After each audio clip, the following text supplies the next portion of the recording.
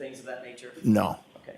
They appeared to be acting appropriately Yes. and interacting with others appropriately? Yes. People were buying drinks for others, is that right? I'm sure. I don't recall exactly, but I'm sure that was going on, yes. It's not that unusual to say, hey, I'll get this round, correct? Yes. Okay. You left the waterfall at 11:58, is that right? Yes, approximately. Who was invited to come over to your house upon leaving the waterfall? Whoever wanted to, really. You'd been drinking since about what time in the evening or the afternoon? 9-ish? That's when you went to the hillside? Yes. That's when you had your first drink? Yes. And you continued drinking throughout the evening consistently? Yes. Did you believe you were okay to drive? Yes. What kind of car did you have at the time? Ford Edge. Black? Yes. Who rode? Did you drive that car home from the waterfall? Yes. Who rode with you? My wife and my daughter. What other cars were in the driveway when you got there? I don't recall. Brian Higgins' Jeep was in the driveway backing up as we pulled in. So kind of in your way. Yes. In other words, you weren't going to park. You weren't going to park him in. I didn't want to block him in. Right. Right. So you waited until he moved his Jeep out of the way. Yes. And then you pulled in. Yes. Where in the driveway did you pull in? I believe I pulled to the left side of the driveway. You would have been closest to the garage, or was there a car between you and the garage? I would have been closest to the left side walkway. I don't think there was a car in front of me, but I'm not 100%. Mr. Albert, did you move that black Ford Edge at any point that night after you got home? No. Brian Higgins was the first person to actually physically get to the house. He got there before you, correct? Yes. Describe his Jeep. He had a Jeep Wrangler. I believe it's white. I think it's white. Any appendage on it? A plow. A snow plow on the front? Yes. That can hydraulically go up and down? I didn't see it that closely. I'm assuming it can, but I don't know that for sure. After Mr. Higgins moved out of your way, out of the driveway, where did he put that Jeep? I don't know. I don't know where he parked. So you wouldn't have gotten to the house if you left Waterfall at 11:58. You have to get out to your car, get in your car, start it up, drive home, wait for Brian Higgins to move his Jeep, park your car, then get into the house. That's a fair assessment of the mechanism of you getting home that night, correct? Yes. You wouldn't have gotten into the house until, what, 12:15? Maybe 15 minutes for all that? I would put it more, maybe 10 past 12. Okay. 12:10 or so? That would just be a guess. So it could have been 12:15. Yeah, and it could have been 12:07. Who was inside the house when you walked in? My nephew Colin, my son Brian, and then he had two friends, female friends. I believe it's Sarah and Julie. What were they doing inside the house? They were sitting at the kitchen table. And your nephew, Colin, how old was he at the time? I believe 17 or 18. Describe him. In what way? Height, weight. So 2.5 years ago, so he was probably 5'11", maybe 6 feet, and probably 100 and, I'm guessing 175 pounds. Big boy. He's not a small kid. Right. I mean, bigger than me, significantly. Yes. Athletic guy? Yes. Played football. Yes. Good at football. Yes. You testified that you went to the bathroom after you arrived home, correct? Yes, after saying hi to everybody, I went to the bathroom. Was that upstairs or downstairs? I'm not sure. I have a bathroom downstairs. I end up not downstairs, but on that floor, and then upstairs. So I'm not sure which one I went to. When you came I think back it was upstairs. I'm sorry, I didn't mean to. I think it may have been upstairs, but I'm not sure. When you came back downstairs from the bathroom, or came out of the bathroom, wherever it was, you no longer saw Colin. Yes, prior to going to the bathroom, Colin had said that he was getting picked up. But you never saw him leave? No. You didn't see him leave the house, and you didn't see him get picked up by anybody? I did not. You didn't see a car outside waiting for him, correct? I didn't, no. You did give an initial statement on the morning of the 29th to Michael Lank, about 7 a.m., is that right?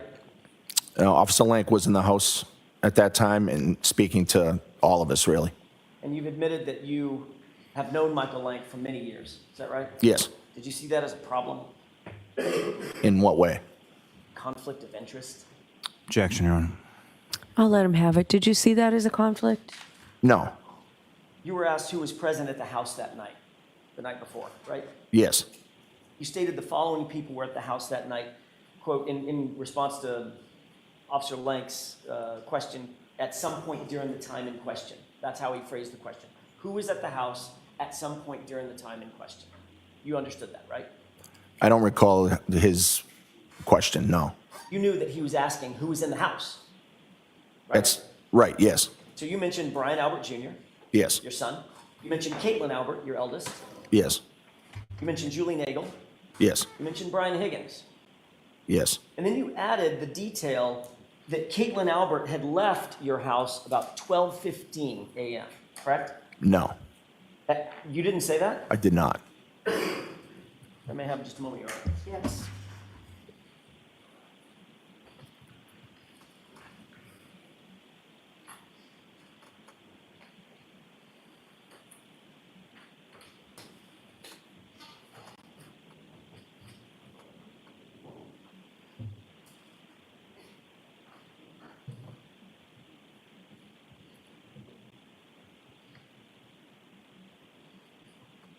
May I approach, Your Honor? Yes.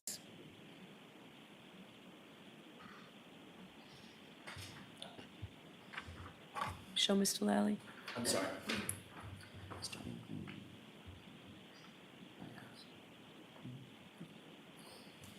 So you don't have to sit and read the entire thing. There's right at the top of this post-it, there's a word that says next. If you would read that area, that next few sentences, let me know when you're finished.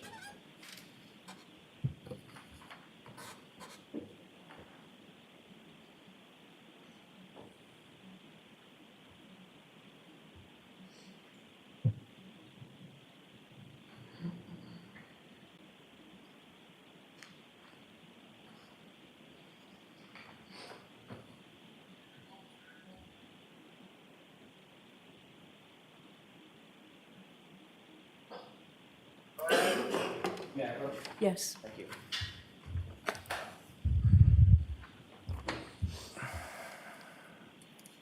Mr. Albert, did you have an opportunity to review that portion of a report? I did. Did that refresh your recollection about a conversation that you had along with your wife with Officer Lank? Yes. Isn't it true that Officer Lank asked you and your wife who else was in the house that night aside from the names already mentioned? And the names mentioned were Brian Albert Jr., Caitlin Albert, Julie Nagel, and Brian Higgins, quote, who is a friend of Brian Albert Sr., end quote. Is that right? That's what the report says, yes. And then the report goes on to say, they advised me that their daughter Caitlin left the house around 12:15 a.m. when she was picked up by her boyfriend, Tristan Morris, right? That's what the report says, yes. Do you think Officer Lank got it wrong? Perhaps, yes. Did you say that Caitlin left about 12:15? No, Did Nicole say in your presence that Caitlin left about 12:15? she did not. At any point, did Officer Lank ask you what time Caitlin left? I don't recall him asking that. It was a very chaotic morning, and I don't remember him saying that. So in fact, if he wrote that sentence in the report, which you just read, he's just making that up. Objection, Your Honor. Sustained. I'll ask it a different way. If that's what Officer Lank recalls, he's just wrong, right? Yes. Anything else that he's wrong about in there? I didn't read the whole report. At no point, isn't it true that at no point during that interview did you admit or mention that Colin Albert had been at the house that night? I don't believe I did, no. At no point during that interview did your wife, Nicole, in your presence, admit or mention that Colin Albert was in the house that night? No. So did both of you conveniently forget that Colin was there? Objection. I'll ask it a different way. Sustained. Did you forget that Colin had been there? No, Is there a reason that you left his name out? because he wasn't there. He left when we got there. He wasn't there for the duration of the time that we had that night. Except for the fact that you just testified that you never saw him leave, correct? Well, he said he was getting picked up, and then he was gone, so I assumed he left. People say a lot of things, but you didn't see him leave, and you didn't see him in the regular floor of the house, according to you, correct? Right, Ground floor of the house. right. He was no longer in my house, so he left. Well, you didn't search the house, did you? No. At that time, right. And you never saw him leave. I didn't physically see him leave, no. You also gave a statement to Michael Proctor later that morning. It was about noon, maybe it was in the afternoon, noon, 12:30, something like that. Are you asking? On the 29th, you later, after you spoke with Officer Lank, you later were interviewed by Trooper Michael Proctor over at Jim McCabe's house. Do you remember that? Yes. Colin's name was never mentioned then either. No, because Colin wasn't at the house for the duration of the night. So when they said who was in the house, talked about Brian Albert, Caitlin Albert, Yes. folks in the house, Yes. And there were, Nagel. yes. And there were other people in the house prior to us arriving. I didn't mention them either. Who was that? There were some females, friends that were over prior to our arrival, and But you never even saw them. no. So you have no idea who was there and who wasn't there before you got there. No, I know that there were people at the house prior to me getting there. Mr. Albert, the question that had been posed to you by several officers was, who did you see in your home when you got there, correct? Objection. No, I'll allow it. I don't believe that's how it was asked, no. But Colin's name was never mentioned. It was left out. I testified multiple times that Colin was there when we arrived. Oh, you did it after the fact, right? Yes, when I was at, You knew that the defense knew that Colin was there. Objection. Sustained. In your initial reports to the police, his name was never mentioned, was it? I did not mention it, no. And Nicole did not mention it in your presence, did she? In my presence, no. Let's talk about Caitlin Albert, your eldest. You told Officer Lank that your daughter, well, according to Officer Lank, let me rephrase the question based on our colloquy back and forth. According to Officer Lank, you're aware that he wrote, he was told she was gone by 12:15, correct? That's what he wrote in the report, yes. If Caitlin was gone by 12:15, she would not have been there when John and Karen arrived to the house, correct? Because they didn't arrive for 15 minutes later. But she was at the house, so that would be a hypothetical. Okay, so, fine, hypotheticals, let me ask you a hypothetical. If in fact Caitlin was gone by 12:15, that would mean hypothetically she would not have been there when John and Karen arrived 15 minutes later. Objection. Sustained.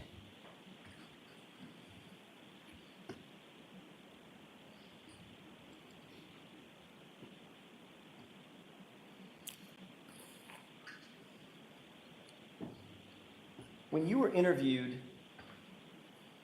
by Officer Lank that morning, other people were in the room, not just you and Officer Lank, correct? Yes, I wouldn't consider that morning to be an interview with Officer Lank. More of a conversation. Yes, During that conversation, Nicole was there. yes, She was in earshot. yes, When she was involved in the conversation, you were within earshot. yes. Brian Jr. would have been within earshot. Brian Jr. wasn't downstairs most of that morning, so he may not have been. But he was there for part of the morning. Yeah, but I'm not sure that he was there at the time. Officer Lank was asking questions. The fact of the matter is, notwithstanding what Officer Lank wrote that you said about Caitlin leaving at 12:15, he did not leave at 12:15. Isn't that right? She did not, no. As a matter of fact, in truth, except for the people who lived there, Caitlin was the very last person to leave that location that morning, correct? I believe so, yes. And she's admitted that she did not leave until nearly 2 a.m., 1:45, correct? Objection. Sustained. You're aware that she did not leave until 1:45 or thereafter. Is that right? I believe that's around the time, yes. Were you trying to cover for Caitlin so your daughter would not be wrapped up in this investigation? No. But as a reminder, when you were spoken to by the first two officers who discussed who was in the house, you never mentioned Colin was even there, correct? Objection. We've gone over that. Next question, please. Sustained. If Colin was gone, just like Caitlin was gone, that would eliminate them from ever being at the house at the same time as John O'Keefe and Karen Dooley, right? Objection. Sustained. On January 29th, about 11:30 or 12, we talked about the fact that you were interviewed by Michael Proctor at Jen McCabe's house, correct? Yes. You knew at the time that the state police were looking to interview Jennifer McCabe about her understanding of what had happened the night before. Objection. Sustained. You were notified that the state police were going to interview Jen McCabe. Objection. I'll allow it. Were you notified that? No. You knew the subject matter of an interview with Jen McCabe was going to happen over, the subject matter of the night before was going to happen over at Jen McCabe's house. That's why you went there, right? Objection. No. I'll allow it. No. Isn't it true that you knew you had been notified, or at least you believed, that an interview with Jen McCabe as part of an official police investigation was going to occur at her house? Yes. You were not asked by the police to join her, correct? No. You had no official reason to be at Jen McCabe's house, correct? What do you, I don't know what you mean by official reason. You were not working the investigation yourself. No. You were a witness, correct? Right. So you had no official reason to be at Jen McCabe's house during an interview with Jen McCabe. Objection. No, I'll allow it. That's No. So, but before she gave her statement, you made sure that you were right there to monitor that interview and exactly what was said, correct? Objection. Sustained. Were you in her house when Jen McCabe was interviewed by Michael Proctor? Her house, yes. You had gone to her house, correct? I did. You went there before she gave the interview. Yes. So you were there in her house during the entirety of her interview, correct? I believe so, yes. And importantly, Jen McCabe knew you were in her house during that interview, correct? I assume she knew, yes. I mean, you're in her house after all. Yes.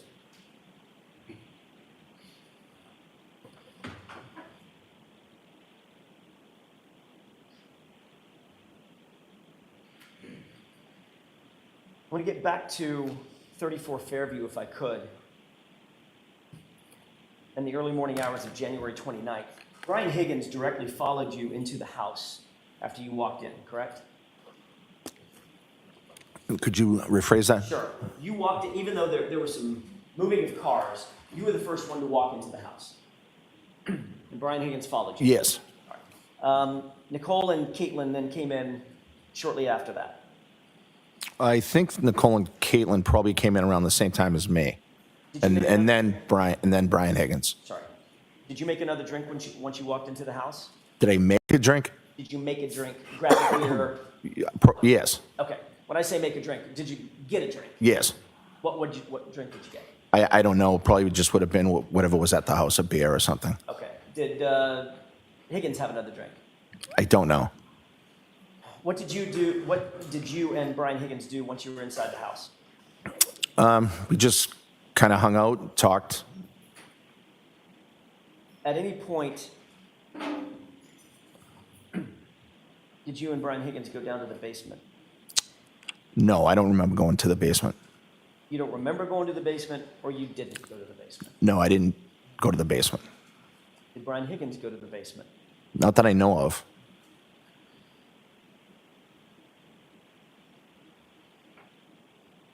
And you didn't go upstairs to the second floor, did you? I think I did go upstairs, yes. Isn't it true that Brian Higgins has never been upstairs in your house?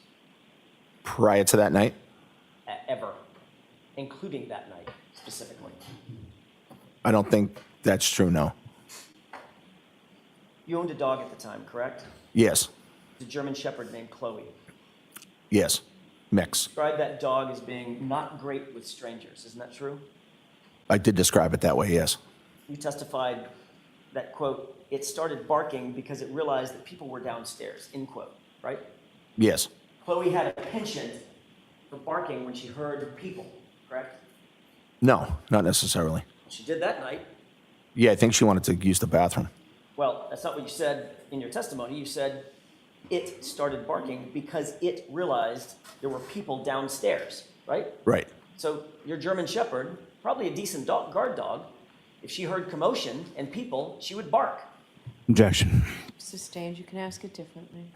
Obviously, if Chloe hears commotion and people, she's apt to bark. That's the only question. No, So just that night, out of nowhere, first time ever, Chloe starts barking when people walk into the house. no, it's not the first time ever, but she didn't bark often. Okay, but she did bark that night, right? Yes, And the reason that you gave under oath for why she started barking was because there were people downstairs milling about, right? yes, So in that instance, on January 29th, in the early morning hours, she was barking because she heard people. well, I can't say why she was barking. Well, you did say why she was Yeah. barking, I let her out to use the bathroom, so I think that's probably why. except your testimony was it started barking because it realized there were people downstairs. Those are your words, Mr. Albert, not Right, mine. okay, Do you stand by those? yes, Okay. You ultimately did let Chloe out to go to the bathroom, correct? yes, And then you allowed her to stay downstairs and you monitored her with the others who were in the house. Isn't that right? yes, As a matter of fact, you testified in that state grand jury, the same April grand jury, April of 2022. So I let it go out to the bathroom. I let it back in. I kind of monitored it a little because we usually don't have people over the house and the dog's not great with strangers, period. So I was just making sure that the dog was all right with the people that were over, end quote, correct? yes, So in fact, you did keep Chloe downstairs at least for a period of time with people that were over, right? yes, for a few minutes, I think. Mr. Albert, after you learned that there were questions being raised about John's injuries and dog bites and scratches, in May of 2022, you got rid of that dog, did you not? Objection. Sustained. You can ask it differently. At some point, your family got rid of Chloe. Chloe was rehomed in May I mean, we can use 2023. whatever words we want to. Rehomed, rehoused, whatever. But you got rid of her. She's no longer part of the Albert family, right? Objection. We'll allow that. Right,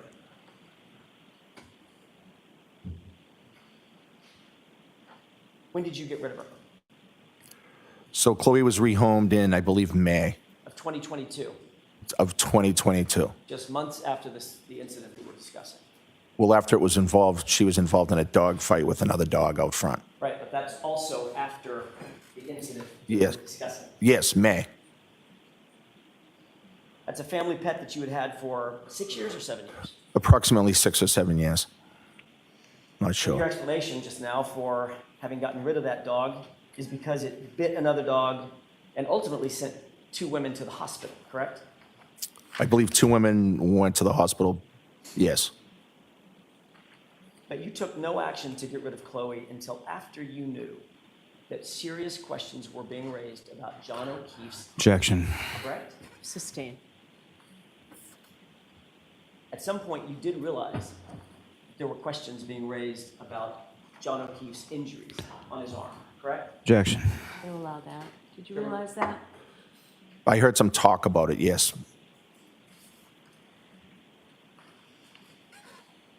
As of January of 2022, John O'Keefe had never been in your house, had he? John O'Keefe was never in my house before or after that date. Certainly, John O'Keefe, you would agree with me, he would count, were he in your house, he would count as a stranger to Chloe, wouldn't he? Never met her. Hypothetically, yes. I want to ask a couple of questions about your house. I know there's multiple bedrooms. Are all the bedrooms on the top floor? Yes. Okay. How many bedrooms? 5. As we're looking at your house, from the street looking at your house, are your bedroom windows, your and Nicole's bedroom windows, visible from the street? Yes. Which windows would they be? If you were facing the house, they would be far left corner. Upper or lower? Upper. Upper left corner. Yes. How many windows? 3 or 2 service that bedroom? 2. Your Honor, with the court's permission, could I display Exhibit 66? Okay. Do you see what is displayed on that television? Yes. What does that appear to be to you? The house at 34 Fairview Road. Okay. Understanding this is a graphic representation, not a photograph. Do you see the windows that you've just described servicing your bedroom on that graphic? Yes. Are they right there? Yes. Okay. Upper left, 2 windows, correct? Yes. And those overlook what part of the lawn? The front lawn. Okay. Front lawn toward the left side of the house, not toward the driveway, correct? Right. I mean, it's the whole front lawn, but yeah. Right. But they're toward the left side of the house. The windows are, yes. I thought you asked about the view. Right.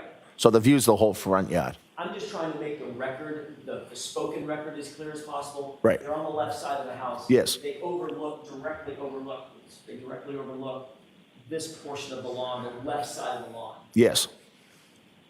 furthest from the driveway. Yes. We can take that down.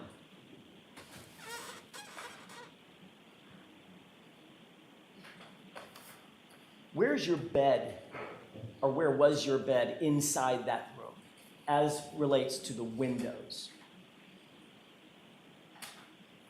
I'm just trying to think of how to describe it. So the bed would be in the middle of the bedroom. Okay, it's a bad question on my part because we haven't been there. Let's do it this way. How many feet from the windows would the closest part of your bed be to those windows? Maybe 5 feet? 6 feet? You indicated that Nicole came to bed about 2 o'clock in the morning. Yes. Where was the dog? The dog was in my room. And she was sleeping on a mat in your room. Yes. And that mat is also about 6 feet from the windows. Yes. 6 feet being from me to Miss Little, maybe this far? Could be, yes. Maybe a little further, but yes. Maybe this far? Maybe.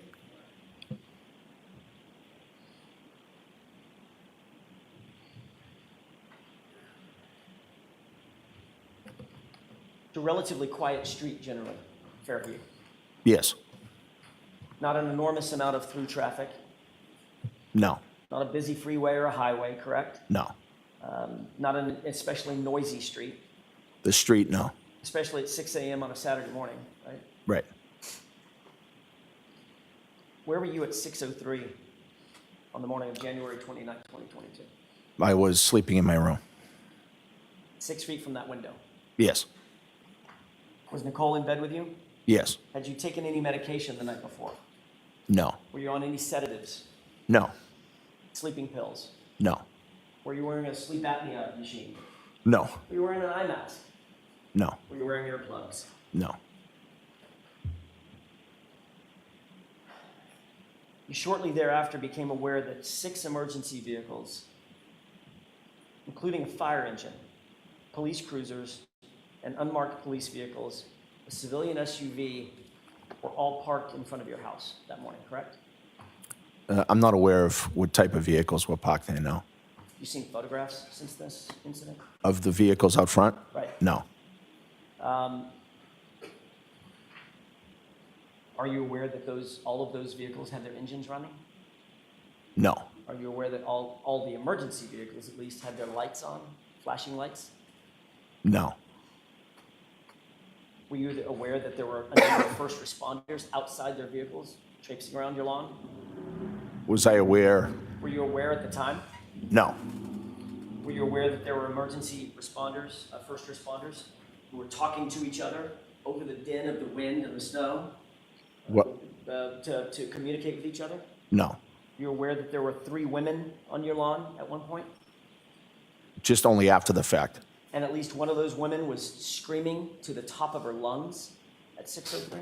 No. Again, your German Shepherd was 6 feet from the window, correct? I don't know that for sure. That's where her mat was. Well, that doesn't mean that's where she always is. She also sleeps in the closet area sometimes. Oh, so now Chloe's in the closet.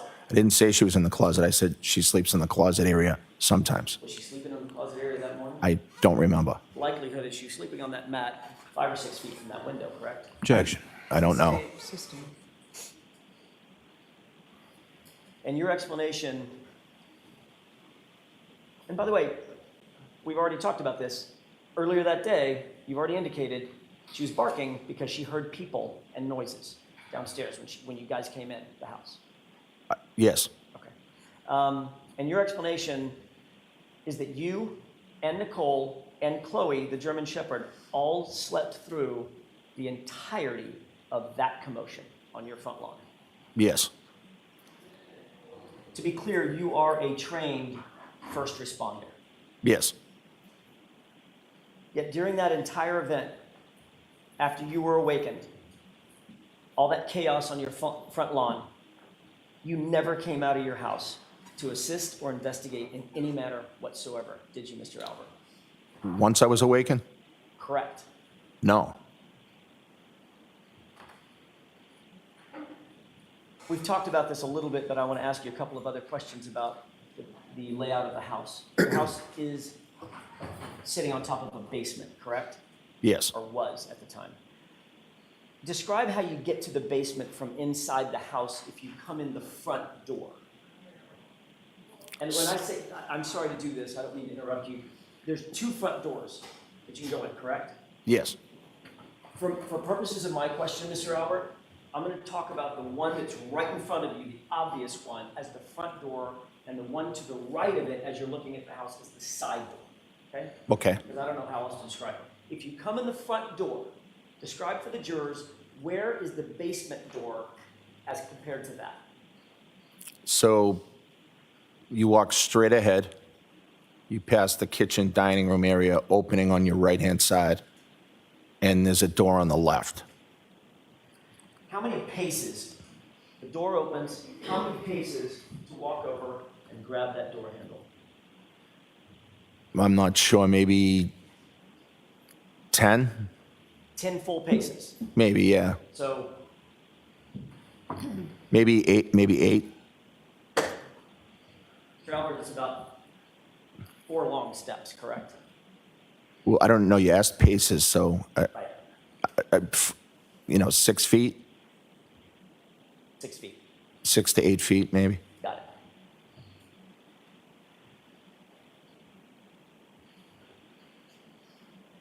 What was the basement used for in January of 2022?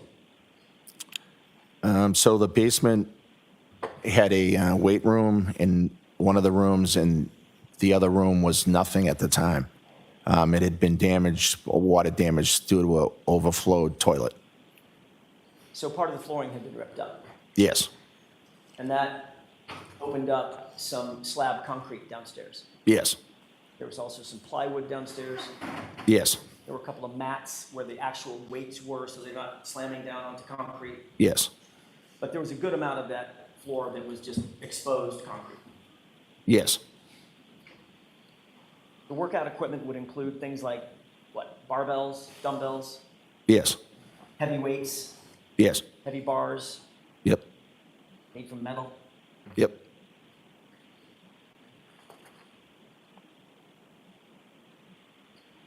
Once you're down in the basement, by the way, there's 2 flights that you go down at angles to get to the basement. A series of steps, a landing, take a left, another series of steps, and you stand on the basement. Yes, not a long staircase, very small, but Right. I mean, it's narrow and tight, but in other words, you don't just walk straight down a staircase. You go down to a landing turn left, turns a little. go down, turn left again, and now you're in the basement. Yes.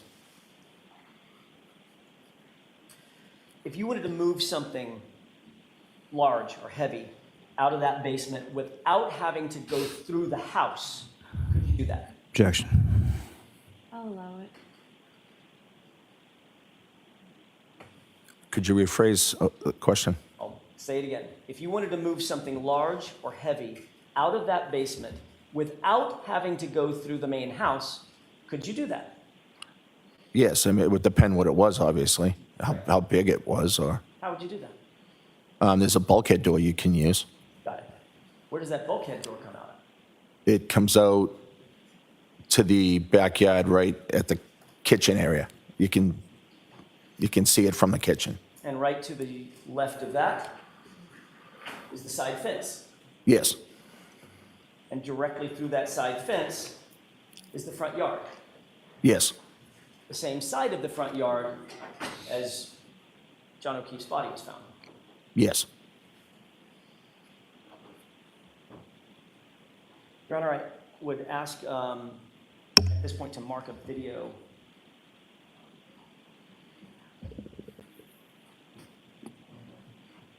Let me have just a moment, Your Honor. Yes.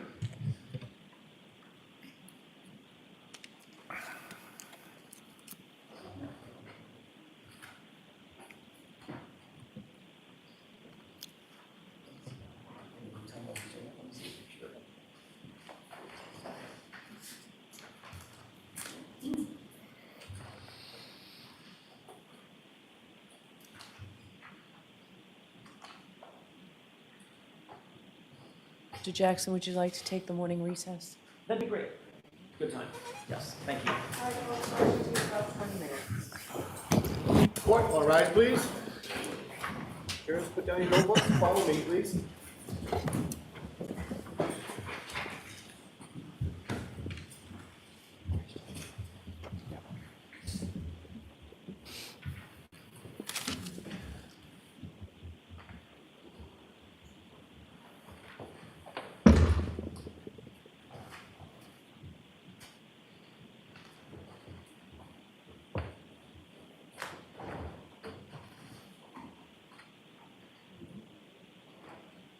Thank you, maybe see.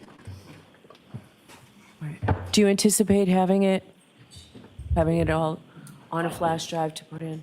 All right.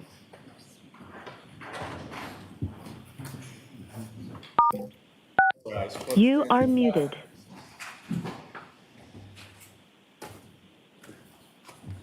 It'll be 20. The morning recess, children.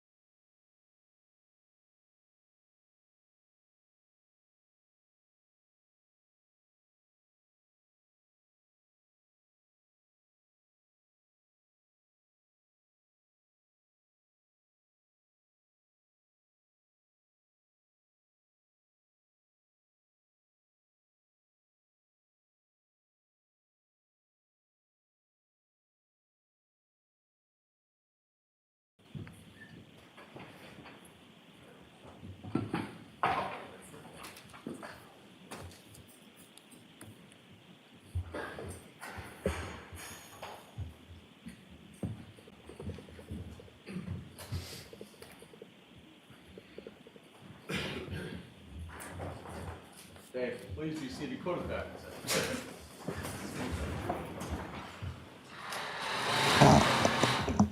All right, are we all squared away? We are. Okay. Thank you. Mr. Albert, did you speak with anybody at the break about your testimony? Just my attorney. May I approach? Yes.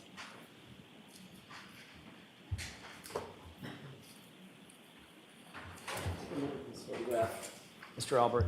And if you could, please, tell me if you recognize what's depicted in that photograph. Yes, it's the bulkhead stairway. Is that the stairway that you earlier described for the jurors as servicing the basement going into the backyard? Yes. May I approach? Yes. I would have asked to have this marked as next in order. Okay, any objection? Thank you.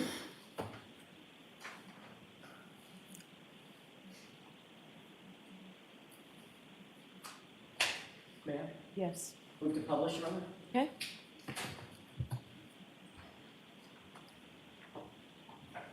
Do you see what's depicted on the television screen? Yes, Does that appear to be the same as what you're holding right there, that exhibit? it does, yes. Okay, I'm gonna direct your attention, if I could, to the lower left portion of this photograph. And right there. Do you see that? Tell what that is? I can't. Let me highlight it one more time, right there. Maybe it's easier if you look on your photograph. Are you referring to the doorknob? Yeah, I got it here, yes. I'm sorry, it's sort of hidden on that photograph, so I apologize. Is that the door that swings open or closed to close off the basement? Yes, Then if you open that door, it's in the open position now, correct?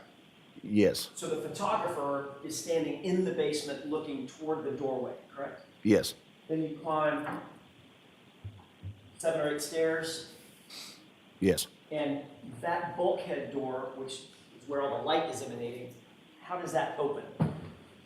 So the bulkhead door opens straight up. Okay, at least in that photograph, it was hinged toward the house and it would open up like a, I don't know, like a sandwich or something. It opens straight up to the bay windows that are in the kitchen. Got it, okay. Okay, that's all I need for that photograph. Your Honor, I have a flash drive with a video on it. I'd ask that this be marked as next in order. The court's permission. Assuming it's the same one, no objection. It's the same one. Okay. Exhibit 69. Mr. Albert, I want to ask you to take a look in just a second at a video and then describe if you recognize what's in that video. I'll probably play maybe 5 or 10 seconds of it and then pause it. If that's okay. Okay. Court's permission? Yes.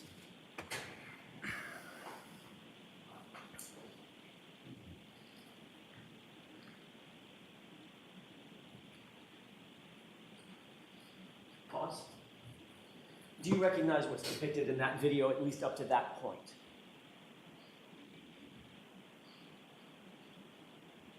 No, Okay. Does that look like your basement door, although the bulkhead doors have been replaced and different? the whole thing looks different to me. Let's go ahead and play the video. Just a second.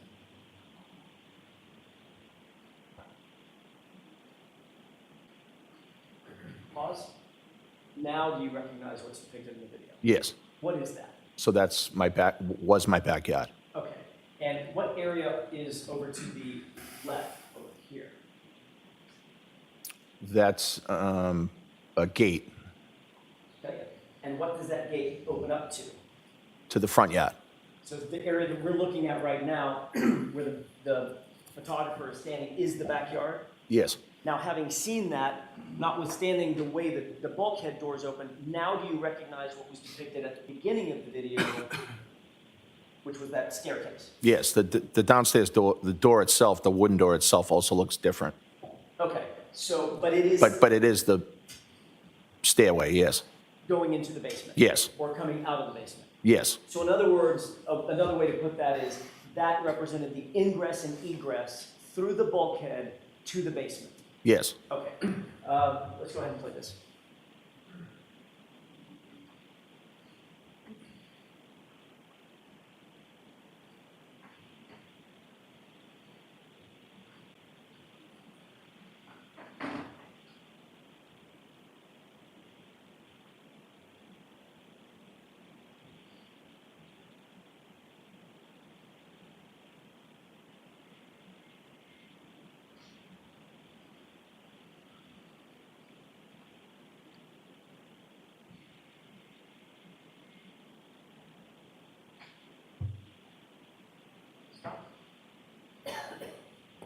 Did you recognize what was depicted in the video?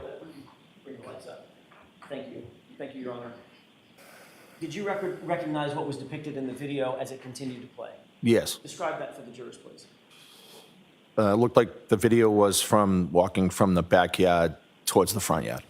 So the video started at the bulkhead door, turned toward the fence, went through the fence, and right up toward the flagpole, correct? Yes. Is that an accurate representation of the layout of the house when you lived there on January 28th, 29th, 2022? Yes. With the exception of the bulkhead door having been replaced and maybe the basement door. Yes. By the way, the 34 Fairview house had been in your family at that time in 2022 for 2 generations? My parents built the house in the late 70s, 79 maybe. So if your parents are 1 generation, you and your family are another generation, 2 generations. Right. Nearly, maybe actually a little more than 50 years, half a century. That what? That it was the Albert home. Yes. The fact is, you listed that house for sale for the first time ever in November of 2022, correct? That's the time we listed it, yes. Just months after John O'Keefe was found on your lawn. Objection. Stand. Mr. Albert, is that timing, according to you, a coincidence? Is what? Is that timing a coincidence? Well, that's not the timing, actually. We contacted the realtor in 2021, finally listed it in 2022. Got it. So that would be pre-incident. So the listing coming 9 months after John O'Keefe was found dead in your lawn, or dying in your lawn, that's just coincidence. You had this in place long before that. Objection. So I'll sustain the question. You can ask it differently. Sure. All I'm asking is the timing, November of 2022, listing that house for sale for the first time in November, that in your mind is just a coincidence. It's not a coincidence because we started trying to look into selling the house in 2021, which was the few months prior to the incident. On January 28th, 2022, you were still an active Boston police officer, correct? Yes. What was your job title in January 2022? Sergeant Detective. That means you not only respond to incidents, you actually conduct investigations as a detective, correct? Yes, primarily fugitive investigations. You have additional training in order to hold the title and hold a position as a detective, is that right? Yes. Not just a regular patrol officer, you have to have special training to get to the rank of detective, is that right? Yes. As a sergeant detective, that's above a regular detective, indeed, because you're a supervising detective, is that right? Yes. You have experience in training in order to hold that position as a supervisor in the detective spot as well. Yes, there's civil service tests for the rank, but yes. And you've investigated crimes, I mean, I'm guessing just a ton of different types of crimes, including assaults, manslaughters, homicides, kidnappings, things of that nature. No. You've never investigated anything like that. No. So what's the parameters of your investigative skills as you held that title of sergeant detective? So my parameters were investigating fugitive investigations. That was my specialty, I guess you could say. So you've responded obviously to countless incidents and scenes as both a patrol officer Yes. as well as a detective. Yes. You've supervised the investigation of at least the fugitive type of crimes, correct? Yes. Fugitives trying to thwart investigators to try to find them, right? Yes. That's their whole, it's the cat and mouse thing, right? Right. You being the cat, correct? Find Sometimes, the mouse. yes, You're also trained in techniques, obviously, any detective would be trained in techniques that culprits might use or suspects might use to sort of cover up investigations. I'm sorry, to cover up crimes, to thwart investigations, correct? Objection. Do you have that training, sir? no, So you, in all of your training, 30 years as a Boston police officer, and as a sergeant detective, you don't have any training in what techniques criminals might use to try to cover up their conduct? no. I've never gone to a training for criminals to cover up conduct, no. Never been trained in the fact that, I don't know, somebody might want to clean up blood at a scene. No, Objection. What the answer stand? What about sanitizing a location? Objection. I'll allow it. no, What about getting rid of electronic data? You've got to have training in that. no, In other words, the fugitives that you chase down and try to find, you don't try to utilize electronic data to go after them? sometimes we do, but I don't have any training in it per se. I mean, things like GPS data and phone calls, text messages, communications, things of that nature, obviously, Yes, yes, clearly. These are all things that, at least those things, are things that if you didn't have formal training, you got on the job training and just have common sense about how to go after this type of evidence, correct? yes, Sir, you had an iPhone with a number ending in 0888 back in January 2022, did you not? yes. How many years did you have that iPhone as of January 28, 2022? Of several years, I'm not sure how many, but multiple years. And Mr. Albert, you were notified by the Commonwealth that on September 23rd, 2022, in the fall of 2022, a judge specifically ordered that you were to preserve that phone. Objection, Your Honor. Data, correct? I'll see counsel at sidebar.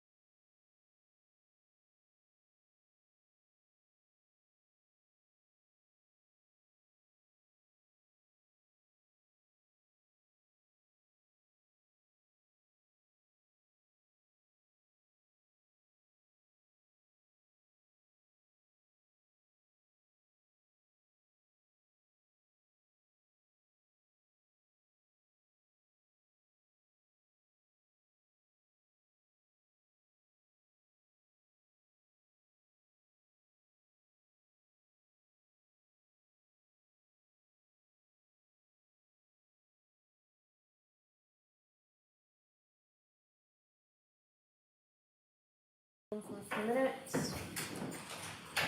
All right, please. Follow me.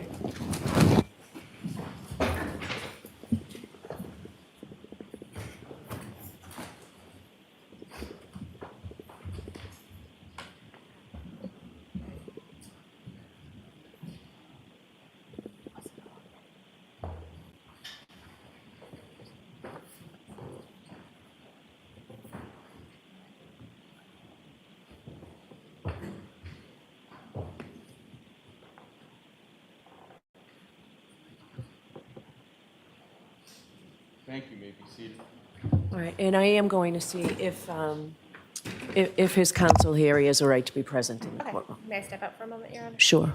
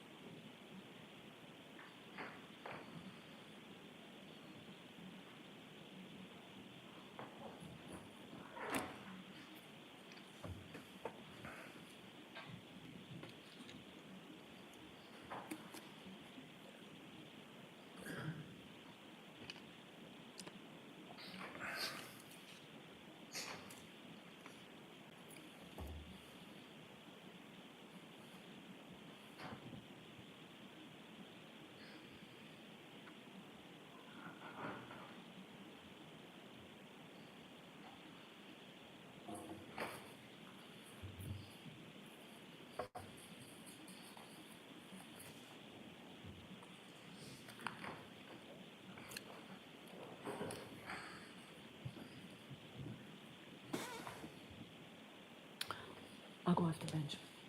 All rise.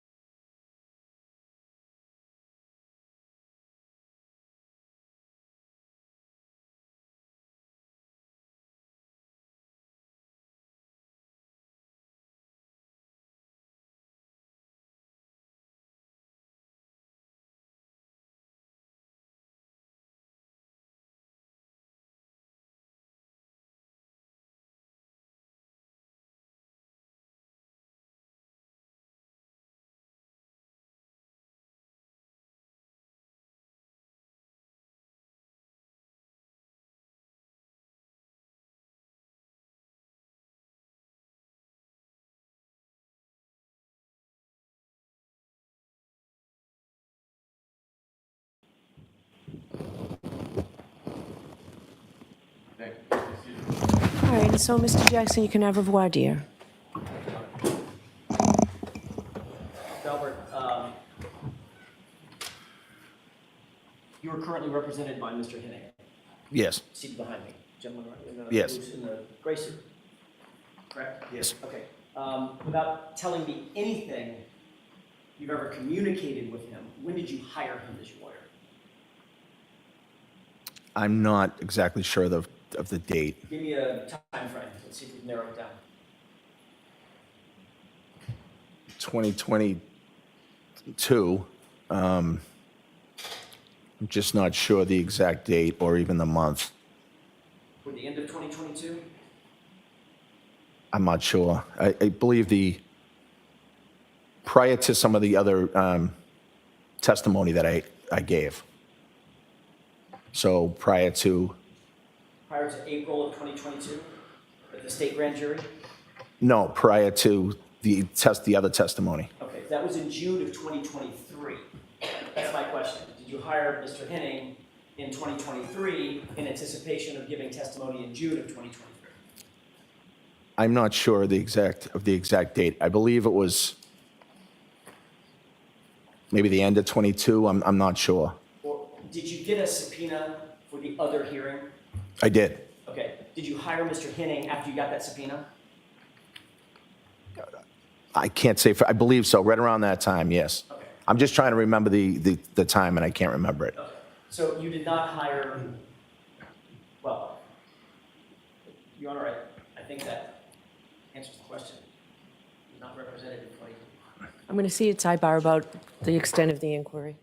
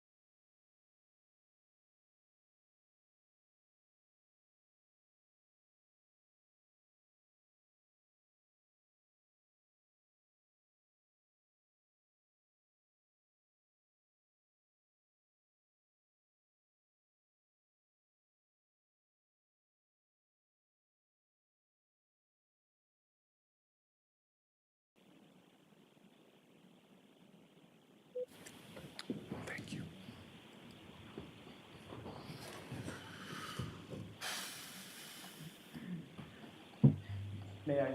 Yes. Thank you. You had received I want to draw your attention to 2023 now. I'm sorry.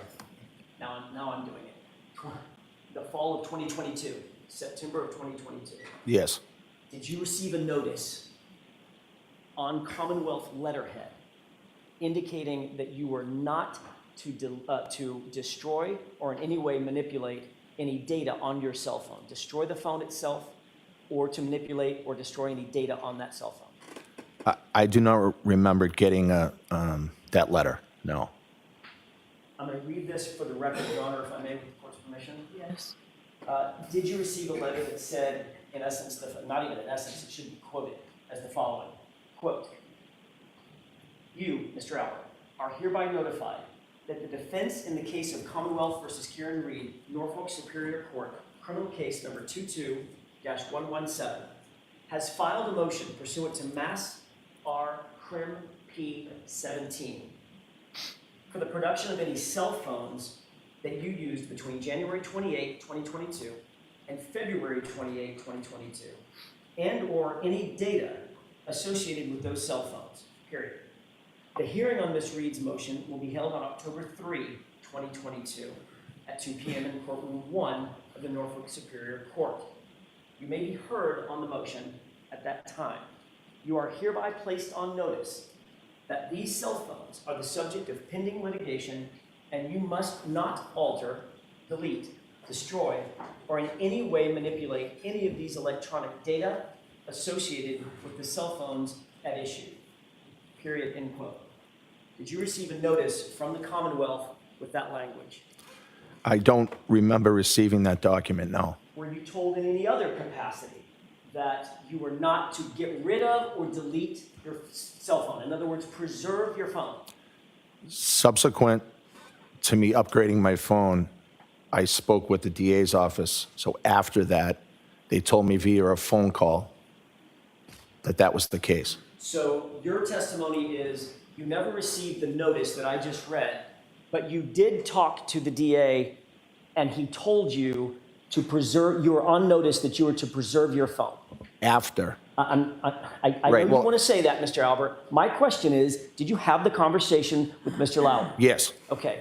When was that conversation, sir? So I don't have the exact date of the conversation. I'm not sure. Who did you talk to on the phone exactly? Was it Mr. Lally alone or was it a conference call? It was a conference call. Who else was on that conference call? I believe Steve Nelson and other witnesses in the case were on the conference call. Can you name those witnesses for us? I believe it was Brian Higgins. I believe Jen McCabe, Matt McCabe, and maybe somebody else, but I can't recall. Who initiated that conference?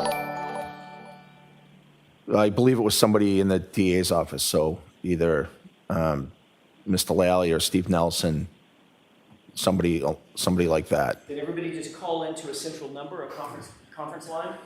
Yes. And what exactly did Mr. Lally say to you during the course of that conversation about preserving your phone?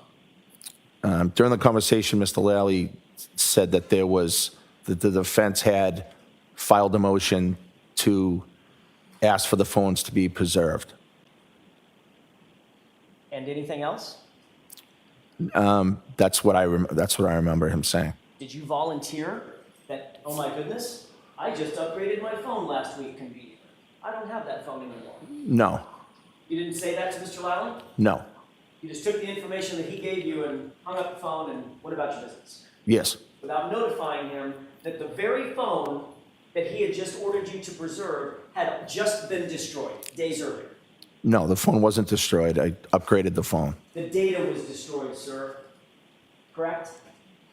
I did not destroy any data on any phone. Mr. Albert, I upgraded my phone. when you upgrade a phone, you know that the phone is set back to factory reset before your new phone is handed to you, correct? Happens every time. I don't know that. So if you have personal texts with your doctor, personal communications with Mr. Henning, your lawyer, you're just going to hand that to a pimply-faced kid at Best Buy and say, here's my phone? You know that data is destroyed when you upgrade your phone, right? I think some things are come over across contacts, things like that, so I don't know that for sure. You can back up your data, sir, but the phone data is destroyed for all purposes. It's factory reset, correct? I don't know that. How long have you had a phone? That's an iPhone. Years, How many times have you upgraded your iPhone? multiple times. Every single time you upgraded. You know that the phone prior, the data's destroyed on it, correct? Usually my contacts come over and my photos come over. So, Sir, that's a backup. no, I don't think I have that on backup, but okay. Irrespective, you didn't tell Mr. Lally that you had gotten rid of that phone. I was not asked that, and I didn't tell him that. I see. You felt like if you weren't asked that, you didn't need to volunteer it, even though the conference call was specifically about preserving your phone pursuant to a judge's order. Correct? What was the question? You didn't offer to Mr. Lally that you had gotten rid of the very phone that he was telling you had to be preserved due to a judge's order. I did not. And you didn't seek any advice from, I'm not asking you for the communications, you did not seek any advice from counsel at that time for those purposes. I don't believe I did, no. May I have just one here? Sure.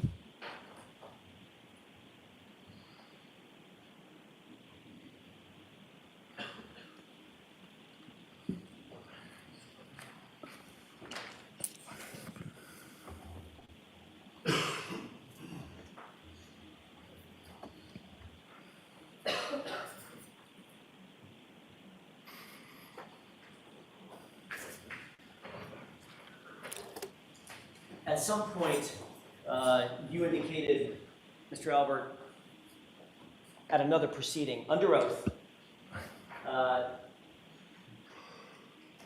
in relation to a conversation that you had with Brian Higgins about your phone. Quote, I don't recall saying I was going to get rid of my personal phone to Brian Higgins. I may have said that, you know, there's personal stuff on my phone. But I don't recall saying that to him, but I don't know, we had multiple conversations about things. You remember saying that under oath at another hearing? Yes. You literally admitted at that hearing there's personal, private data on that phone. Hence, you got rid of it, right? No. You certainly wouldn't allow some kid at the AT&T store to have your personal, private data. You're a cop. No, I assume he doesn't have it Why would you assume that? because he took the phone and has it. And what do you think happens to the data on the phone, sir? Let's just use common sense. What do you honestly think happens to the data on the phone when you turn it in and upgrade your phone? I'm sure that the data is not there anymore. I'm sure. It's destroyed, sir, correct? I don't know that for a fact. I know that some things are transferred back to the new phone. You just said, you know the data is not there.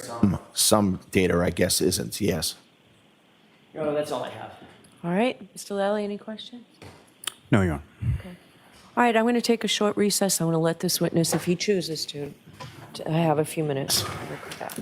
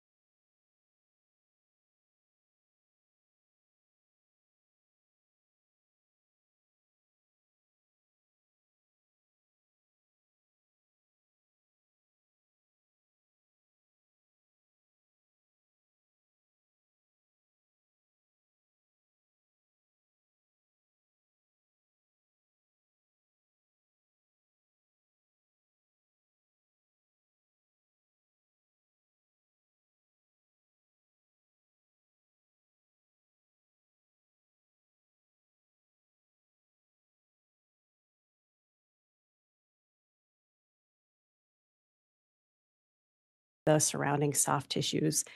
So determining when trauma occurred to a bone, I can only look at how the bone reacted to that force.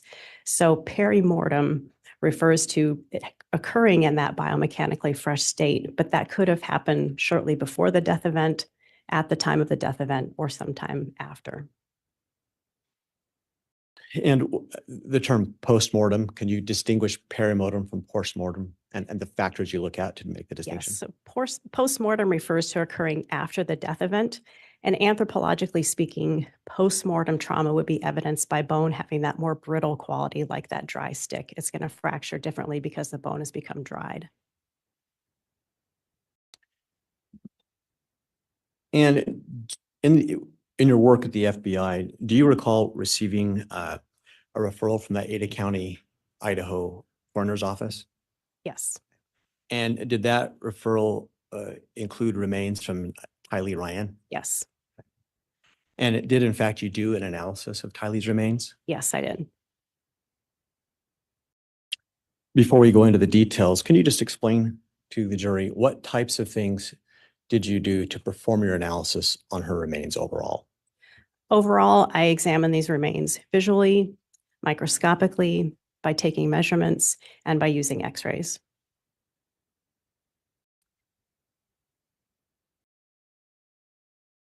Your Honor, at this time, I have what has been previously marked as States Exhibit 181, as well as States Exhibit 182. A copy has been provided to the defense, and I have two for the court. One as a courtesy, one as the actual proposed exhibit I'd like to offer up. They are stipulated to be admitted, Your Honor. Okay.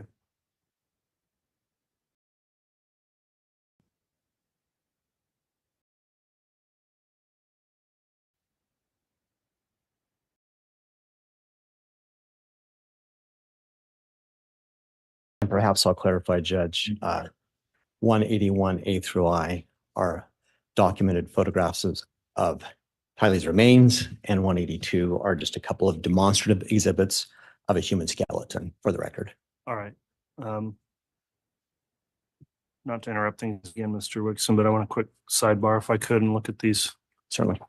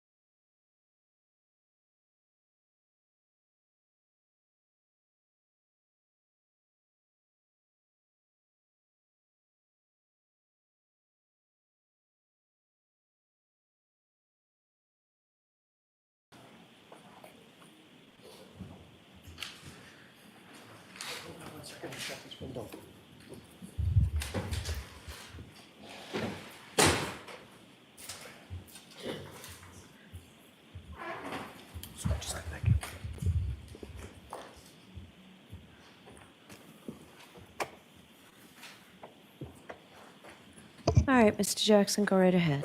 Thank you, Your Honor.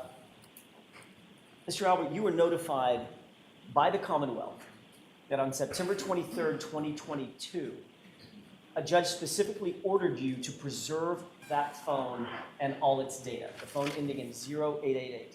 Is that right? Yeah, at what time are you asking me that I was notified? That day or the next? On the 23rd? On the 23rd or the 24th of September? No. Isn't it true that you were provided a letter by the Commonwealth that stated the following? Your Honor, if I may read this. Yes, there's no objection. Thank you. Quote, you are hereby notified that the defense in the case of Commonwealth versus Karen Reed, Norfolk Superior Court criminal case number 22-117, has filed a motion pursuant to Mass R. Crim P. 17 for the production of any cell phones that you used between January 28, 2022 and February 28, 2022, and or any data associated with those cell phones. The hearing on Ms. Reed's motion will be held on October 3rd, 2022 at 2 p.m. in courtroom 1 of the Norfolk Superior Court. You may be heard on the motion at that time. You are hereby placed on notice that these cell phones are the subject of pending litigation, and you must not alter, delete, destroy, or in any way manipulate any of the electronic data associated with the cell phone at issue. You received, end quote, you received that notice on either the 23rd or the 24th. Is that right? I did not. Your Honor, I would pose a stipulation. I spoke with counsel off the record, if I may. You both have a stipulation that I haven't seen? We just determined I'm happy to approach it. Why don't we approach quickly?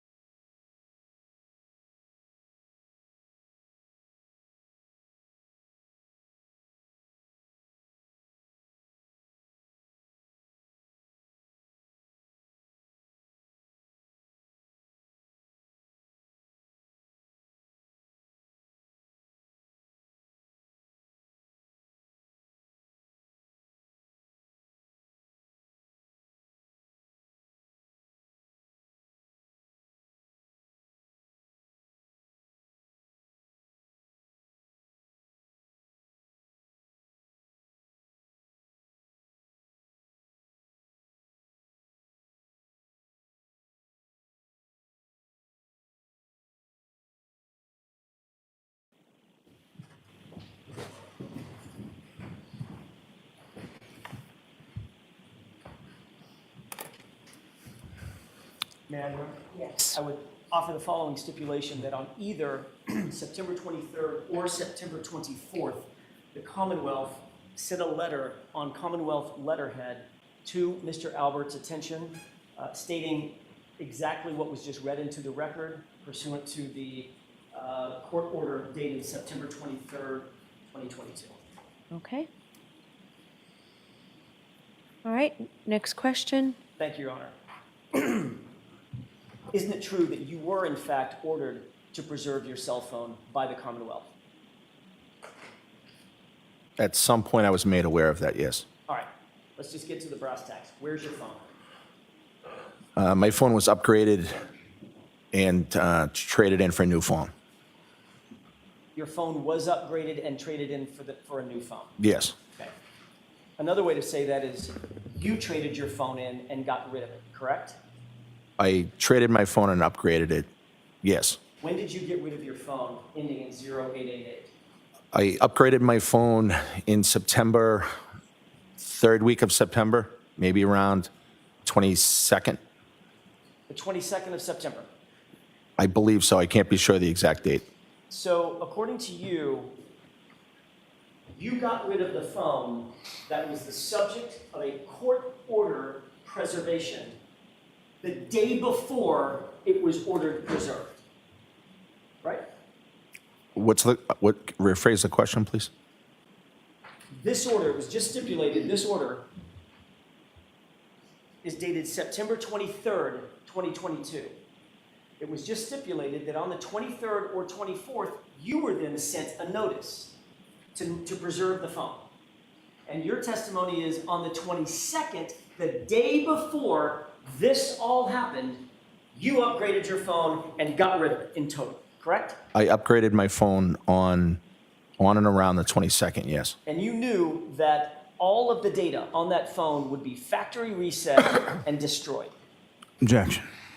Do you know that, sir? I do not know that. How many times have you upgraded your phone in your iPhone? I'm not sure. 4 or 5 times, maybe. You're aware that when you turn a phone in and you upgrade it, the phone that you turn in, that data is factory reset, meaning it's gone. It's destroyed off of that device, correct? Well, I think some data transfers and some doesn't. We're not talking about a backup. I'm talking about the physical phone. That physical phone becomes a brick when you turn it in, correct? Correct that it becomes a brick? I don't know. It becomes effectively a brick. There is no data left on the phone. I'm not talking about backup data onto a cloud. I'm talking about that phone. So the old phone, yes. Yeah, it's just everything on it's destroyed, correct?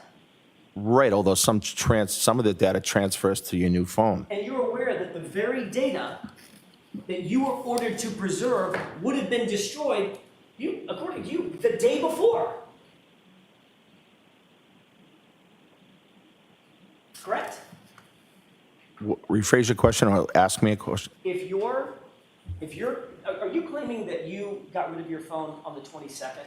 I upgraded my phone around that. I'm not sure if that's the exact date, but yes. So it could have been after the 22nd. I don't think it was after the 22nd. Could have been the 24th? No, Could have been the 25th? no. So you're absolutely sure that you could not have upgraded your phone and gotten rid of it any time after the 23rd when this judge ordered that it be preserved? No. Because you know that if you got rid of that phone after you had been notified that you were ordered by a court to preserve it, you'd be committing a felony. Objection, Your Honor. Sustained. So you now claim that you got rid of the phone on September 22nd, 2022. Hours before you were ordered to preserve it. That's your testimony, correct? Yes. Is that just a coincidence? September 4th was my birthday. The phone was broken and failing. I had planned on getting a new phone, and that just happened to be the day that I got it. Happy birthday. Was that a coincidence? Objection. Sustained.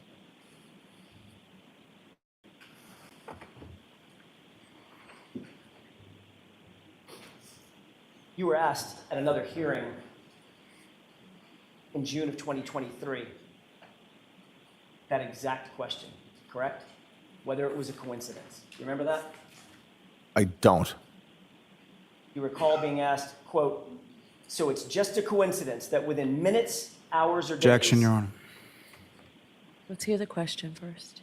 Within minutes, hours, or days of you trading in your phone, that phone you had in January of 2022, that you were ordered to preserve it. Answer, yes. Question, that's a coincidence? Answer, yes. Objection. Move to strike. I'll let that stand. That was your testimony, wasn't it? Yes. And that's what you're saying today to these jurors. Just Yeah. a coincidence. Yes.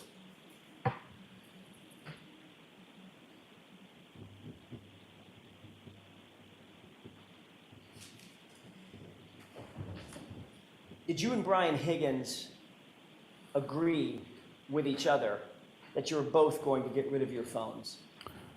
Objection. I'll allow that. No. You told you testified at the other hearing in June of 2022, quote, I don't recall saying that I was going to get rid of my personal phone to Brian Higgins. I may have said that. You know, there's personal stuff on my personal phone, but I don't recall saying that to him, but I don't know. We had multiple conversations about things, end quote. You remember testifying to that? Yes. So you're not ruling out the fact that you may have told Brian Higgins that you intended to get rid of your phone, correct? No. You're not ruling out the fact that Brian Higgins may have told you that he intended to get rid of his phone. No, I don't remember him saying that to me. Your testimony was, quote, I know there were conversations about the phones. I just can't say if he was going to get rid of his phone or not, end quote. You testified to that, didn't you? Yeah, I have no idea what he was going to do. I'm asking, are those your words? Did you testify to that under oath? Yes, although I don't know the context of the time that they were asking that question. June of 2020. No, not the date of the hearing, but when they were asking if and when that conversation took place. Does it really matter when it took place? I think so, yes.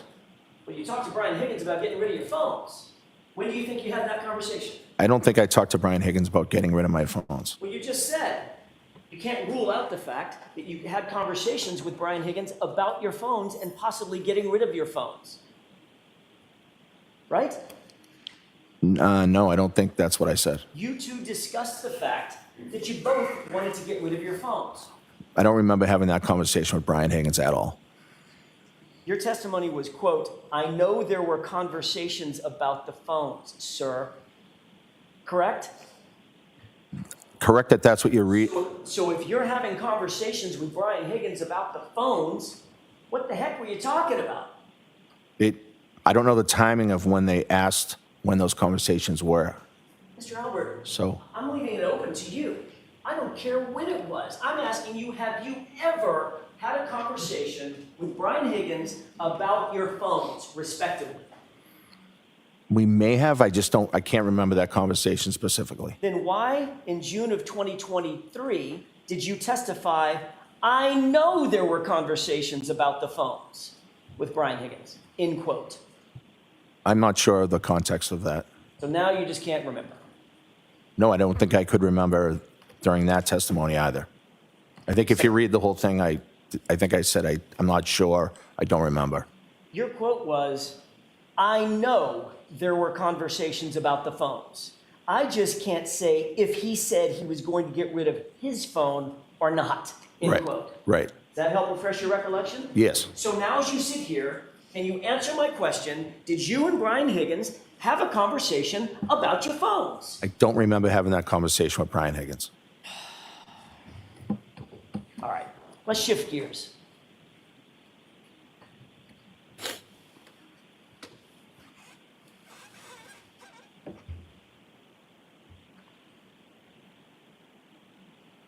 Before I shift gears,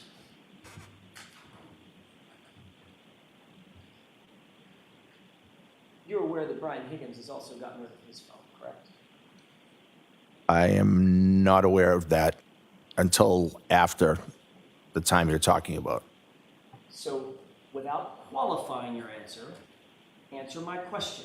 As you sit here, you're aware that Brian Higgins has also gotten rid of his phone. I know at some point Brian Higgins, Yes or no, Mr. Albert? did he? Objection, Your Honor. Can you answer that, yes or no, sir? Yes. Now I'd like to shift gears and talk a little bit about Michael Proctor. Did Michael Proctor come into your home at 34 Fairview on January 29th? Yes. Michael Proctor? Let me rephrase the question. I want to make sure I'm not talking about Officer Lang, Officer Good. Right. Michael Proctor from the Massachusetts State Police. Did he come into your home on January 29th? He conducted an interview with my wife, and I don't remember if it was the 29th or the 30th. That's what you're asking. Wasn't that interview on February 3rd? I feel like it was earlier than that, but it could have been February 3rd. Okay. Presume for purposes of my question that it was February 3rd that Michael Proctor interviewed your wife. Then he would not have come into your home on the 29th, the 30th, 31st, 1st, for the second. Right. And you know from your training, obviously, as a first responder, the first 48 hours of an investigation are absolutely critical, correct? Objection. Do you know that, sir? In that context, I don't. Okay, next question. I mean, you're aware there's a TV show called First 48. Objection, Your Honor. Assistant. Do you think the first 48 hours of a criminal investigation are critical? Objection. You do know that the longer you wait to properly investigate anything, the better chance that evidence can be manipulated or destroyed, right? You would agree with that. Yes. Did an investigator or any forensics team ever come into your house, ever, to photograph your entire home? No, I wish they had. Did an investigator, yeah, me too. Objection, Your Honor. Assistant. Did an investigator or a forensics team ever come into your house to search for physical evidence? No. Did an investigator or a forensics team ever come into your house to search for trace evidence? No. Did an investigator or forensics team ever come into your house to take carpet samples, flooring samples from the basement, for instance? No. And to this day, you're aware that that's never happened. Yes. Sir, you were in the Marines before you were a police officer, correct? Yes. You're a combat veteran? Yes. How long were you in the Marine Corps? 4 years? During the course of your Marine and military training, did you have any training in hand-to-hand combat? Objection. I'll allow it.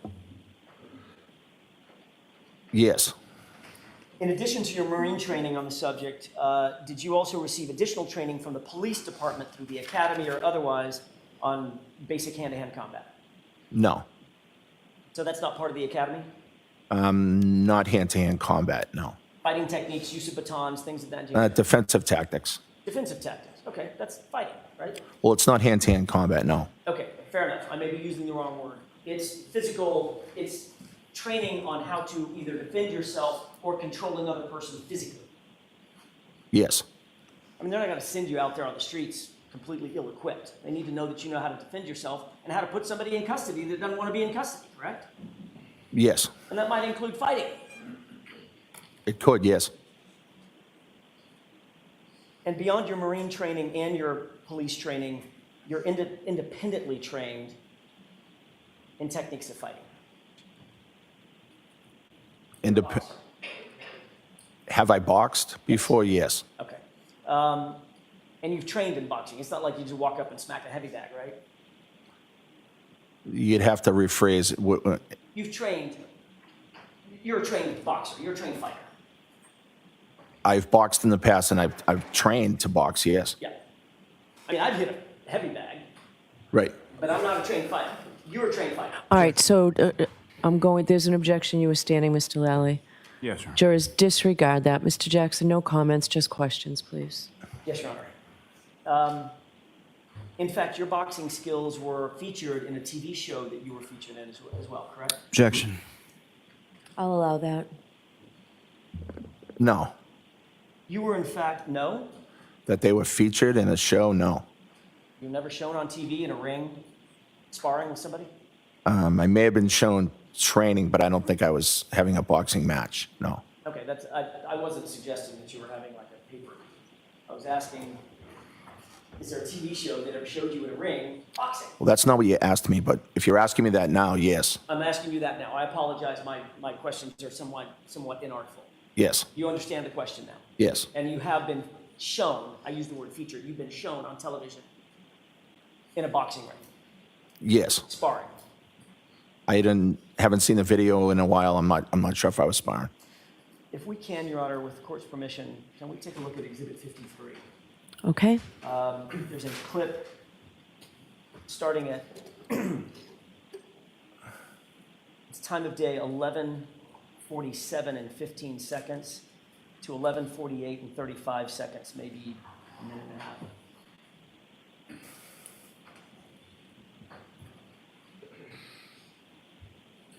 Can you enhance that?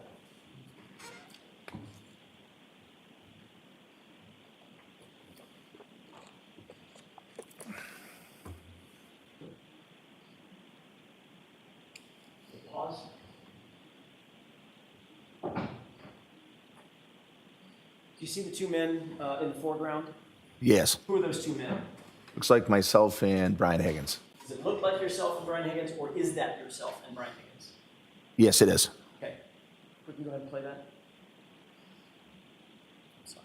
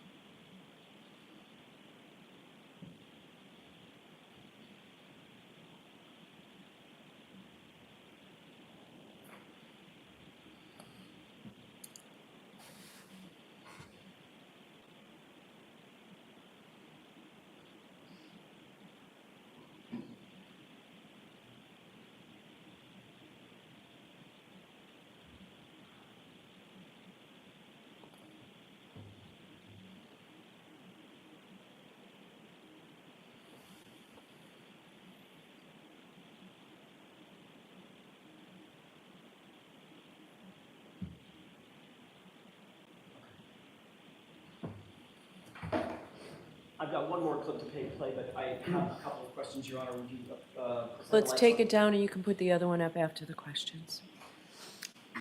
Did you see what was displayed on that video? Yes. Had you seen that before? Part of it, yes. Is that what you and Mr. Lally went over in your preparation for your testimony? I don't think that we went over it, but he showed me a quick clip of it. When you say he showed you a quick look, did he ask you questions about it?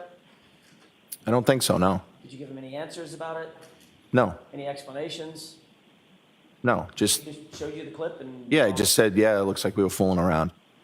Okay, so you did make an explanation, you've given him Yeah, an explanation for it. right, I said, I think we were just fooling around. Okay, well, it's the same thing you told us this morning, right? Right, Just fooling around. yeah, just having fun with my friends and hanging out and fooling around. Absolutely. What were you doing? Describe what you were doing. Having fun with my friends, hanging out, just being silly. Okay. Describe physically what you were doing in the video. I was playing around, sort of getting in a boxing stance. Okay. Otherwise known as a fighting stance, correct? Yeah, for a second, yes. Okay. And what did Brian Higgins do when you got into a fighting stance? It looked like he was kind of doing the same thing. Got We into just, a fighting stance as well, correct? yeah, What were you two talking about? You can tell you're talking, right? yeah, I don't know what we were talking about. We were just being silly, fooling around, having fun. Were you giving him advice on the proper way to get into a fighting stance or a boxing stance? No, You giving him some advice or some indicators about how to best position himself if someone is taking an aggressive stance against him? no, no. Is he telling you what he thought was a good technique for fighting or boxing? I don't think it was that serious. We were just playing, fooling around. But both of you were in fighting stances facing off against each other, correct? Yeah, for a second or two. And Mr. Higgins, you saw him bob his head and then start walking toward you like a boxer might, correct? Yeah, yes. And then you got down, pulled the pant legs up, and you squatted down to indicate getting low, having low center of gravity, correct? That would not, that's indicating being silly. Okay. That's And then at not. some point, while you're being silly, you then faked a right punch toward him, correct? I didn't notice that, but I'm not sure. Can we take a look at the next part of this clip, which is at time of day 11:55 and 51 seconds. I'm sorry, 11:54 and 52 seconds.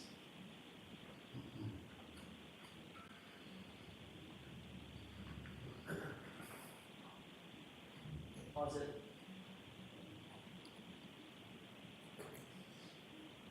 And highlight it.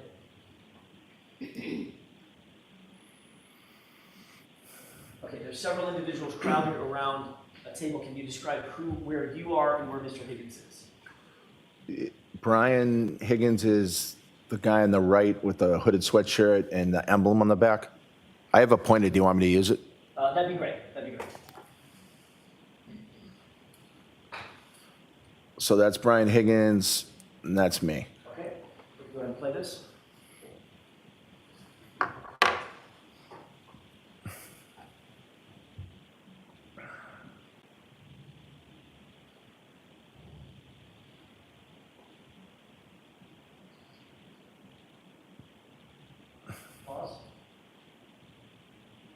see what you just did? Yes. What'd you do when you slapped his right arm? What did I do? What did you do? What are you doing? It looks like I'm just being silly, fooling around. Okay, I'm gonna ask you for a little bit more physical description. What are you doing? Why are you grabbing him from behind? I don't really know. Is that a wrestling hold? No, Is I that don't a think so. control hold? No, I don't think so. Is that some sort of a control hold that you've used in the past? Bear hugging somebody? No. Okay. That's just a silly fooling around with my buddy. Let's go ahead and play this.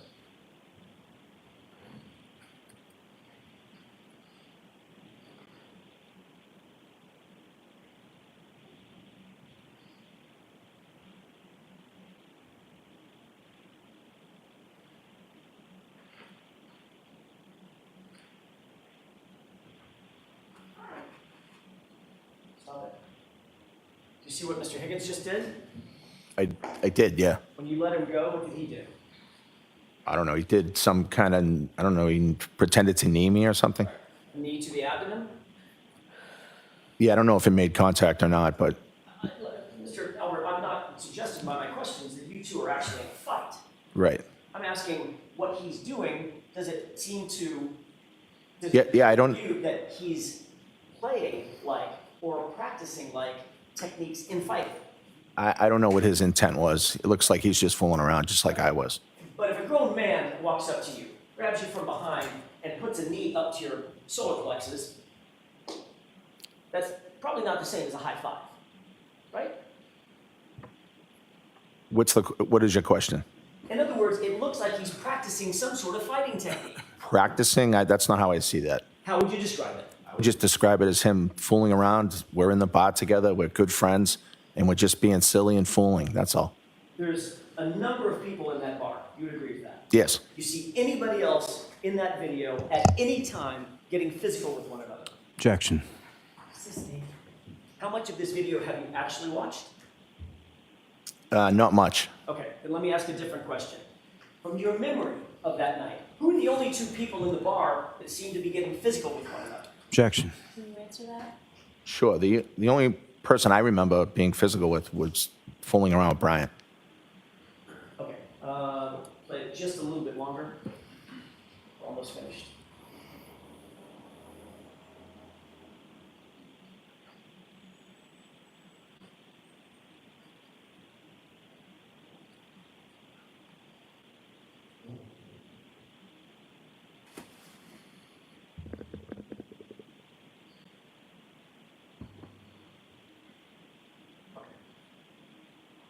Let me take that down. Did you see the rest of that video? Yes. No question that you two are being friendly with one another, correct? Yes. You would agree with that. Yes. But there's also no question that of all the people in that bar, the only two people that appear to be imitating fighting are you and Mr. Higgins, correct? In that video, yes. And, is there another video? Well, no, I just don't know what everybody else was doing in the bar. Do you remember anybody else, Julie Albert or I don't remember. Nicole getting into a scrap with someone? No. No, it's just you two, correct? Yes. Mr. Albert, this is minutes before everybody headed to your house at 34 Fairview, correct? Yes. Including John O'Keefe. Yes. Going back to the morning of January 29th, everyone had left your location. This is after you had already arrived, had a couple of beers, people started leaving. Everybody was gone from your location at about 1:45 a.m., maybe a little thereafter. That seems right. Caitlin being the last person to leave. I believe so, yes.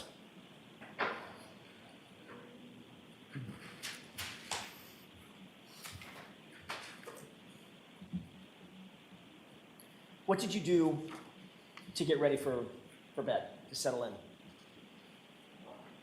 I went upstairs and just lied in bed. The TV was on. I was just kind of watching TV. You have a nightstand? I do. Is it on your side of the bed or Nicole's, or you have one on each? We may have had one on each in that house. Put your phone on your nightstand? No. Where'd you put your phone? The phone was in bed with me. So your testimony is that you get in bed after being on a road trip all day long, then at restaurants and at bars, then at a get-together at your house. And when you go to bed, you don't charge your phone? No. I had the phone in the bed with me. Why would you have the phone in bed? We have 5 kids, and, you know, if somebody was trying to call or if I needed to reach them, it's just kind of a habit I do. I put my reading glasses and my phone in bed with me. And you don't charge it. Sometimes I charge it, but not as a routine, no. So you're worried about having your kids out, they might need to get a hold of dad, so you make sure that your phone is nice and close, but it can just run out of batteries? Well, if it's dying, then I'll put it in the charger, but if not, I just leave it on the bed. Well, what about that night? That night, the phone was on the bed. How do you know? Well, I remember the phone being on the bed. You have a specific recollection from 2.5 years ago about the state of the battery charge on your phone such that you know that it was in your bed that night. No, I just know as a routine, I keep my phone in the bed with me. That's not what you just said. You just said it depends on whether or not the battery needs to be charged, it's whether or not you charge it.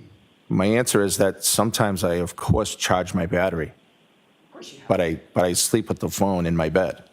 Every single night? Yes, mostly every night.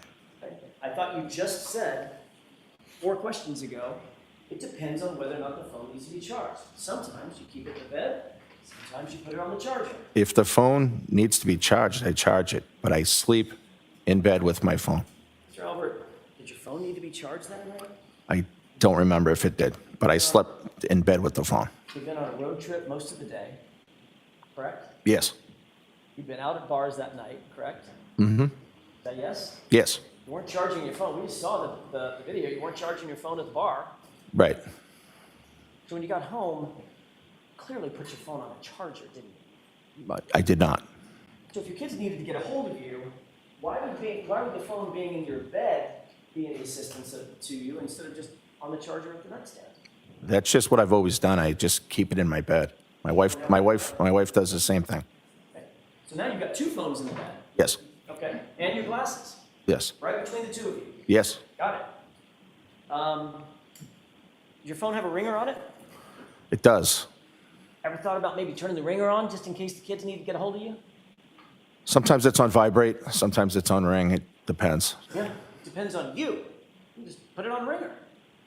Wouldn't that make more sense to go to bed, put it on ringer? Objection. Can you answer that? All I can answer is that I sleep with my phone in my bed. That's just what I do. And you know what I'm about to ask you, which is why you're saying you sleep with the phone in the bed, correct? Objection, Your Honor. All right, I so s- that's sustained, that's stricken. Come on, Mr. Jackson. you know. All right. What else is in the bed with you? Your keys, your wallet, any other pocket items? No. Just the phone and your glasses. Yes. And Nicole's phone, Yes. right between the 2 of you. Usually, yes. What about that night? Yes. Sir, did you make any phone calls after you went to bed between the hours of 1:45 a.m. and 6:30 a.m.? Yes. Who did you call? I inadvertently called Brian Higgins. What time? I don't recall the exact time. After 2. 2:22 and 35 seconds. Does that sound familiar? Yes. Did you speak to Brian Higgins at any point between 1:45 a.m. and 6:30 a.m. that night? No. You say you inadvertently called him at 2:22 in the morning. Yes. How did you inadvertently call him? Well, I don't know because it was inadvertent. Sort of have to explain that, though. Well, it's kind of like a butt dial. Kind of like a butt dial. All right. How long have you used an iPhone? A long time.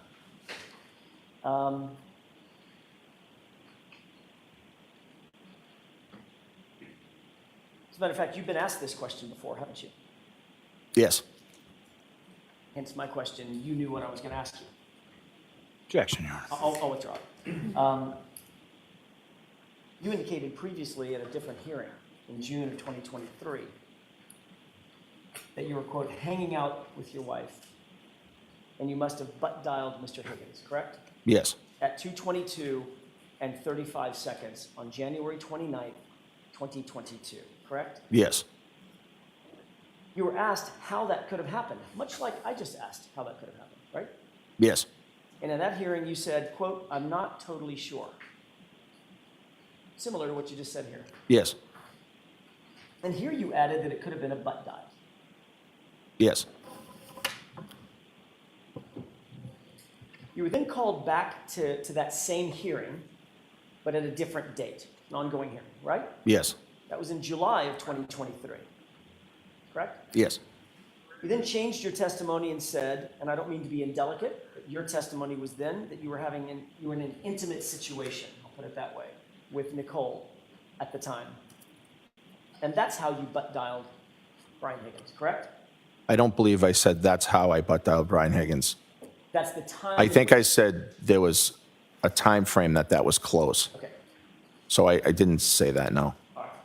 What you said was you were in an intimate situation with Nicole at the time that the butt dial occurred, correct? I'm not sure if you have something you can read me or show me. Is it your testimony, let me just ask, is it Sure. your testimony that you and your wife were in the middle of some sort of sexual or intimate situation, and that's what caused you to butt dial the phone at that time at 2:22 a.m.? Objection. Assisting. I'd like to show you an exhibit briefly. Oh, sorry.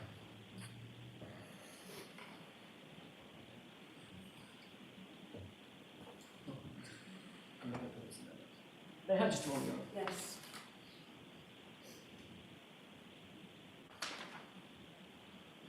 May I approach briefly? Yes. I'm not gonna mark this, just see if this refreshes.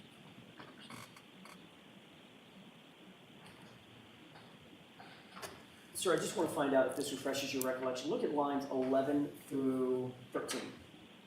And then let me know when you're prepared.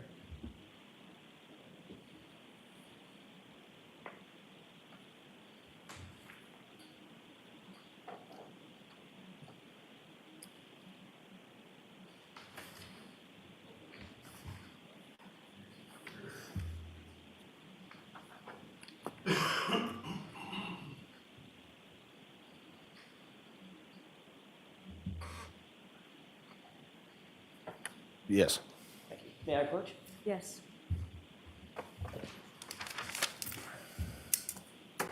Does that refresh your recollection that you indicated at the other hearing that... Just the first part of that first. Does that refresh your recollection? It does. Okay, now you can. Thank you, Your Honor. Isn't it true that at the other hearing, you indicated that at or around the 2:22 time frame, you and your wife were in bed together in an intimate situation? Yes, around that time, I think it reads.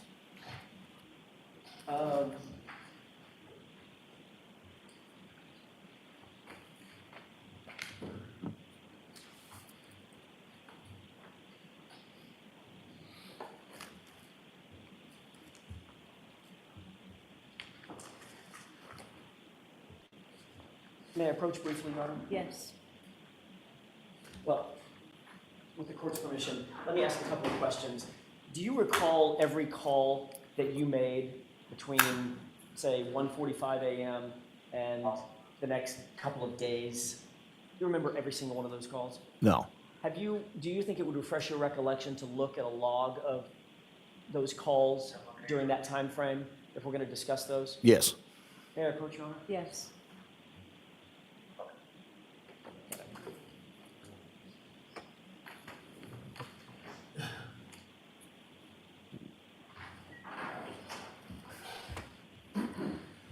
Two logs, I'm just going to refer to.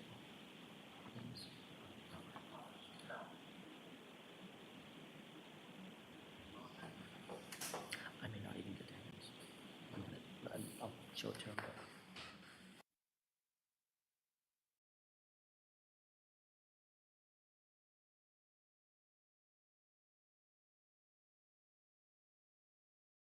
May I, Your Honor? Yes. That's 2 pages worth of documents. If it refreshes your recollection as we walk through this, with the court's permission, let me know if you need to refer to that. Right, I'm not going to be able to read it right now. I'll do it as you ask. Correct, yeah. No, you don't need to read it right now. Just wanted to have it in front of you. By the way, you've seen these records before, correct? At the other hearing proceeding? I've seen some records before, yes. I don't know if these exact records or not. All right, and you've acknowledged that at least the first page, these are your phone records for the number ending 0888, correct? Yes. Okay.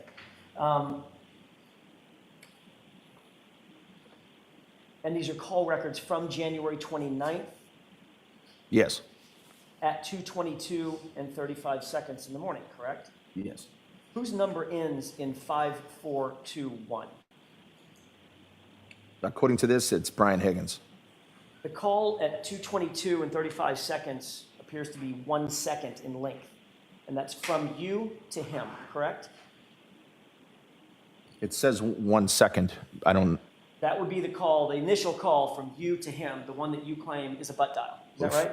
yes. Did that call roll to voicemail, and then you immediately hung up? No, I don't recall if it, I don't know. So according to you, it was a butt dial that went to his phone that somehow lasted 1 second. Right. Okay. Then there's a second call. If you look at the second line down, there's a second call at 2:22 and 52 seconds, 17 seconds later, correct? Yes. That call is actually from Brian Higgins to you, isn't it? Yes. And that call doesn't last 1 second. That call lasts 22 seconds, correct? Yes. Obviously, you know how long 22 seconds is. What's that? You know how long 22 seconds lasts. Yes. So according to your phone records, you placed a call to him, and then 17 seconds later, he returned a call to you that lasted 22 seconds. Correct? That's what the records reflect, yes. When you woke up in the morning, you obviously checked your phone, did you not? I don't know if I did. Are you telling this jury that the call that came into your phone was a missed call, or did you answer it? I did not answer it. So it would have been a missed call. I just know I didn't answer the call. So it would have been a missed call. Well, I don't know. By definition. I don't know that to be a fact. I just know I didn't answer the phone call. I missed the call, yes. That's what I mean. Right, You missed the call. right, It did something on your phone, and you just didn't answer it, according to you. right, Okay. And again, you're using an iPhone. yes. If you butt dialed Brian Higgins and he called you back and you didn't answer, you would have a very bright red missed call in your call log, correct?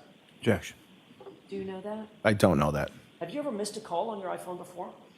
Yes, And when you go to your call logs, it says missed call in red, correct?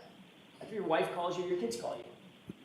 I don't think I've ever noticed that it's in red, and so no, I don't know that to be true. You're certainly alerted to the fact that it's a missed call, that you've missed a call, correct? If I were to go back and look at my incoming calls, it would probably say missed call, yes. And of course, if we asked you to show us your phone and show that that was a missed call, you couldn't do that because you've gotten rid of that phone, correct? Objection. Sustained. Did you tell anyone in law enforcement that next day that oddly Brian Higgins was calling you at 2:22 a.m. and you missed a call? No, I wasn't aware of that call. If a call went to voicemail on your phone, you would get that voicemail, correct? You'd get notice of it. If I checked my voicemails and there was a voicemail, I would get it, yes. That's my question. Did you get a voicemail from Brian Higgins? No, Which means he didn't leave a voicemail, right. which would suggest that you answered the call, correct? Objection. Sustained. Let's talk for a second about this butt dial. You went to bed and you closed and your phone was you closed and locked your phone, correct? Yes, I don't want you to tell me what the passcode is, Mr. Albert. That's important. I want to make sure you understand. I'm not asking you to tell me what the passcode is, but at the time, was your passcode a 4-digit or 6-digit passcode? 4, I believe. And that locks the phone when it's not in use, correct? The phone will lock after it's not used for a while. I don't know the exact timing of it. You're exactly right, Mr. Albert. I said it backward. The Right. phone automatically locks. You have to use the 4-digit passcode to unlock it, correct? Well, no, I also have face recognition too, so it can open that way without any passcode. We'll get to that in a second. The phone locks when it's not in use, correct?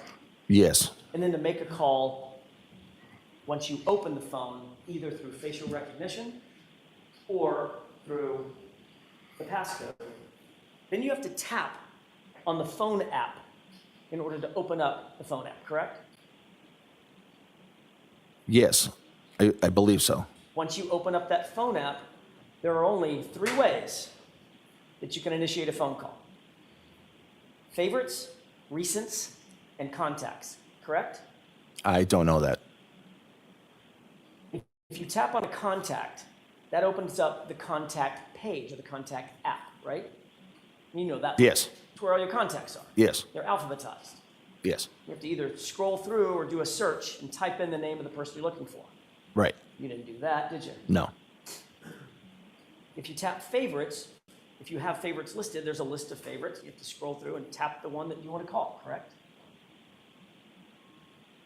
I think so. Yes, I'm not totally aware of that, but And if you tap on recents, those are the recent calls that you've had, you've either received or made. Then, of course, you have to tap on the contact in the recents list that you want to call, right? yes, And then, of course, you would have to tap again to end whatever call you initiated, right? yes, I mean, you don't just say goodbye. You got to say goodbye and hang up. You got to tap it to hang it up. right. So would you agree, from a closed and locked phone, there is no physical mechanism by which a person can hit one button and make a phone call? Objection. Sustained. No, it's different. Are you saying that from your closed and locked phone, you inadvertently tapped your phone one time and that initiated a butt dial to Brian Higgins? Objection. Is that what you're saying? No, that's not what I'm saying. Tell me what you're saying. How I did you butt dial Brian Higgins? I don't know. at 6:22 in the morning. I don't know that the phone was locked. I could have been looking through my phone. I butt dial people often and make inadvertent calls. I could have hit a last call from him by accident, thus calling his phone. So you were actually awake and on your phone at the time. I was awake, and I could have been looking at my phone. So, Mr. Albert, how'd you miss the call 17 seconds later? Well, my wife was in the room with me, and we were hanging out, and I never got the second call from him. So I'm not sure what time he called. I'm not sure what I was doing at that second, but I don't know. But it didn't go to voicemail. Well, I didn't get a voicemail from him, no. So it didn't go to voicemail. Well, I don't know that it didn't go to voicemail. I just know that I didn't receive a voicemail from him. So if you, okay, you're I mean, we're all guessing here, but I mean, he could have called voicemail. we're not all guessing Well, here. you are, because you don't know if he left a voicemail or didn't, or at least got voicemail and then hung up the phone. I think one of us is trying to guess. Objection, Your Honor. Sustained. You know what, I want to see counsel sidebar for just a second. please.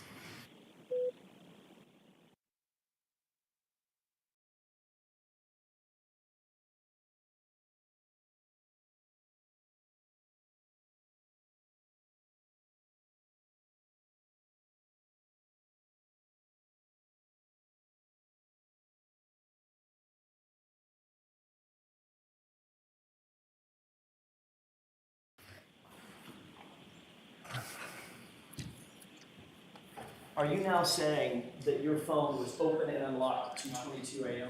I'm saying I could have been. Are you saying that it was? I don't know. Mr. Albert, you were the only person that was there with your phone. Was the phone unlocked, and did you make a call? Objection. Can you answer that? Sure, I don't know. And 17 seconds later, again, presuming you're the only person there with the phone, did you answer that call? I did not. You would agree that in order to answer a call, you can't just look at your phone to answer it. It has to be swiped physically, correct? I think you can hit, I think it comes up green or red for the phone call, whether it's locked or not, and you can hit green. Right, but you have to hit a button. Yes. Did you hit a button to answer a call I from d- Brian Higgins? I don't, I don't mean to talk over you. Please let me finish my question. Did you hit a button to answer a phone call from Brian Higgins at 2:22 and 52 seconds in the morning? not that I know of. You do know that that phone will not answer on its own, correct? Yes. And simply touching your butt will not answer that phone. It has to be swiped. No, I don't think it has to be swiped. You would agree that a 22-second call from Brian Higgins had to have been answered by you. Isn't that right? Objection. Do you agree with that? No, Did Nicole, who else was in the room? just myself and my wife. And Chloe. Yes. But Chloe's not a human, so it was myself and my wife. By process of elimination, Nicole didn't answer that call, did she? No, Chloe, the non-human, didn't answer that call, did she? no. So who had to have answered the call, sir? Objection. Can you answer that? I don't remember answering that call. Could have hit the phone by accident, causing it to answer. Okay. Okay, let's move on from this, Mr. Jackson. Your Honor, if I could have one or two more questions. One more question. Now your testimony is you could have answered the call, correct? No, my testimony is that I don't know. You're asking me how it could have answered, and I'm trying to answer your question. At a prior hearing in June of 2022, you were asked this exact question, and you answered, quote, "Yeah, it's only possible that it's me," end quote, correct? I don't recall answering that way, but I'm not sure.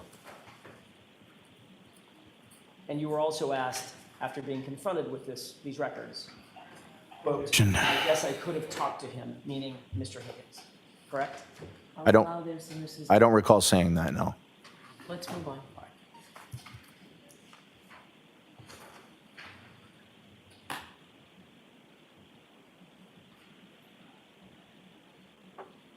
Did you have any conversation with Brian Higgins about a 2:22 a.m. phone call?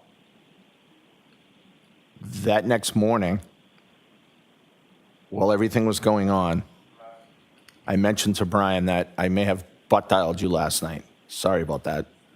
Did the two of you agree that you were going to both say those calls were butt dials in order to cover up those calls? Objection. You can answer that. We did not say that. But let's be clear, since then and now, you've gotten rid of your phone, correct? I upgraded my phone, yes. And since then and now, Brian Higgins has gotten rid of his phone, and you're aware of that as well. Yes. By the way, you indicated that you were awakened in the morning by Jen McCabe about 6:30, correct? Yes. And when you woke up, you said you grabbed your phone to make a call. Is that right?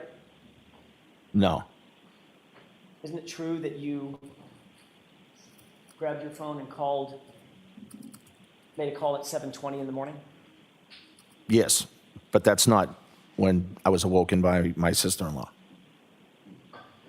Sorry, that wasn't my question. After you're awake and you're up, you Right. started making calls. Right.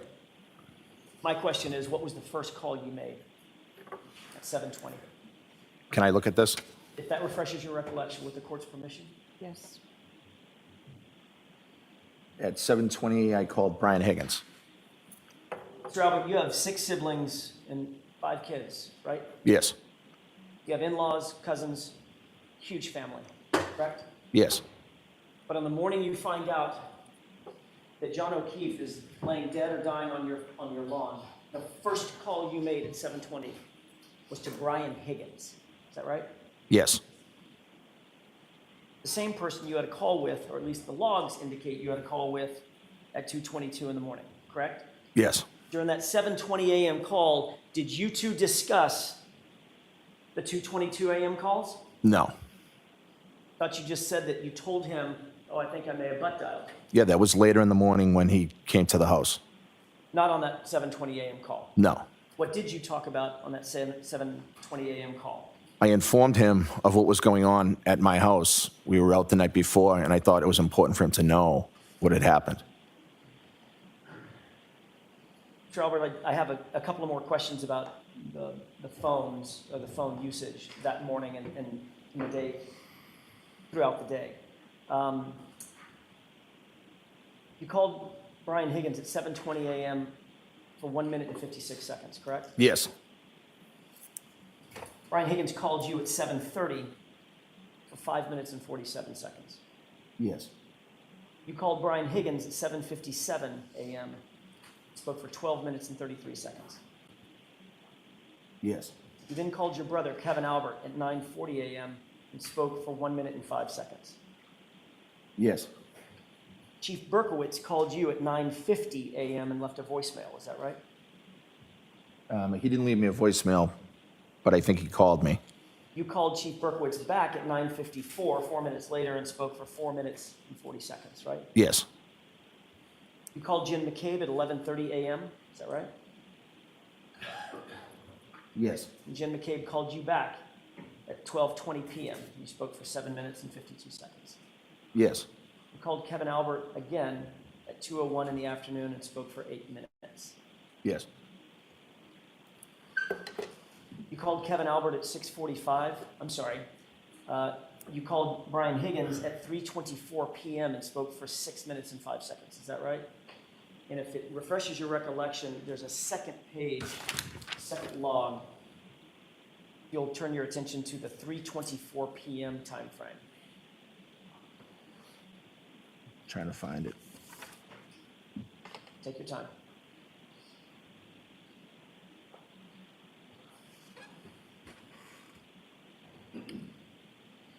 What time are you referring to? 3:24 p.m.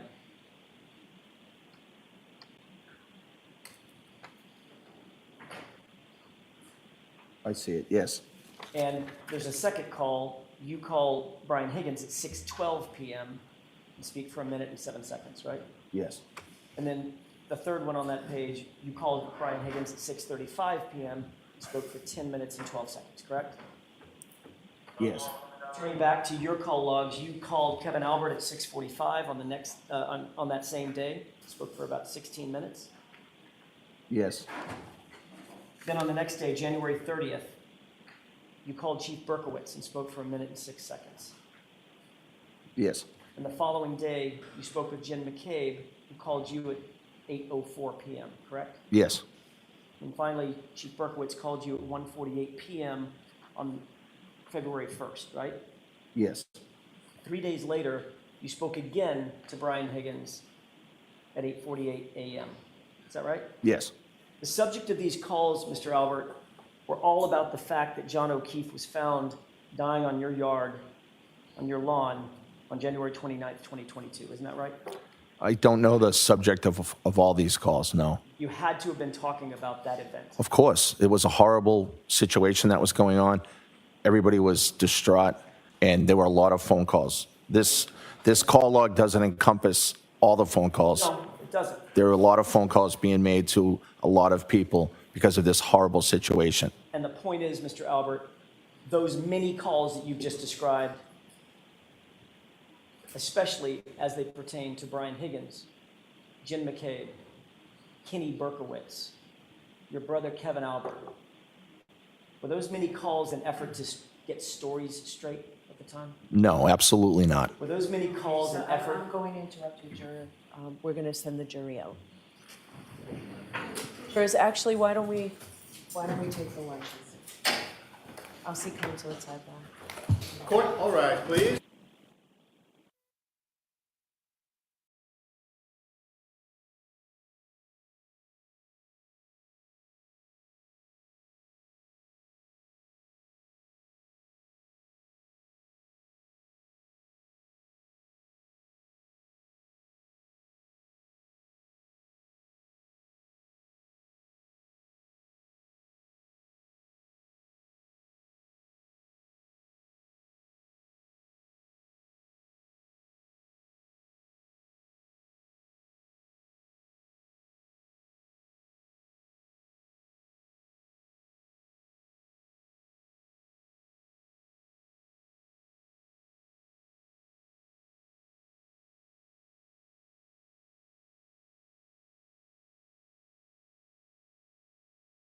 She never asks me. All right, so we'll have the luncheon recess then. All rise. Let's stand. You are muted.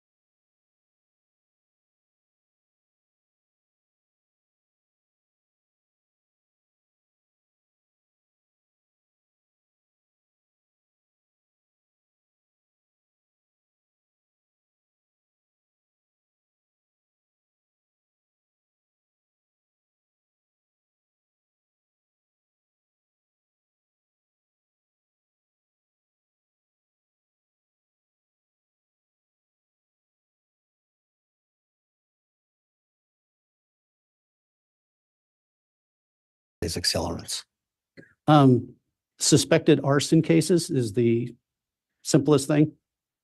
Could you just describe a typical case that would come in for that kind of analysis and what you would do to analyze? Typically, the evidence would come in a friction lid can, basically a paint can.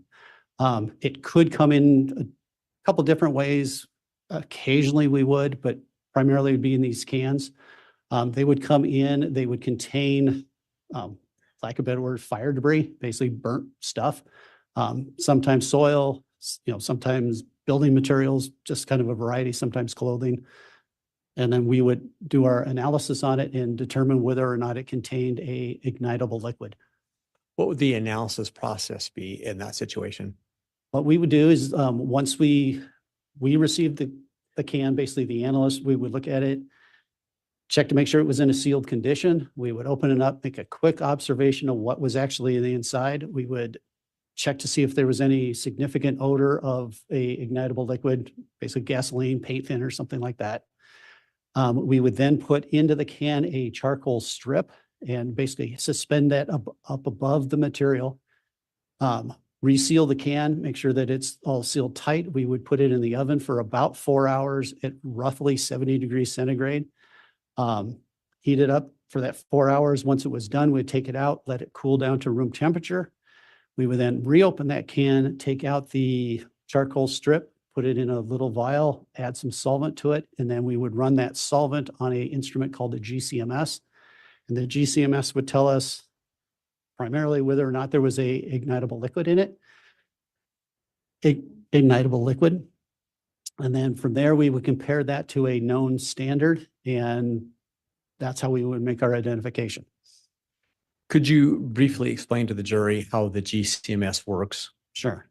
The GCMS is a two-part instrument. The first part's a GC. It's called a gas chromatograph. And what it is a temperature-controlled oven that has a special column on the inside of it. The solvent that contains our unknown will basically be volatilized. The gas has been sent through that column, and that column will separate out organic molecules primarily by molecular weight, i.e. the small lightweight ones go through faster, the heavier ones take more time. Once the separation has been done, it goes to the mass spectrometer, which is the MS. And that will basically, as the compounds come out, it bombards it with a set of electrons. The electrons will then blow that compound apart. It collects then all of the fragments. The fragments are indicative of what the compound was. And what we do, if we were actually to identify a specific compound, is we take the retention time, how long it took to come out of the column, and what its fragmentation pattern looked like.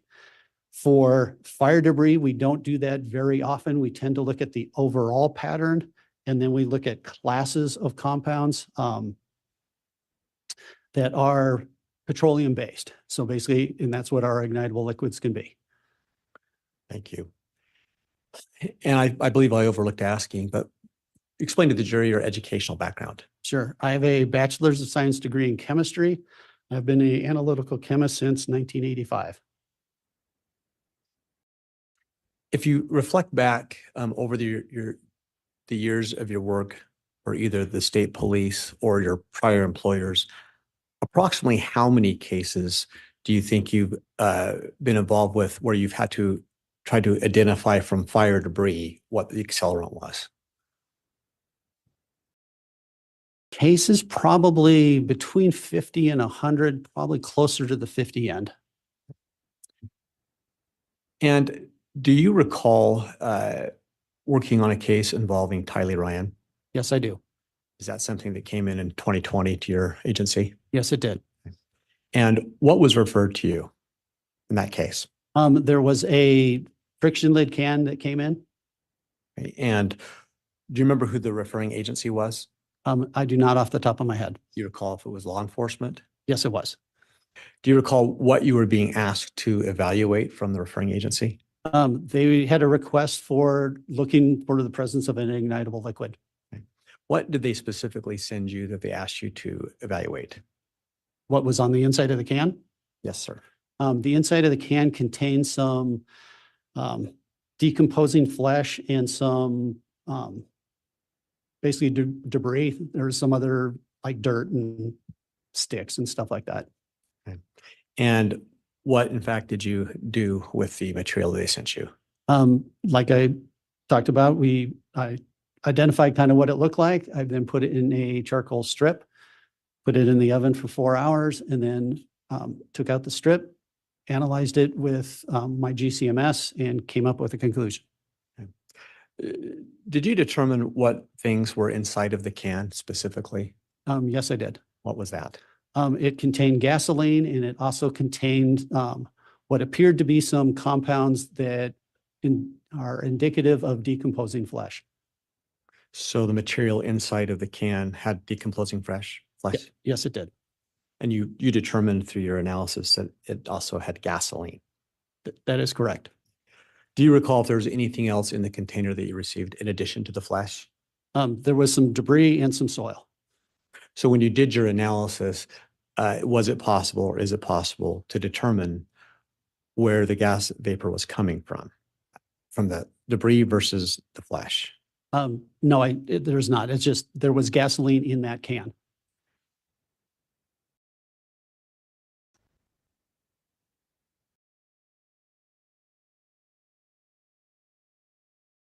And just the last couple of questions. When you perform this analysis and you put the charcoal strip inside the can, and then you said you heat it, correct? That is correct. Is there any way to determine what items, from items that are inside the can, to determine where the vapor is generating from? No, it's just somewhere in there, it had gasoline vapors. Thank you, sir. Your Honor, I have no more questions. All right. Cross-examination. No, no questions. All right, well, Mr. Senserville, that will conclude your testimony this morning then. Thank you for appearing.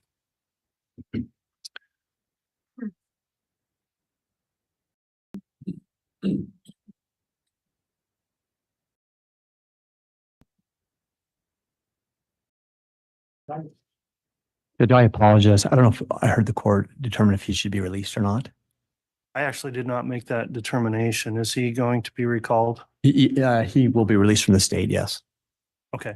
No subpoena, Judge. Okay. Should have mentioned that on your way out, though, Mr. Sinsborough. Thank you for appearing. If you are released from any subpoena in this case, and free to leave.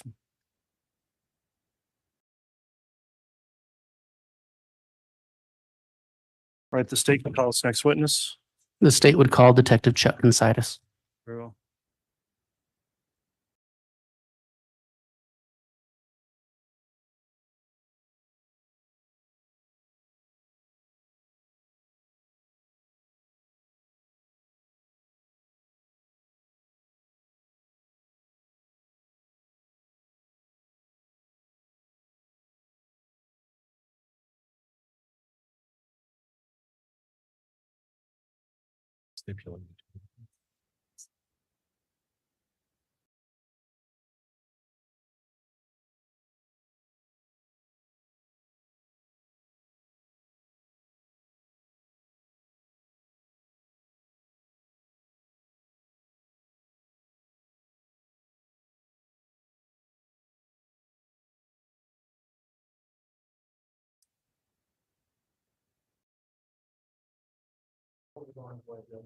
Okay.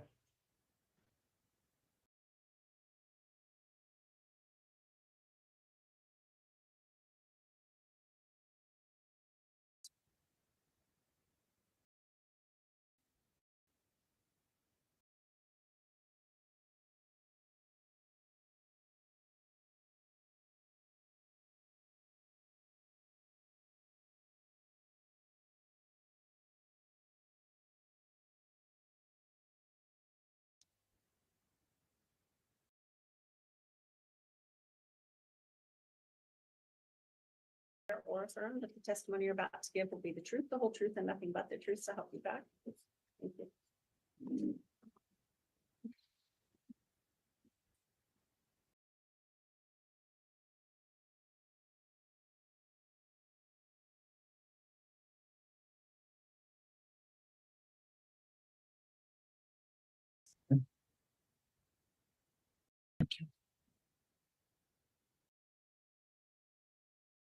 All right, Detective Considas testified previously, has been placed under oath again for testimony today. I'll just inquire, have you been observing any of the trial testimony since you were here last? No. Have you talked to anyone else about any testimony they've given? No. All right, thank you for answering those questions. Mr. Wood, if you'd like to inquire on direct, you may. Thank you. Good morning, Detective. Morning.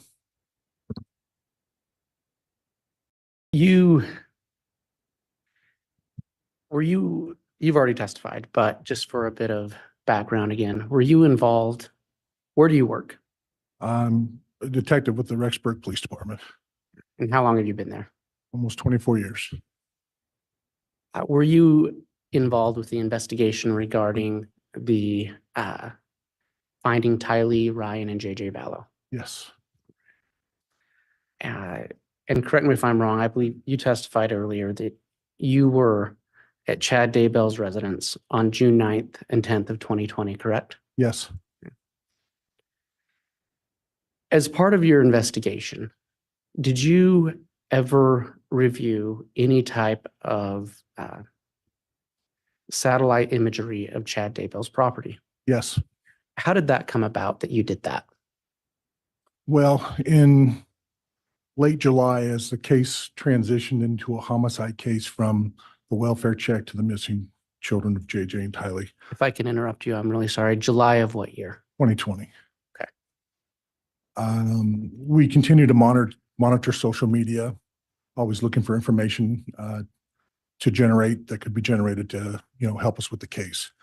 And in doing so, there was an image of a satellite photo of Mr. Daybell's property, and I followed up on that image that was presented on the social media.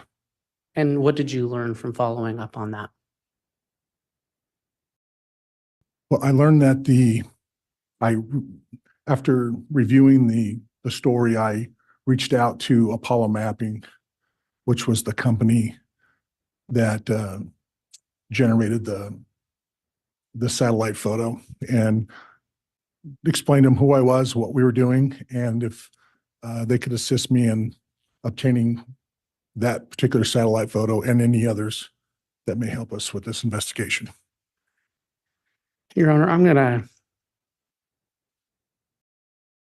ask that the witness be hand what's been marked as State's Exhibit 142. I have a copy for counsel and a courtesy copy for the court as well.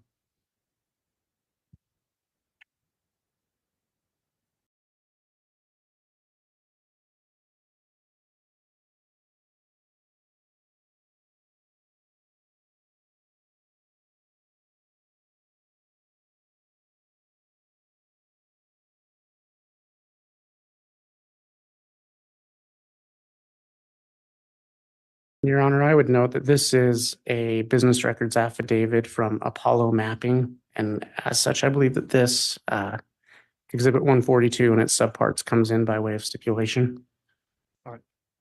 Okay. That is correct, Judge. Thank you, Mr. Pryor. So Exhibit 142, and you said it also has subparts? Yes, and I'll be providing those shortly. All right, Exhibit 142 at this time is admitted. Detective, what did you receive from, well, first off, let me ask you about the document you're holding. What is that document? This is a certificate of authenticity for the high resolution satellite images from Apollo Mapping. All right, and did that certificate provide any of the data regarding the images that were provided to you? Yes, for the four photos that we obtained. What were the dates on the 4 photos that were sent to you? So the first photo was for August 27th of 2020. And that was for an image that was captured at 18:33 hours, military time, 24-hour universal time, UTC. And Detective, I'm sorry to interrupt. If you can look at paragraph 1 and about the 3rd line down, it says the specific date. Could you read that date? Okay. 8/27 of 2019. Okay. And then what is in that image? It's a digital image, high resolution image of the Chad Daybell property from a company, satellite owned by French Guiana at And 1833 hours. all right, and you said 1833 hours? Yeah, universal coordinated time. So when adjusted to Mountain Standard Time, that would be 12:33 in the afternoon. And what's located on the second image? The second image is also from the same satellite company of a high resolution of a digital image of Chad Daybell's property. And the third image? Is on September 9th of 2019. The high resolution image was taken at 12:32 in the afternoon. Is there any reason why that date was important to you in your investigation? Yes, on September 9th, that date is pertinent to our information because that's the date that the investigation, we believe that we believe Tylee was buried on Mr. Daybell's property during this time. And then the last image? Was taken on October 25th of 2019 at 12:42 in the afternoon. Your Honor, I'm going to ask that the witness be handed what's been marked as State's Exhibit 142A, just for identification purposes. And I do have a copy for court and counsel as well. I believe this is already admitted.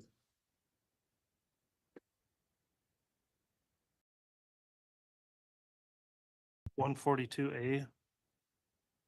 What I should have said is it's submitted by way of the business records affidavit as a subpart, Your Honor. Okay. Well, it is a separate exhibit, and this is a picture. Yes, Your Honor. All right. This- Is there any objection to 142A being admitted? No, Judge. All right. Exhibit 142A is admitted. Detective, do you recognize that disc? Yes, What is it? it's a flash drive that contains the photos from Apollo mapping. And have you personally reviewed that disc? I have.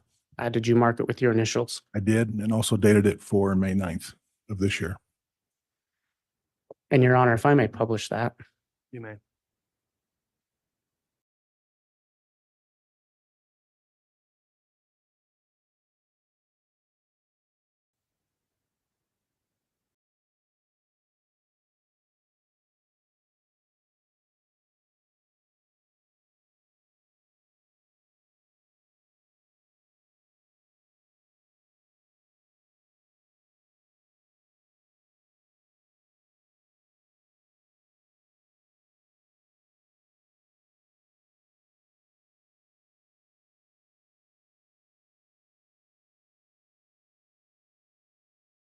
Detective, do you recognize this image? This would be the image from August 27th, 2019. And I'm going to zoom in.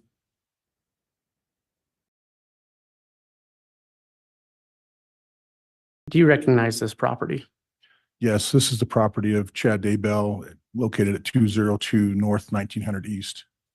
in And again, Fremont County. what date was this picture taken? August 27th, I believe.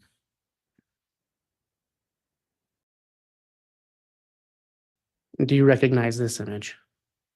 Yes, this will be the image from September 2nd, 2019. And I'm going to zoom in. Do you recognize this property?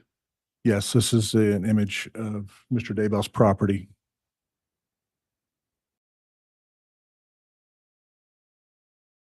Do you recognize this image? Yes, this will be the image from September 9th, 2019. I'm going to zoom in.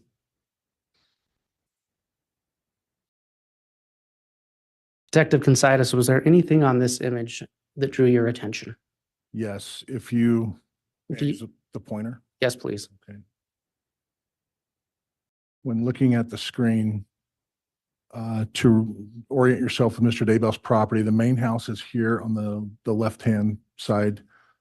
This is the outbuilding, the garage, and then directly straight out from that, you see that little discoloration, and that is in the immediate area where we discovered Tylee.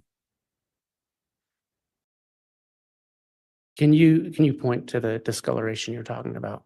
Right there. Were you able to see that same discoloration on the previous two photos? No, they're not visible. Detective Consitis, on the days of June 9th and 10th, did you personally aid in removing Tylee Ryan's remains from Chad Daybell's property?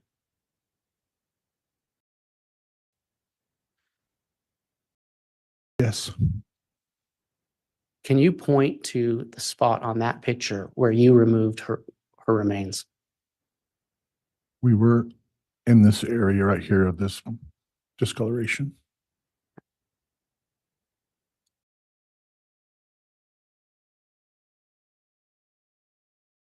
Detective, do you recognize this photograph? Yes, this is an image taken October 25th, 2019 of the Daybell property.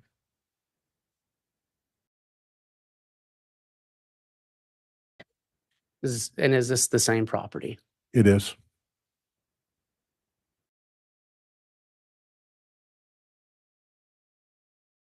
Your Honor, I have no further questions at this time. All right, thank you. You go ahead and. All right.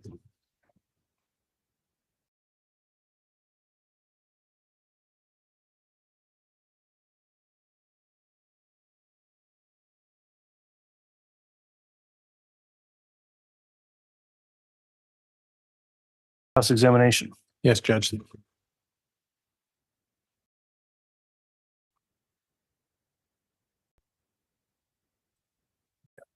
you go. Yeah. Mr. Bailiff.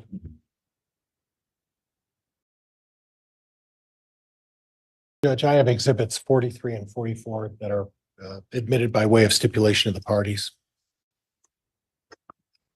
Okay, they're offered by stipulation. Have they been formally admitted in the record yet?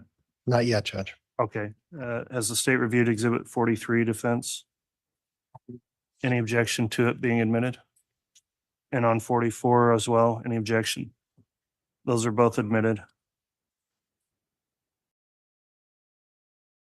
Just needed 44. She can put up 44 or 43, excuse me. And Judge, I can start until I get those back. Okay. Officer Consitis, as part of the investigation, you were provided a number of images from Apollo. Is that right? Just the 4. Okay. And my understanding, when the image was up there, you pointed to an area that was close in location to the fire pit. Is that right? It was probably in my guesstimation, 10 to 15 yards from the fire pit.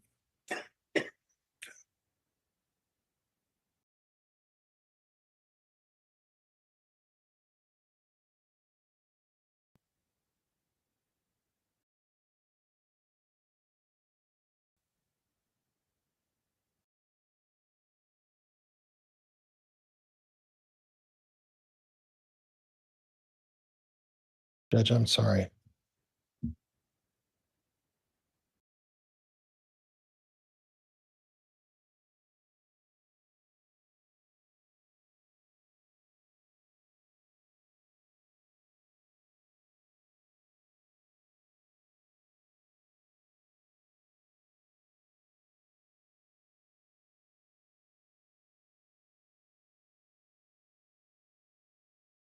I could just have a minute, Judge. Yes, go ahead. And if you need any technical assistance, we might be able to help.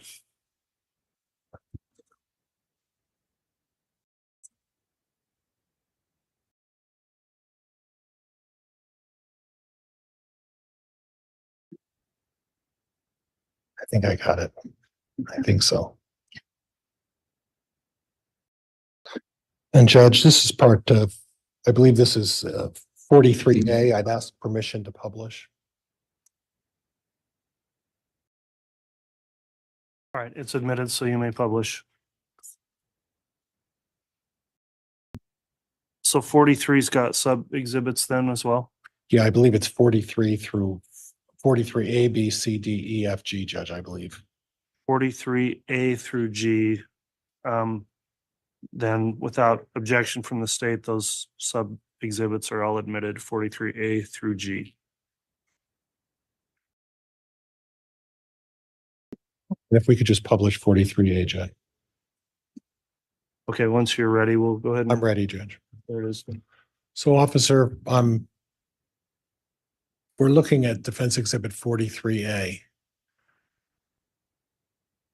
And this is also part of the Apollo screen pictures. Would you get the pointer and point to the white barn? To the white bar? The white barn, it's Oh, the white barn, I'm sorry, yes. White barn. I Right. probably didn't say that very clearly. That's fine. Right there. Okay. And then if you go to your right, there's a small brown hash or darker hash mark there, right? That one, do you know what that is? If I recall, it is like a large hitching post constructed of two large posts and about 8 to 10 inches in diameter. Okay. And there's a rung that goes straight across it. So it appears to have a consistency of like a hitching post. Okay. And then again, to the right of that again is another right there. What is that? I cannot see. I have my glasses. If I could, Your Honor, if I could. If somebody could retrieve those, yes. Thank you. Mr. Bailiff will have those delivered up to you. Thank you.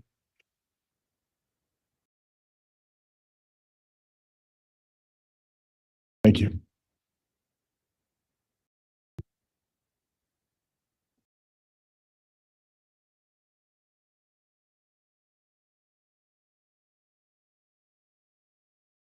Okay. And then again, you were on the second mark with the pointer. This outer, Yeah, that one. What is that? I do not know what that is. Okay. It's a dark spot in any event, correct? Correct. And then down below, there's starting at the white barn, down below, there's a more of a slanted one just below the first one with the red marker there. Up a little bit right, go to the right a little, right there. This item right here, Yes. that is a standalone section of fence. I believe it's constructed of wood, has 4 or 5 rungs on them. It's probably 8 to 10 feet long, if I recall. Okay, and then to the right of that is a whitish looking thing. What is that? This is the fire ring. Okay. And that's directly in relation to the white barn. Is that correct? Correct. If you were to extend this line out straight, You go into the fire pit.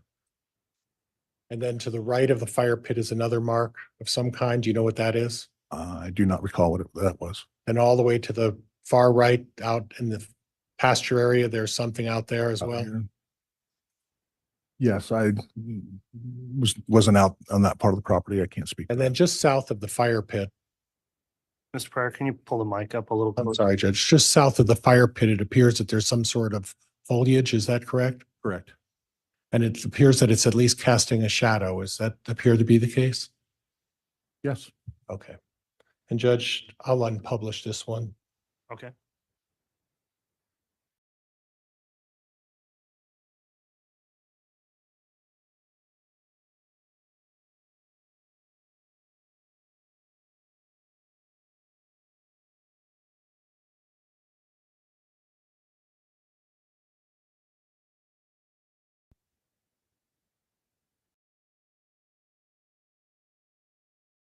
And Judge, oops.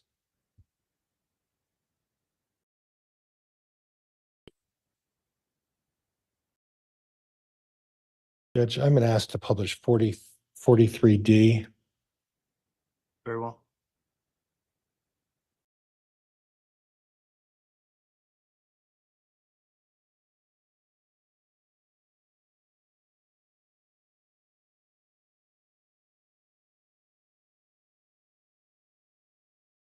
And again, officer, again, Apollo video screen from 43D. There's a round circle there. Would you get the marker?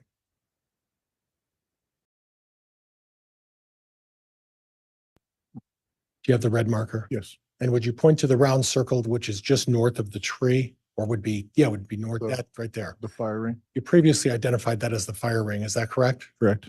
And again, that's directly adjacent to the white barn. Yes. And where, in your estimation, were the remains of Tylee Ryan found? Over here by the hitching post on this side of the barn. Okay, so Just on- north of the white barn, on which side of the hitching post? It would be on the west side of the hitching post where the red light is. Is that right about where the red light is?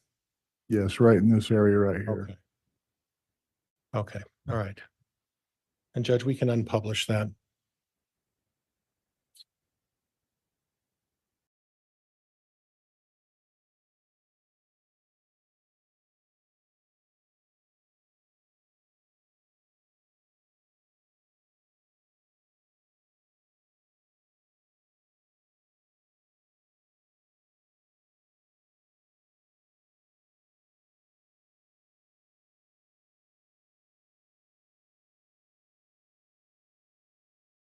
And again, Judge, I'm going to ask to publish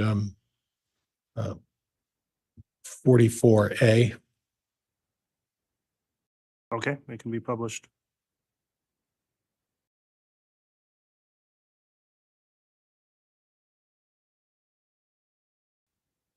And here we're looking at 44A, and you've identified some of the other points. You're seeing the tree to the south there, is that right? The large tree out in the pasture? Yes. Would you put the pointer on that for me? Are you talking about this one or this Well, one here? that one right there. This one Yeah, here. that's the tree. Where would the fire pit be in this particular position? Fire pit would be right in this general area right here. Okay. And then where would Tylee's remains have been found? Right here in front of this hitching post. Would it be to the left, or when you say in front of, would you mean to the left of that hitching post? So if you're standing in front of if you're standing looking in front of the hitching post, looking at the barn, it would be just off at a slight angle. Okay. Off at it, like at a horizontal or a sliding angle, like a 90-degree angle? No, not a 90-degree angle. I would, if you're looking at a clock, maybe the 1 or 2 o'clock position. So if you're able to put a pointer on that to the best of your ability. Okay, thank you. And that's the hitching post. And again, it's winter time, so we're unable to see the fire pit at this point. Is that right? Yes. Okay. And although with the white background, we're able to identify the more distinct structures that are over in that area. Is that fair? Yes. Okay. Okay, Judge, and we can unpublish this.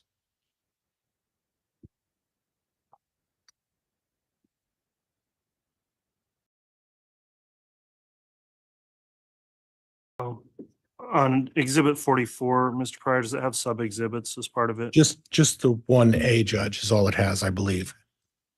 Okay, so is it a single exhibit then 44A, or is 44 and 44A different?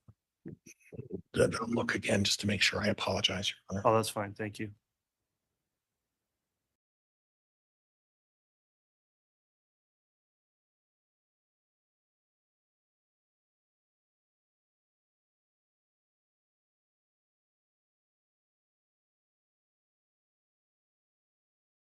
Judge, there's a 44A, or a 44, which is a FBI investigation report.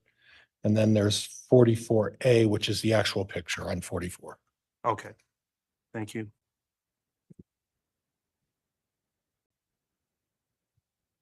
I'll just note on the record then those are both admitted.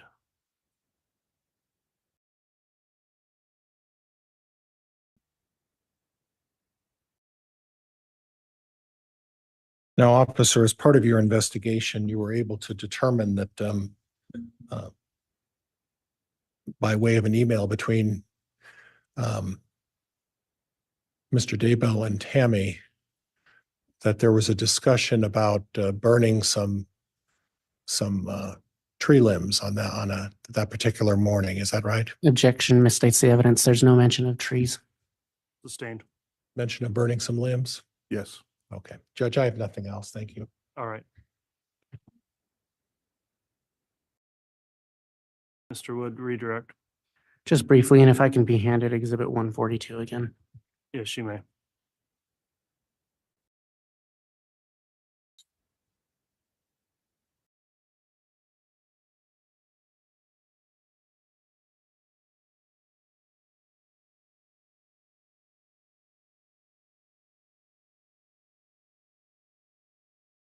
And I apologize, I meant 142A.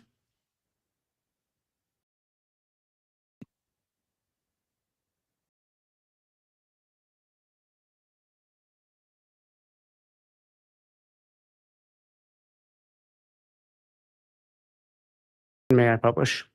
Yes, you may.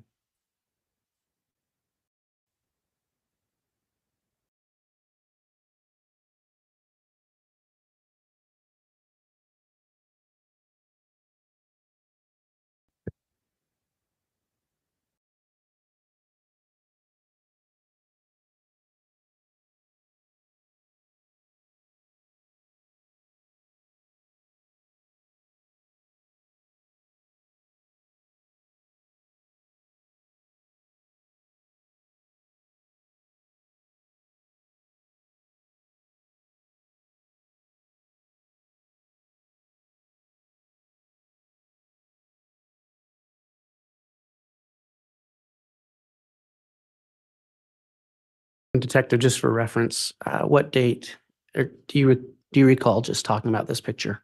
Yes, And what date was this picture taken? September 9th, 2019.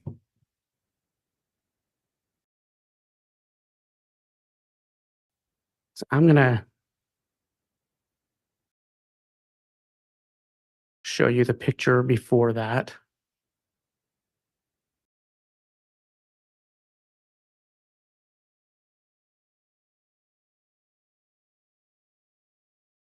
And what date was this picture taken? September 2nd, 2019. Now, council had you identify a few features. Do you recognize the feature that the mouse hand is moving over? Yes, What is that? that's the small bush or tree. And this feature right here, That's the standalone section of fence, and this feature right here, the fire ring. and this feature right here. That's the hitching post. All right.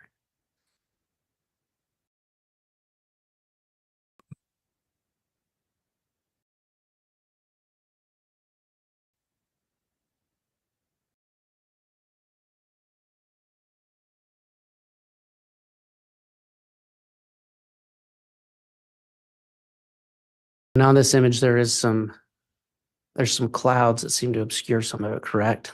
Yes, Do you recognize this spot right here? What feature is in that area? the hitching post. Did you see this discoloration in the previous two pictures? No, Okay. And just again, can you point out where you helped remove Tylee Ryan's remains from Chad Daybell's property? in this area right here with the discoloration, And what was the date of this photo? September 9th, 2019. Thank you. That's all I have, Your Honor. All right, that'll conclude the examination then of Detective Consitis. Is there any intent to recall the witness from the date?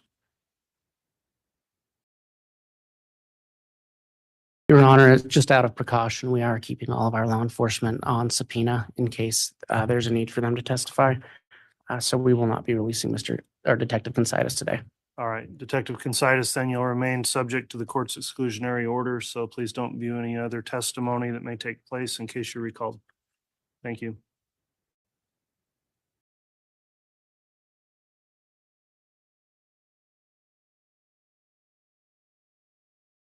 All right, the state can call its next witness.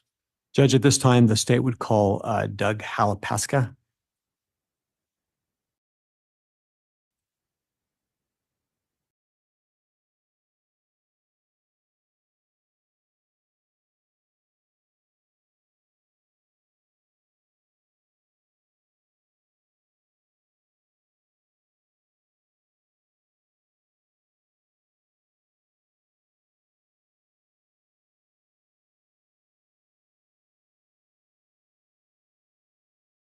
Swear or affirm the testimony you're about to give will be the truth, the whole truth, and nothing but the truth, so help you God. Thank you.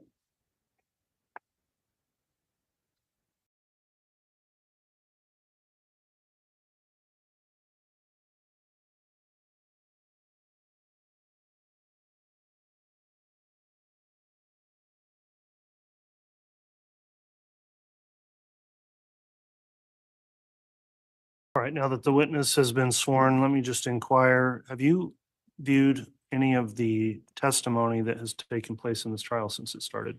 No, Your Honor. Have you talked to anyone else about any testimony they've given in trial? No, Your Honor.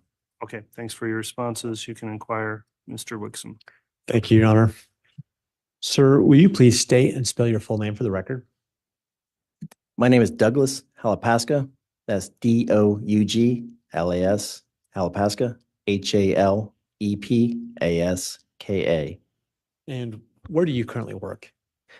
I currently work for the Federal Bureau of Investigation Laboratory Division. I work in the capacity as a forensic examiner within the Firearms and Tool Marks Unit. How long have you worked in that capacity? Been working there since 2009. What is your educational background? I have a Bachelor's of Science, which I received from Texas A&M University in 2001. I'm currently pursuing a master's degree in Science and Technology and Intelligence. In terms of your Bachelor's of Science degree, what is that area that you've got the bachelor's in? I got that in environmental science with an emphasis in biochemistry and genetics. What kind of work did you do before you went to work for the FBI? Prior to working for the FBI, I spent 6 years in the United States Marine Corps as an infantryman. After that, I worked at the biochemistry, biophysics department, Texas A&M University. After that, I worked for the Drug Enforcement Administration as a forensic chemist. Then with the Army as a field chemist for the Army's Test and Evaluation Command at Dugway Proving Ground. Evaluation Command at Dugway Proving Ground. Yes, ma'am. DUGWAY. Thank you. As a firearms and tool mark examiner, can you explain to the jury what are the types of cases that you become involved with? So often firearms and tool marks is thought of as two separate disciplines, but they're actually the same discipline. Within the discipline, you can think of a tool as nothing more that when two objects come into forceful contact, the harder of the two is going to mark the softer. So a firearm is really nothing more than a collection of different tool surfaces that is designed to control the expansion of the smokeless powder when the bullet is traveling down the barrel. The majority of the cases I work concerned firearms, tool marks.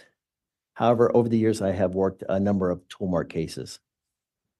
When you say a number of tool mark cases, what do you mean by that as opposed to firearms? Well, as I said, firearms identification is the same thing as tool mark identification, but where I'm working a case where no firearms are involved, it's just straight hand tools.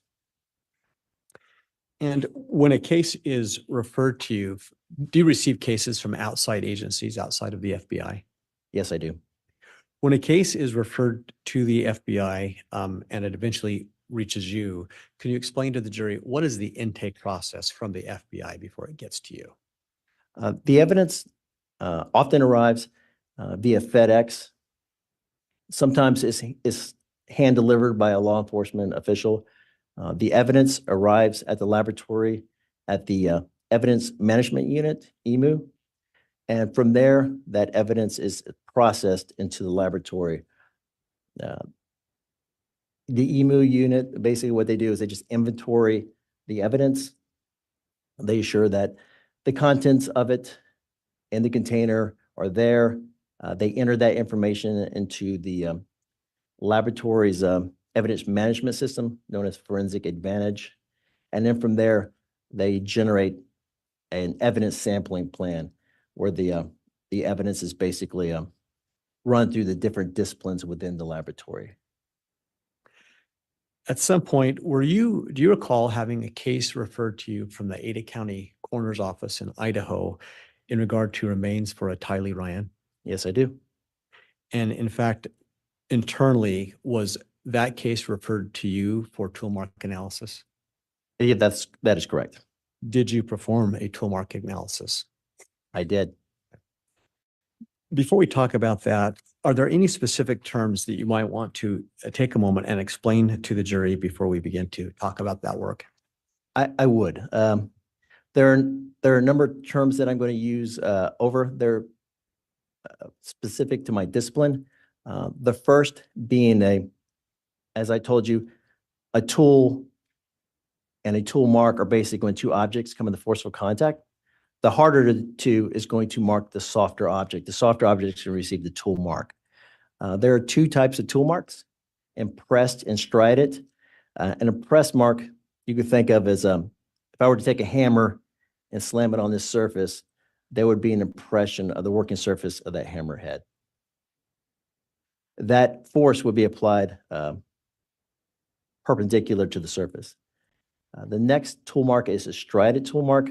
That occurs when force and motion is applied parallel or nearly parallel to the surface, and essentially it just look like a number of scratch marks. The next thing I want to discuss is characteristics. There are two types, class characteristics. Now these are the general or measurable features of a specimen which indicate a restricted group source. These are design factors and are predetermined prior to the manufacturer. So what I'm talking about are tools. So when the tool is being manufactured, it's going to go under design factors.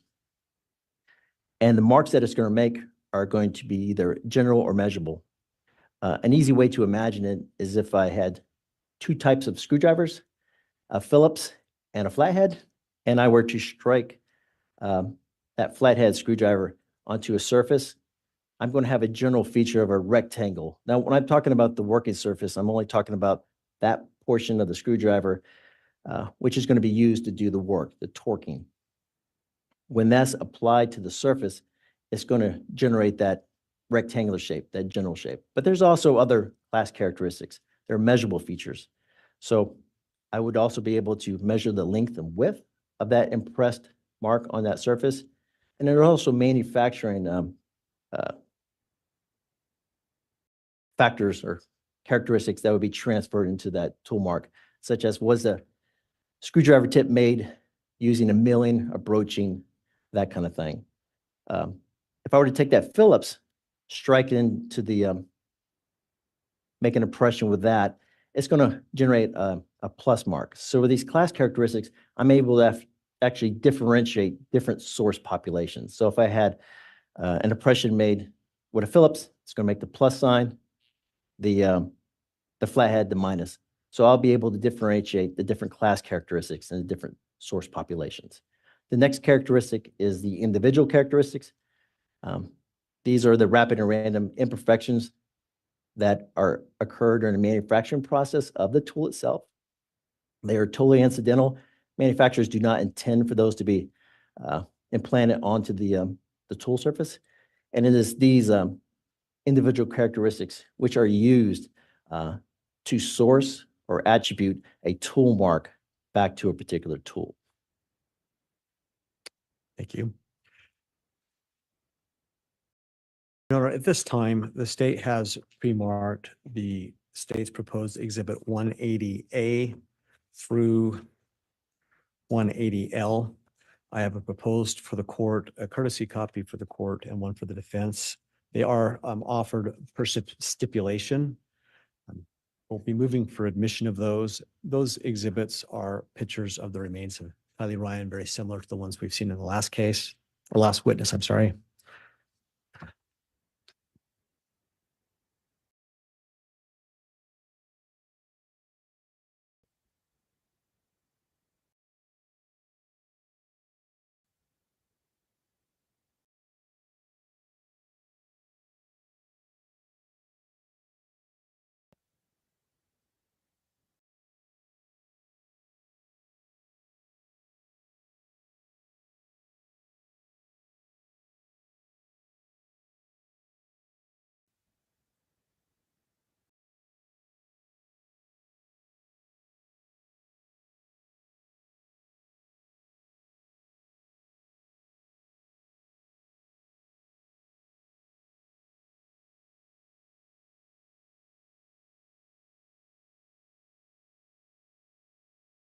All right, on the exhibits, is there any objection to the admission of 180A through 180L?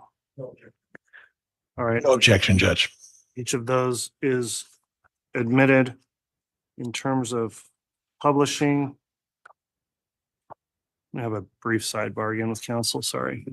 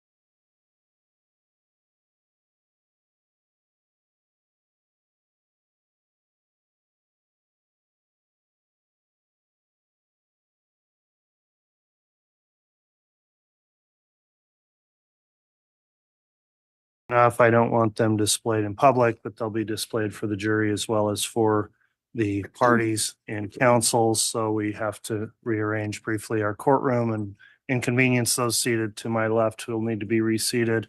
We'll go ahead and get those monitors set up here and allow their second brief break before the lunch hour. So we'll take care of that at this time. And I guess as quickly as we can get that rearranged, we'll come back on the record.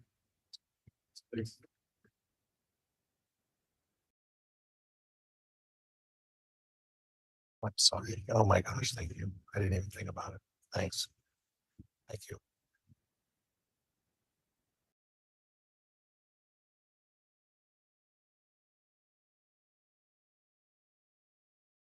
Thank you.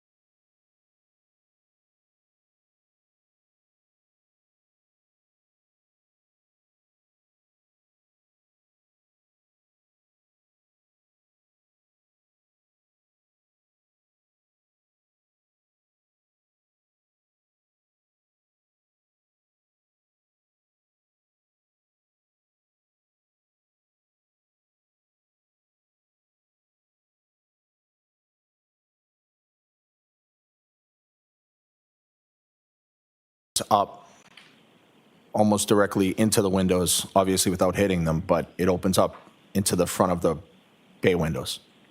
What you saw as far as that video that was shown to you, that's not what the bulkhead looked like, that's not what the door looked like at that time on January 28th or 29th of 2022? No, those are not the doors we had. And as far as the bulkhead was concerned, when that bulkhead was opened around that time, what, if any, kind of noise would that bulkhead make? A loud creaking, old rusty metal sound when you opened it. And is that something that if it was open and you were in the kitchen area, you could hear? Yes. Now, in reference to that bulkhead, what, if any, security, or what if, was it open, was it locked? How was that left? So the bulkhead door was shut and it was broken. So sometimes you could turn the metal thing to lock it, and sometimes it would be hard to do. But the wooden door that goes into the basement has a lock on the doorknob. That is a door that we keep locked because we don't use it. Now, as far as from the bulkhead, you were shown in that video a gate that opens up to the front yard area of the house, is that correct? Yes. And what, if any, other gates are located on the fence in your backyard? So we also have a gate on the rear part of the yard fence. And there's also a gate on the opposite side of the house. And the gate in the rear area of the fence, where does that lead to? So that leads to some woods, and then eventually you'll hit some train tracks. Now, with respect to your phone, that was something that you had upgraded prior to any notification you received from the district attorney's office or anything in relation to preserving your phone, is that correct? Yes. Now, with respect to that, as far as the information contained within the phone, there are certain types of information, are you familiar with being sort of backed up by the cloud? Yes. Would that include calls? It could. Could that also include text? Yes. Could that include photos? Yes. Could that include contacts? Yes. And the information that you were shown as far as certain call logs or call records, as far as you know, was that generated after that September of 2022 date? Yes. Now, with respect to the preservation, that was in regard to a motion the council had filed for your physical phone, correct? Yes. Are you also aware of a judge's order denying that repeatedly as far as them gaining access to your physical phone? Objection. I'll allow it. Yes, it was denied on multiple occasions. I'll strike the multiple occasions.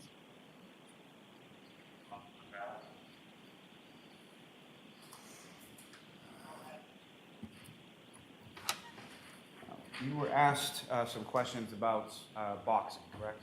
Yes. And the boxing that you did, that was in relation to a group associated with the Boston Police Department, is that correct? Yes. And when was the last time that you were involved in any kind of actual boxing match? close to 20 years ago. Now, with respect to some of the training that you were talking about, with respect to the Boston Police Department, you were given some training as far as defensive tactics, is that correct? Yes. And is that something that is standard, that is sort of given and administered to every Boston police officer? Yes, and within the academy, you go to the defensive tactics training. And that would include Thank- John O'Keefe, correct? Yes.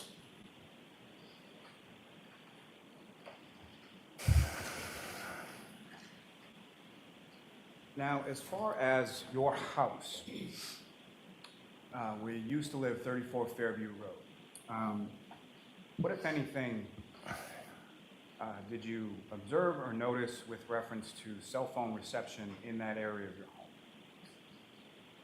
So oftentimes, using the phone within my house, it seemed like it was it's a slang term, the dead zone for the phone. The reception wasn't great. And is that something that recurred over the time that you lived there? Yes. Now, with reference to the phone,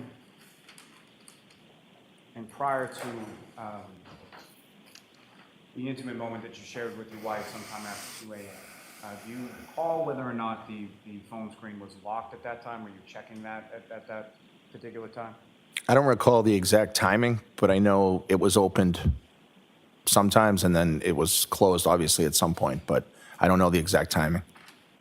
So the phone may not have been locked at the time that you began that situation with your wife. It may not have been. With reference to the call logs, the phone records that you were shown, the best of your memory, is that the entirety of the phone calls that you made around that time? No, it looks like it's selective people and numbers. And with respect to those conversations, if you recall, what, if anything, in general terms, were you discussing with either those people in the logs or other people in general? In general, I'm sure there was some discussion about the awful thing that had taken place, and there may have been other calls unrelated as well.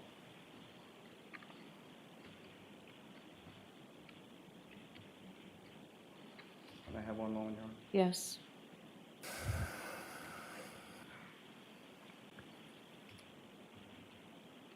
Mr. Albert, on the early morning of January 29th, 2022, did John O'Keefe ever come into your house that night? John never came into my house that night. He would have been welcomed, and the defendant would have been welcomed with open arms had they come in, and I wish they had. I really do.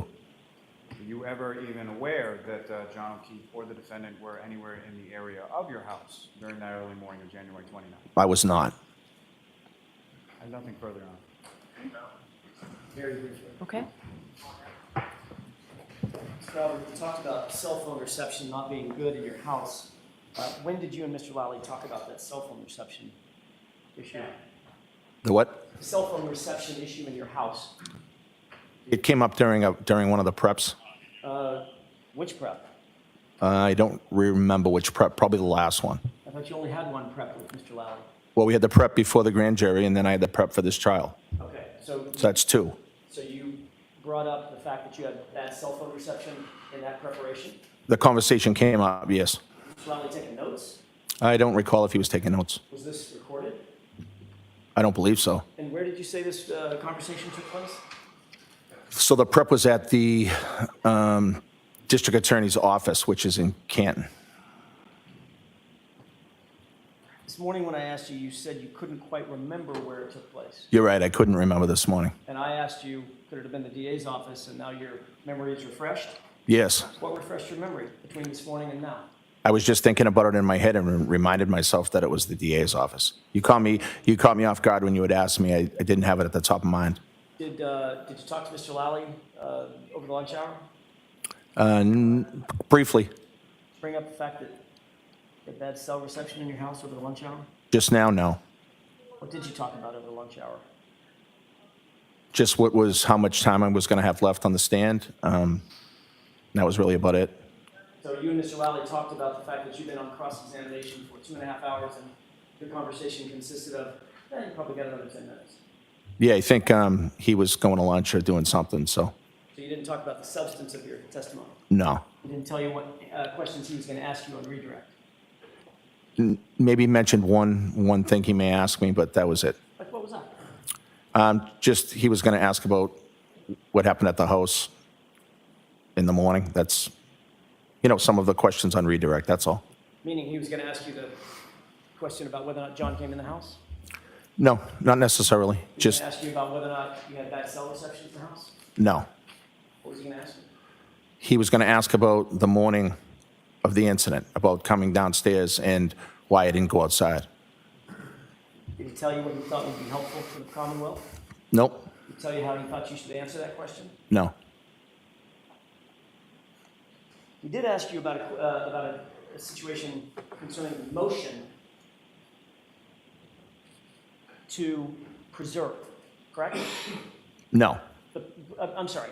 He asked you on redirect about the motion. Oh, to yes, preserve. yes, And he mentioned that there was a motion that had been denied for the defense to get access to your physical phone, correct? yes, You're aware that that motion was denied in October of 2022, correct? yes, You had already gotten rid of your phone a month earlier, hadn't you? yes. And the preservation order from the judge was still in place when you got rid of that phone, wasn't it? No, I believe the phone was upgraded prior to the preservation order. Oh, right. The day before. Yes. Got it. That's all I have. All right, Mr. Albert, you are all set, sir. Okay, thank you. Thank you, Jerry. Your next witness, Mr. Lally? Yes, Your Honor, the will call Brian Albert Jr. to the stand. Okay.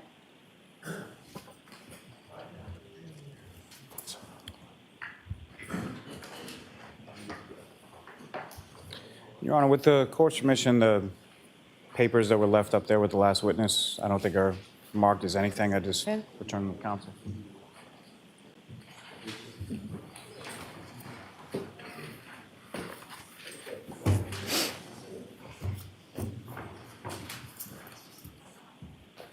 Step right up here, just watch your step on. Remain standing, face the clerk. Do you solemnly swear the honesty of the court and jury in the case now hearing should be the truth, the whole truth, and nothing but the truth, so help you God? I do. Thank you.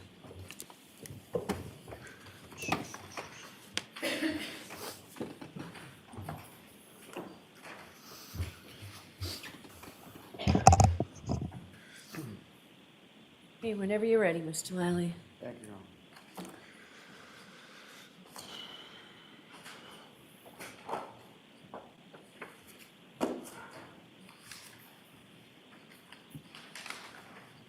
Good afternoon, sir. Good afternoon. Would you please state your name and spell your last name? My name is Brian Albert Jr., and it's Albert. And where do you live, sir? I live currently in Norwood, MA.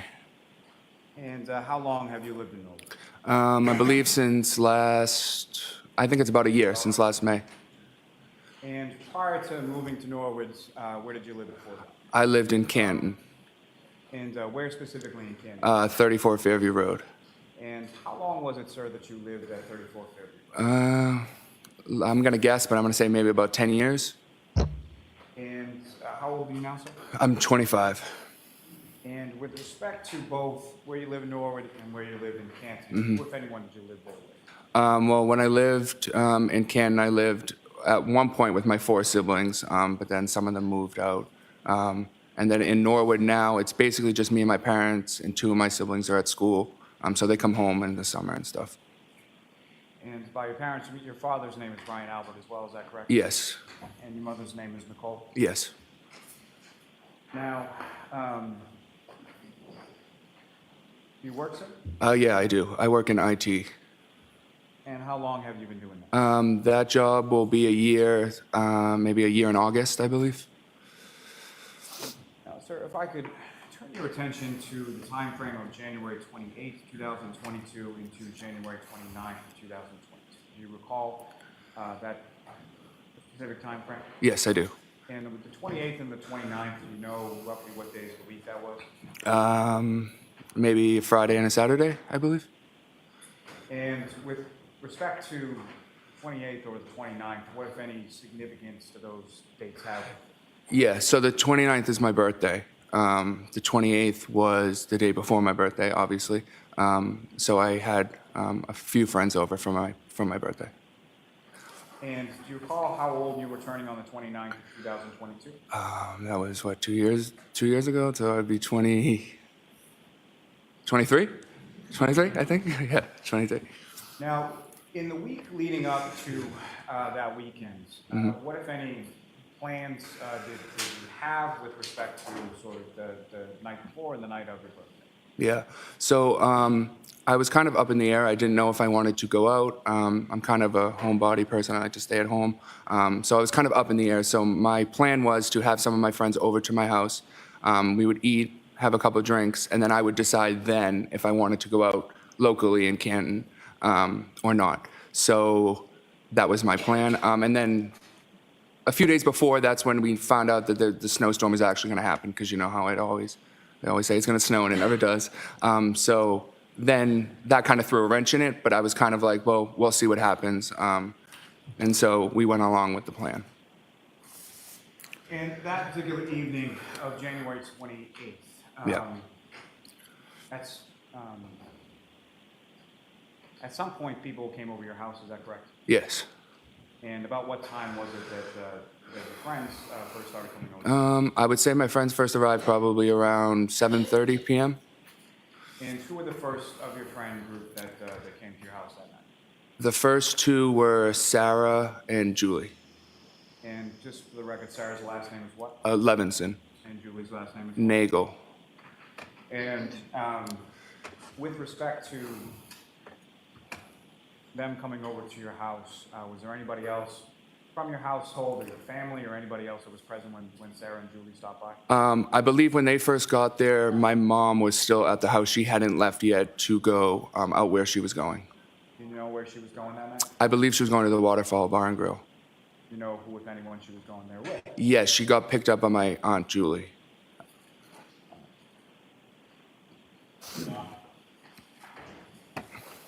Now, Ms. Levinson and Ms. Nagel, how long have you known them? I've known them, I would say, since high school. I think I was a sophomore and they're a year older than me. They were a junior, so probably a good 7, 8 years, 9 years, 10 years, well, in between there. And when they came over your house, what was it that you did? Well, we were just hanging out. I had a few more friends who were on their way, so they came after. Probably around 8 o'clock, I would say, 8:15. They were there, and we were just all hanging out, listening to music. We ate some food. I think we played some card games. Just normal hangout stuff.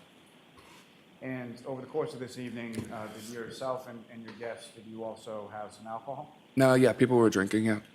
Recall, generally speaking, what people were drinking? Mostly like seltzers, like White Claws or Trulies and stuff like that.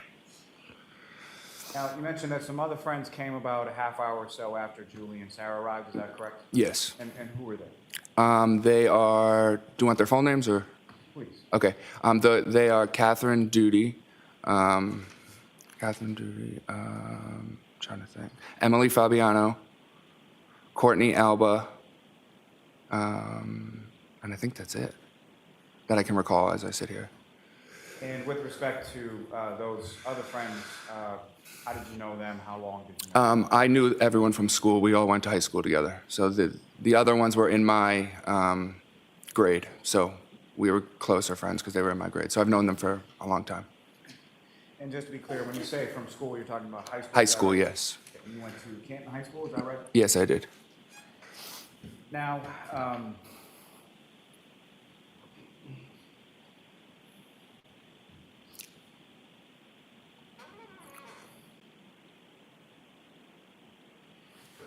with respect to having your friends over your house, was where sort of within the house were you all sort of hanging out? We would all just kind of hang out. Probably, I would say, mostly in the dining room. The dining room and the kitchen were kind of like one big open space. So we would be like in the kitchen or the dining room. And sometimes I think we may have like walked into like the family room area, sat down for a little bit, but mostly it was just the dining room and the kitchen. And the family room area, is that visible from the kitchen and dining room area? There's a wall, but there is a doorway, door frame. So you can't see all of the family room, but you can see a good amount of it, yeah. And as far as each of your respective friends that you were testifying came over to your house that night, do you have any idea how they got there? No, I don't know. None of them drove. I know that, so I would assume that they got dropped off by someone, but I don't know who.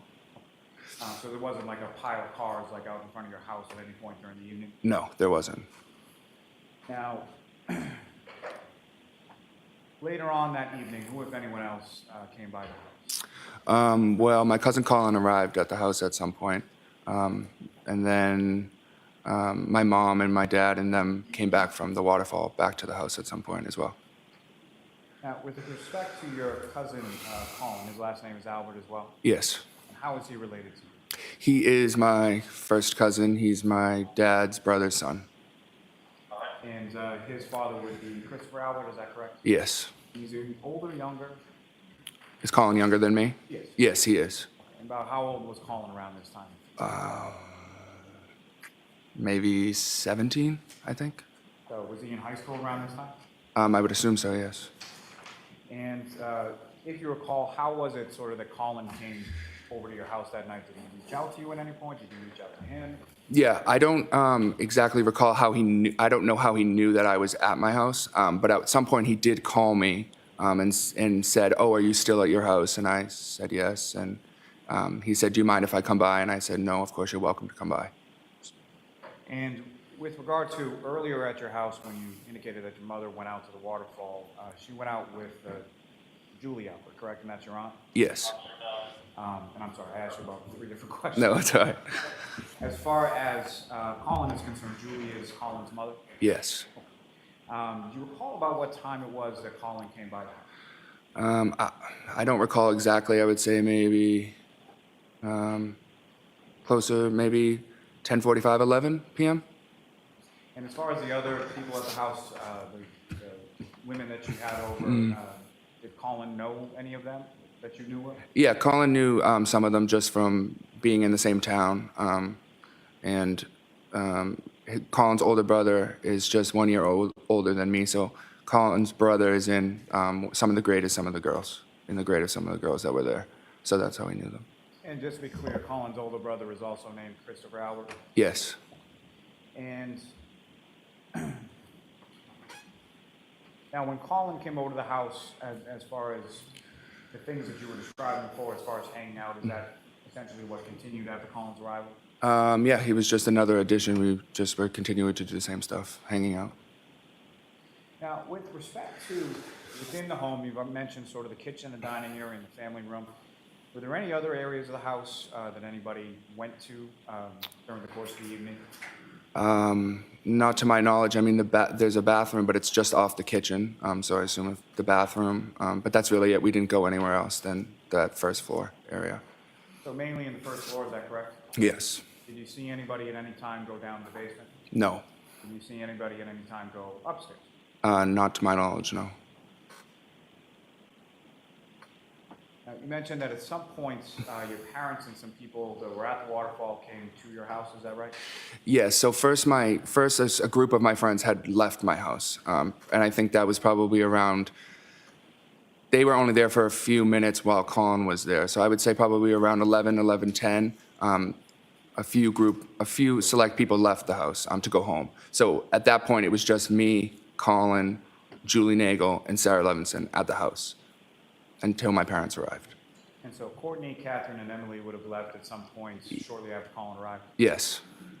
And when your parents came home, if you recall, what was sort of the order of, do you recall about what time that was? I would say that would be right around midnight, I would say, maybe 12:05, 12:10-ish in that area. And just turning back to Colin for a second, do you recall, do you know how Colin came to be at your house? Like how he was dropped, like if he was dropped off? Yeah, yes. Did you know whether or not he drove there, was dropped off there, similar to the other people that you were talking Well, I know he didn't drive there, but I would assume he got dropped off. He didn't say how he got there, though. Right, so we'll strike, you don't know how we got there. Okay, yeah. And as far as the order of people that arrived back at your home, who were the first people to arrive back at your home from the waterfall? The first people to arrive were my mom, my dad, my sister Caitlin, and my dad's friend Brian Higgins. And prior to that evening of January 28th, had you met Mr. Higgins before? I don't recall ever meeting him. I could have met him in passing, but I don't ever formally remember meeting him, no. Do you recall ever seeing him at your house at Fairview Road prior to that? I don't think he'd ever been there that I have saw, no. And as far as Colin was concerned, when your parents and your sister and Mr. Higgins arrived, in relation to that, when did Colin leave your house? Colin was actually getting up and leaving as they were coming into the house. And similar to, do you know how Colin left your house or how whether or not he drove or was picked up or anything? Yeah, he was sitting at the table and I was actually sitting right next to him and he stood up and said, "I'm leaving, Allie's picking me up." And so I knew who Allie was because she's my cousin. And what is Allie's last name? McCabe. And she's your cousin as well, is that correct? Yes. Is she Colin Albert's cousin? She's not Colin's cousin, no. She's my cousin on my mom's side. And so Colin would be a cousin on your father's side? Yes.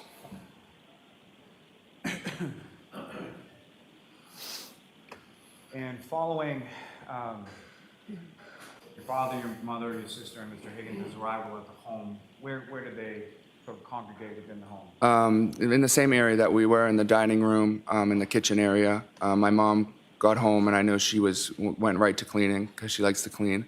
So she was in the kitchen picking up. And yeah, we were all just in that one area. And following their arrival back at the home, who, if anyone else, showed up at your home that particular evening? And then I would say maybe 10 minutes later, my auntie JJ, well, her name is Auntie Jen, but I call her JJ, and Uncle Matt arrived at the house. And, your Auntie JJ and your Uncle Matt, what is their last name? McCabe. And was that, their arrival, was that before or after Colin had left? Colin had already left at that point, yes. And so the alley that Colin was picked up by, what if any relationship does she have to your Auntie JJ and your Uncle Matt? That's their daughter. Now, throughout the course of the evening, well, let me ask you this, as far as, when was it that the last person who didn't live at your house on Fairview Road, when was it that the last person left? The last one. I wouldn't know I couldn't tell you the time. Well, the last people to leave were Auntie JJ, Uncle Matt, Sarah, and Julie. I don't know exactly what time that would be. I can't even guess. I don't know. And you mentioned your sister, Caitlin, is that correct? Oh, yes, I'm sorry. I was just thinking of her as my sister, like sibling. So she didn't live in the house, so she was the last person to leave. And prior to her leaving is when your Auntie JJ, Uncle Matt, and... Yes, yeah.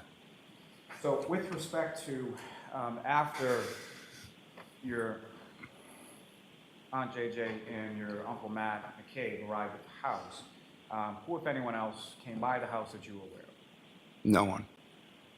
Well, let me ask it this way. As far as anybody else following them actually physically come into the house? No one else came into the house after them, no.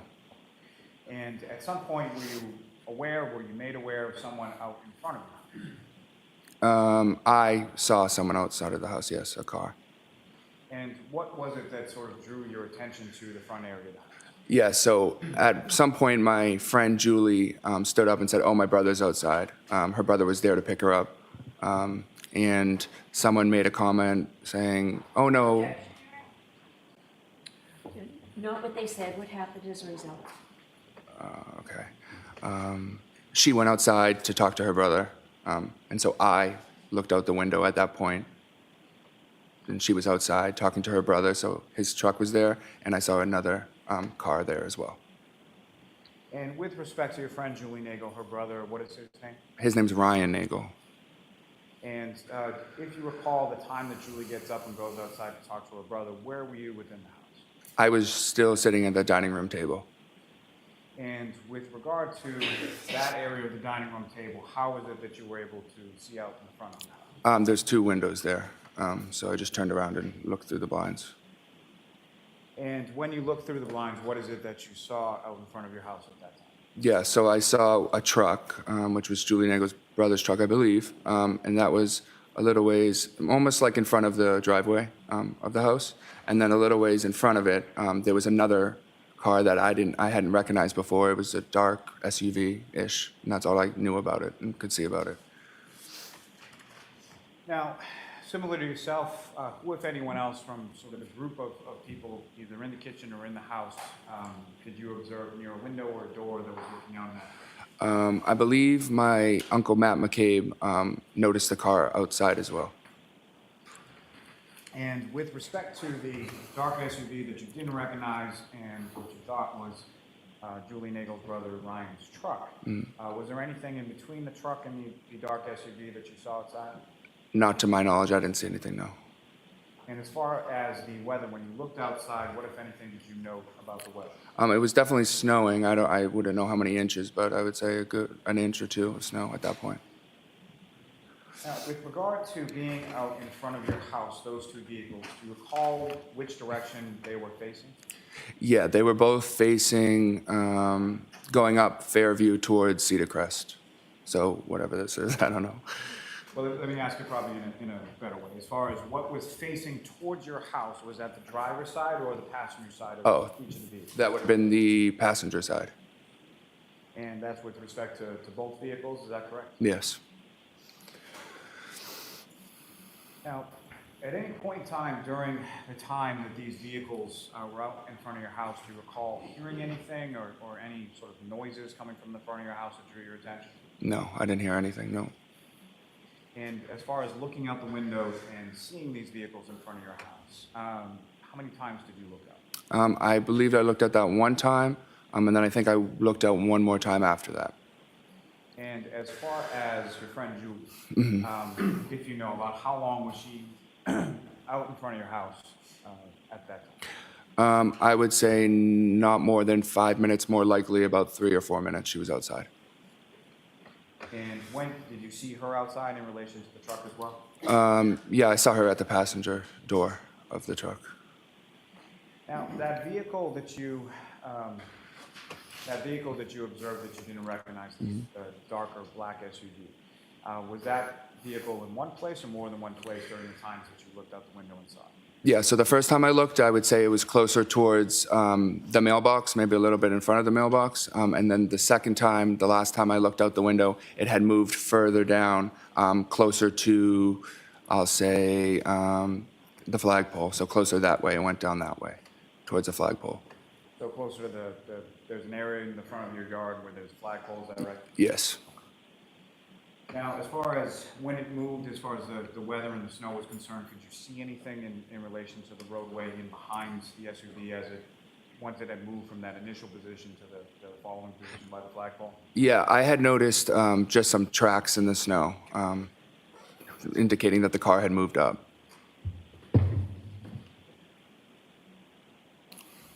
Now, your friend Julie, did she take that ride home with her brother Ryan at that time? No, she came back in the house. And as far as your friends Julie and Sarah that were still at the house when people from the waterfall came home, do you know how they happened to go home on that particular evening? Yes, my aunt, J.J. McCabe, and Matt McCabe drove them home. And do you have any idea about what time that was? No, I'm not really. I'd be guessing. I would say maybe one something, maybe. Now, with respect to your sister, Caitlin, who you indicated was the last person to leave the home that evening, is that correct? Yes. And were you awake or downstairs at the time your sister left? I don't know if I was downstairs when she actually left, but I was down there for a minute when she was the last one present at the house with my mom. And do you know how she was leaving the house that night or how she was getting home? Yeah, I believe her boyfriend was picking her up. What's her boyfriend's name? Tristan Morris.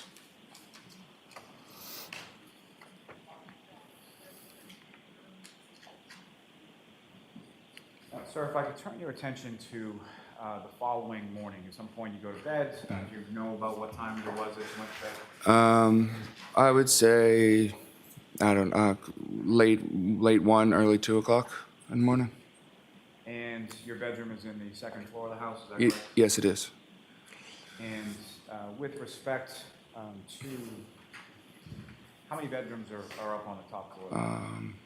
Or what? 4, I believe. And with respect to your bedroom, where was that in relation to sort of the layout of the house? My bedroom would have been the middle back of the house. So I had 2 windows, but they were in the backyard of the house. So the middle, but the back side. So the 2 windows that from your bedroom face the backyard area? Yes. Now, at any point in time after you went up to your room, same question as before, were there any noises or anything that drew your attention outside of the home at any point prior to you waking up? No, I didn't hear anything. And if you know about what time was it that you woke up later on that morning of the 29th? I can't recall the exact time. I'd say maybe, I know previous testimony I may have said earlier, but I don't believe it was that early. I would say 7:30, 8 a.m. What was it that woke you up that morning? My dad had knocked on my door. And without anything specifically that you talked about, following that conversation, where did you go? I just threw on some clothes and I went downstairs into the main first floor of the house. When you came downstairs into the main first floor area of the house, what or who, if anyone, did you see? Yeah, so when I went down there, it was my mom, my dad, my auntie Jen, and my uncle Matt. And about how long were you down in that area of the home? I would say the first time I went down there, I would say I was down there for maybe 15 minutes or so. You said the first time you went down, were there subsequent times after that? Well, yes, I went back up into my room after I was down there the first time, and then I came back downstairs. And at that point, there was no one there besides me and my parents. And that second or subsequent time that you came downstairs that morning, do you know about how long it was after the first time? I would say maybe an hour and a half, 2 hours maybe. Now, with respect to your birthday, as far as what, if any, sort of ritual or thing do you have with regard to your Aunt Julie? Oh, yes. So my aunt likes to get me donuts. It started, I don't even know, probably when I was like in middle school. Because I used to really like donuts. So every birthday she would give me six donuts in a box, in a card. And that was just our ritual. She would bring it over every day, every time it was my birthday.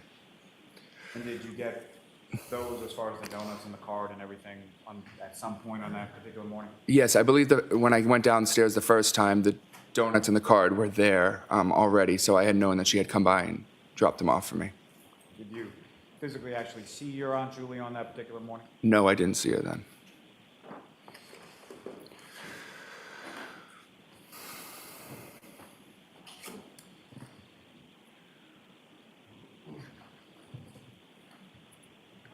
Your Honor, may I approach? Yes.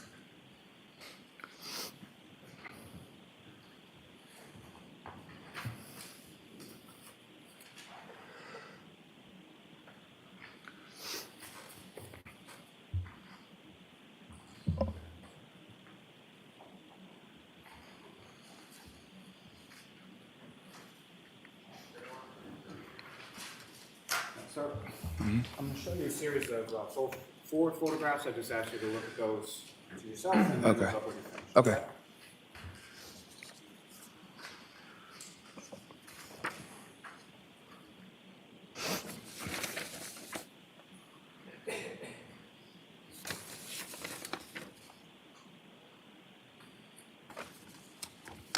And just generally speaking, do you recognize what's depicted in those photographs? Yes, this is my old residence.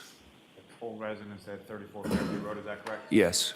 And generally speaking, what's depicted in those photographs, is that a fair and accurate portrayal of what the house looked like around that time? Yes.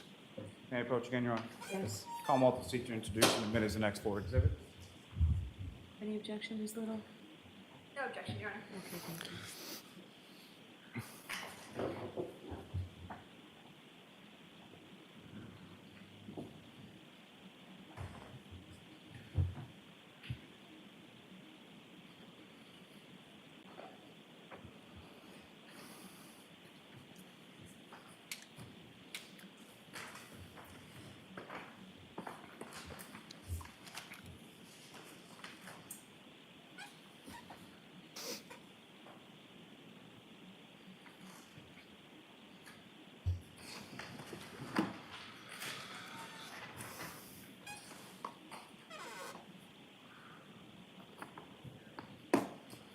Exhibit 70 through 73.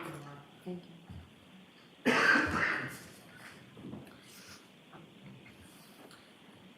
May I return to the witness, Your Honor?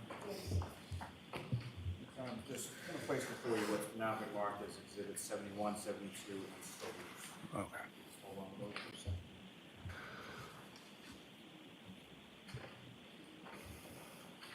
And Your Honor, with the court's permission, I would ask that those three photographs be published in succession. Okay. Jerry?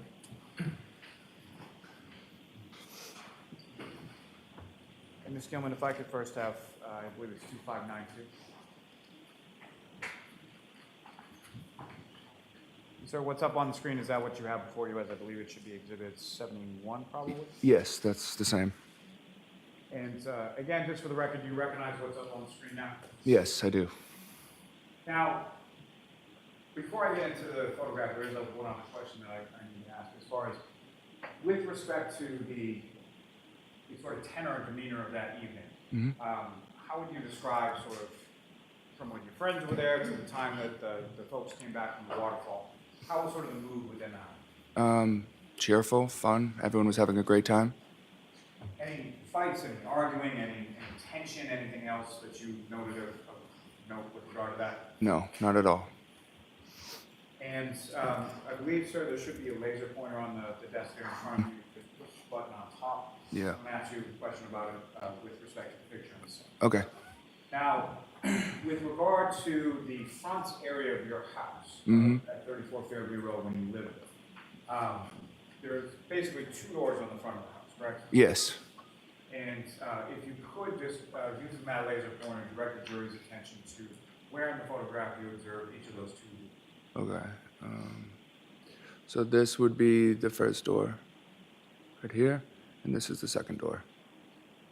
And the first door sort of further away from the driveway, is that sort of the front door area of the home? Yes, that's the front door. And the other door, where does that lead? The side door leads just right into the family room. And as far as around this time of January or on this evening, if you recall, where were people sort of coming in and going out of their house? I don't know. I couldn't tell you specifically. I think some people use both doors. And what we're calling sort of the front door area, actually, I'm sorry, that's sort of one closer to the garage leads into the living room, is that correct? Yes. And so the front door further away from the garage, where does that lead into? That's like a foyer area, and then if you take a right, it leads you to the dining room, kitchen, and then you keep going into the family room. Now, if you don't take a right and go into the kitchen and the dining room and then sort of into the family room, you just sort of go straight, where does that lead you? Well, you can't really go straight. If you walk in a little ways to the left, there's a set of stairs that go upstairs, and you can go straight a little bit, and then to your left again, there's stairs that go downstairs into the basement. Now, in addition to you, your mother, your father, did around this time in January 2022, did you have a pet as well? Yeah, we had a dog, Chloe. Well, a dog named Chloe? Yes. About how long at that point had you had Chloe? We had her for a few years. I don't know exactly how many years, but a few years. Now, on that night, specifically of January 28th leading into the 29th, did you do anything as far as letting Chloe out to use the bathroom or anything like that? Yeah, so the dog was actually upstairs in my parents' bedroom. She likes to sleep up there and stay up there. So she was upstairs when my friends were downstairs. And at one point, after my dad came home, it was asked if someone let the dog out. And I said, sorry, I forgot, because it was my responsibility, because I was the only one home. So he went upstairs to get the dog, got the dog, brought her downstairs, let her outside.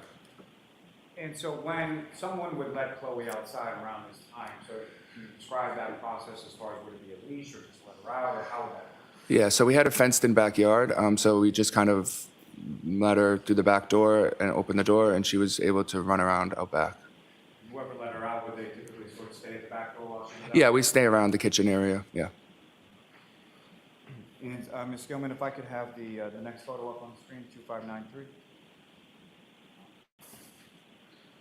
So the next exhibit would be number 72. Is that what's up on the screen? Is that what you have before you, sir? Yes.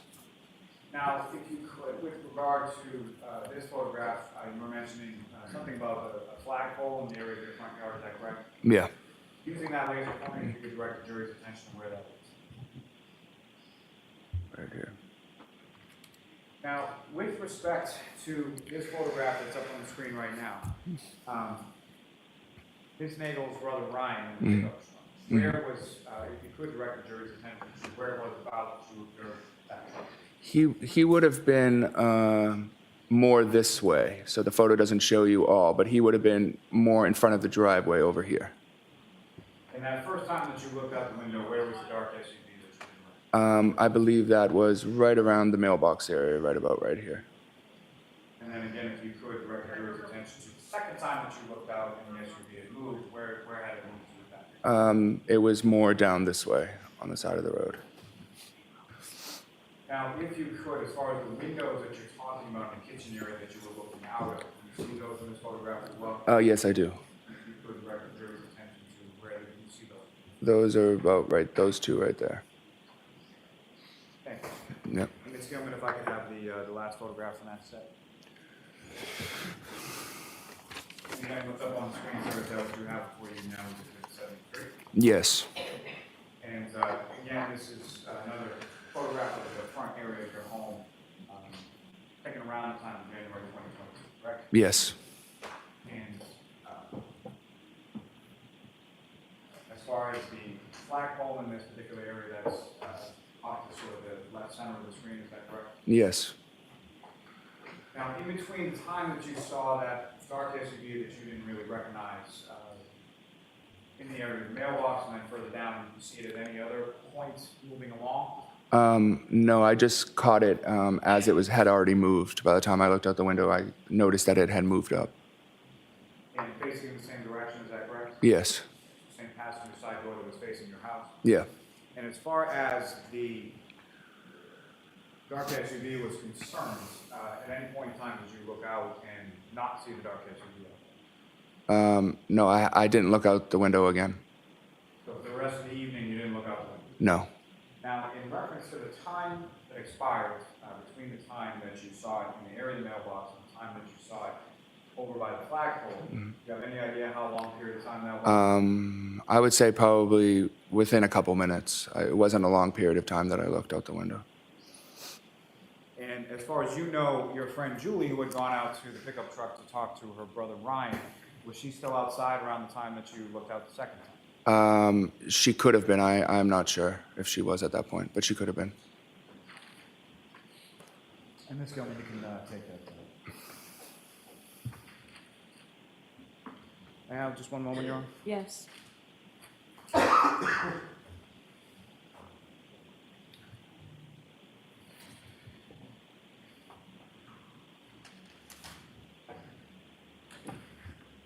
me just ask just a couple of questions, sir.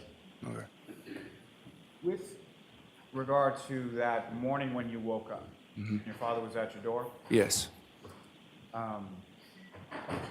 As far as from what you could see of his person, what, if any, injuries or anything did you observe on his person at that time? On my father? Yes. Nothing. Now, at that time, January 28th and January 29th, 2022, did you know anybody by the name John O'Keefe? I knew of the name, but I didn't know him personally, no. And when you say you knew of the name or you knew of him, how did you know? I knew he was friendly with my auntie JJ, Jan McCabe, and his niece was friendly with my cousin Jen's daughter. And as far as your cousins, as far as Miss McCabe's daughters, what if any sort of relationship did you have with them, specific to them, beyond sort of your other cousins? Oh yeah. So for a while, I think when I was in college or maybe the end of high school, I would help out because there was 4 girls, so they always had like multiple sports going on and stuff. So I would drive them to and from practices or be there after school if JJ had to be somewhere. So I spent a good amount of time with them and basically babysitting, but more just driving around and stuff like that. And through them, is that how you came to know Mr. O'Keefe's niece, Kaylee? Yes. And you gave her rides to places as well? Yeah, occasionally when she would come back to the house after school, I'd drive her to CCD or whatever. And had you ever met, to your recollection, John O'Keefe or anybody by the name of Karen Reed prior to January 28th? John O'Keefe, no. I mean, he could have came into the house once when I was there at my aunt JJ's house, and we could have said hi, but I don't remember formally meeting him, and I never met Karen Reed either. And on that evening, again, January 28th, or the early morning of January 29th, beyond the people that you've already talked about, and specifically John O'Keefe or Karen Reed, did either of them at any point in time come inside your house while you were there that evening? No, never. Nothing further on.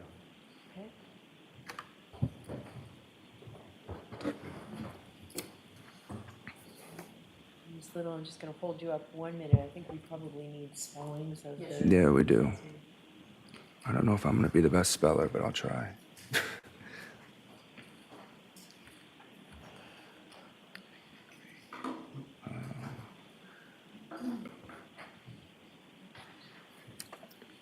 All right. I think that's good. The first one's correct. You're welcome. All right, thank you, Ms. Little. Thank you, Anna. Mr. Albert, the first time you ever spoke with anyone from the Massachusetts State Police, the Canton Police Department, or the Norfolk County District Attorney's Office was on July 6, 2023, correct? Yes, I believe so. That's a full 18 months after Mr. O'Keefe's death, correct? Yes. Who was present for that interview? I spoke with 2 troopers, I believe, and my lawyer. Trooper Proctor was there? Yes. And this interview actually took place at your family's defense attorney's office, correct? Objection, Your Honor. The objection system. This interview took place at your attorney's office, correct? Yes. Your sister Caitlin Albert was also present, correct? She was there for some time, but she wasn't when I was interviewing. She wasn't in the room with me. No. And that was also the first time they had spoken with your sister as well about these events, correct? Objection.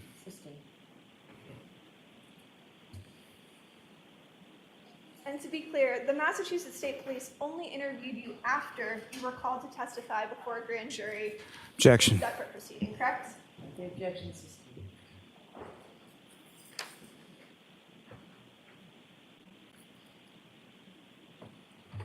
I want to direct your attention to your testimony regarding your cousin, Colin Albert.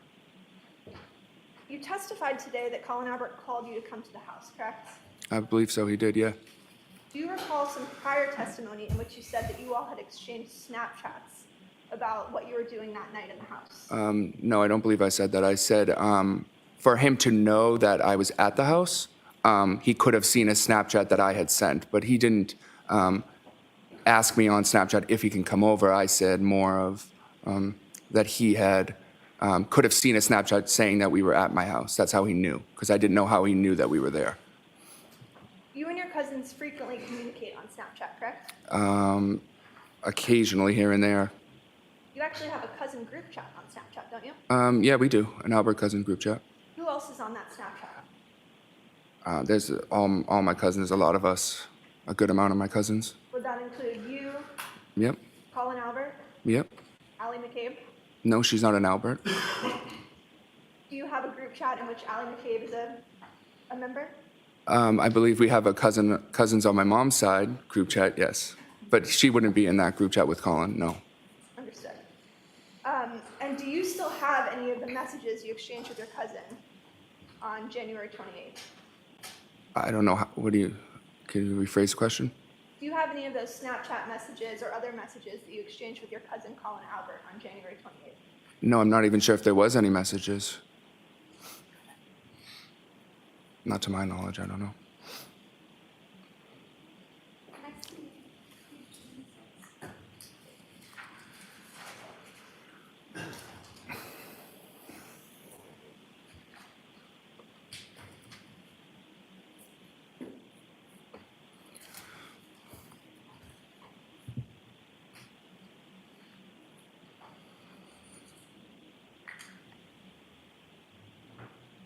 Mr. Albert, you testified that Colin arrived around 10:45 or 11 p.m., correct? Today? I said that, yes? Yes. Yes. Who else was at the house when the clock struck sort of midnight as it became your birthday? When it hit my birthday, it was just Colin, Julie, Nagel, and Sarah Levinson. Was there any sort of celebration for your birthday when the clock struck midnight? No. What were you guys doing? We were just sitting there. Probably happy birthdays were exchanged, but it was nothing crazy. I'm not a big birthday person like that. And where in the house were you guys at that point? In the dining room area. You testified that your parents and Brian Higgins arrived shortly after midnight with your sister, correct? Yeah, I believe I said around 12:05, 12:10 in that area. Describe what happened when they came into the house that night. They all just walked in the door, and at that point, my cousin Colin was standing up to leave. They passed each other, said hi, and that was it. Mr. Albert, you never actually observed Colin leave in a vehicle from 34 Fairview, correct? No, I didn't see with my eyes, no. In fact, you said you only looked out the window 2 times that night, correct? Yes, that's true.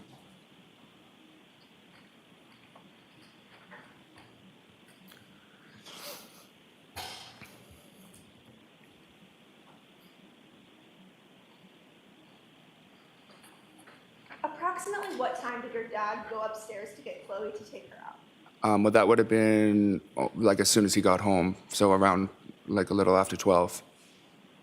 So would that have been before or after Colin sort of walked towards the door? Colin had already already left at that point. Where did your dad go? He went upstairs into his bedroom where Chloe was there, brought her downstairs and went to the back door and let her out. And you were asked by Mr. Lally if your father kind of stands by the door and waits for Chloe before he lets her in. Yeah. But you testified that he was just generally in the kitchen area, correct? Yeah, the kitchen is by the back door. But he's not standing by the door waiting for her. She's an off-leash dog. She can go out, do her business, and you can open the door sometime later, correct? Objection. Can you answer that? Is that correct? Could you say it again, please? Your father wasn't standing by the door, staring at Chloe the entire time that she was outside, correct? No, I wouldn't. Not the whole time, no.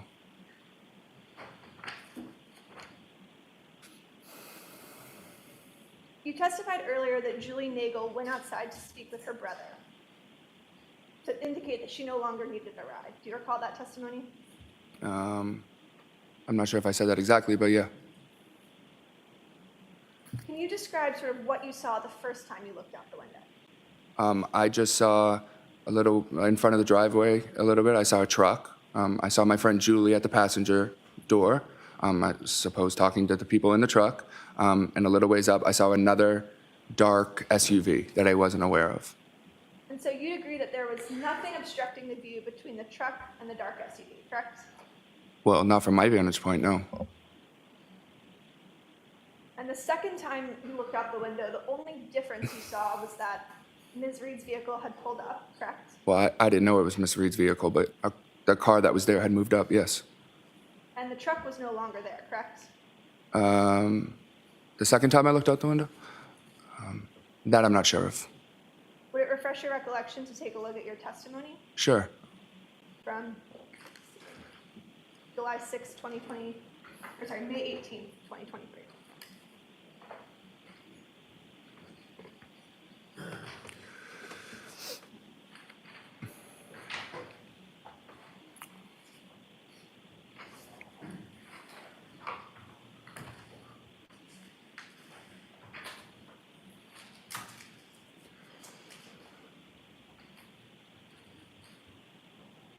May I approach, Your Honor? Yes.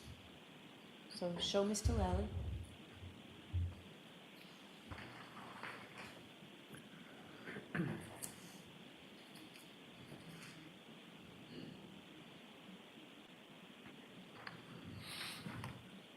You could just look at those first glance. Okay. And you can look up when your recollection is refreshed. Okay, yep. Does that refresh your recollection as to what you testified to Sure, yes. on May 18th, 2023? Yes. Isn't it true that you said that the second time you looked out, you saw that there was a black SUV that had pulled forward, Yes. but the truck was no longer there? Sure, it seems like I said that then, yes. You also testified earlier that you saw tire tracks in the snow, correct? Yep. Where were those tracks? Just along the side towards the driveway along this way, going up towards the flagpole. And you viewed those tracks kind of leading up towards the flagpole, correct? Yes. So you'd agree that the visibility and lighting in front of the house was good enough that you were able to see tire tracks in the snow, correct? Sure. But you did not see a 220-pound man lying in the snow in your front yard, did you? Objection. Was that something that you saw, sir? No, I didn't see that. Who was in the house the second time that you looked out the window? It would have been my mom, my dad, Brian Higgins, my sister, Julie, Sarah, Uncle Matt. Mr. Albert, you testified on May 18th, 2023 in another grand jury, and you said, quote, "I'm not sure if Brian Higgins was still there. I know he left at some point." Do you recall that testimony? I mean, I know he left my house at some point. I just don't know exactly when it was. You were asked specifically at the time that you looked out the window who was there, and you said, "I'm not sure if Brian Higgins was there." Yeah. Isn't that correct? Okay, if I said that, yes, because I was not sure. I'm still not sure that if he was there or not. So you're not sure whether Brian Higgins was there when you looked out the window, correct? No. I'm not sure. You have no independent recollection as you sit here today where Mr. Higgins was when you looked out the window, correct? No. You also didn't recall Mr. Higgins ever saying goodbye to you or your group, correct? I believe that's true, yeah. In fact, you actually testified before another grand jury on May 18th, 2023, that at some point, Mr. Higgins just wasn't there anymore. I must have gone to the bathroom or something. I came back and I said, "Where did Higgins go?" And they said he left, correct? Sure, yes.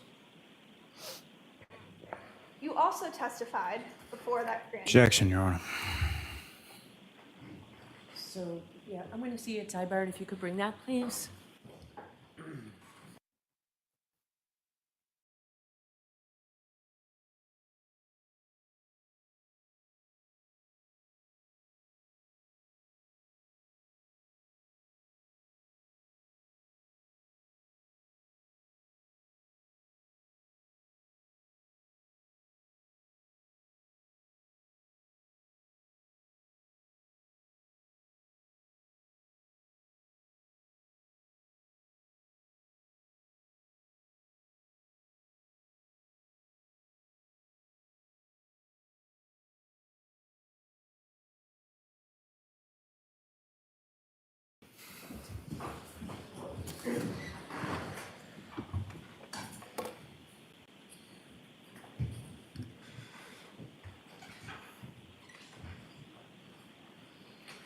When did your father leave in relation to Brian Higgins? Leave? You mean like go upstairs, go to bed, or? Leave your view.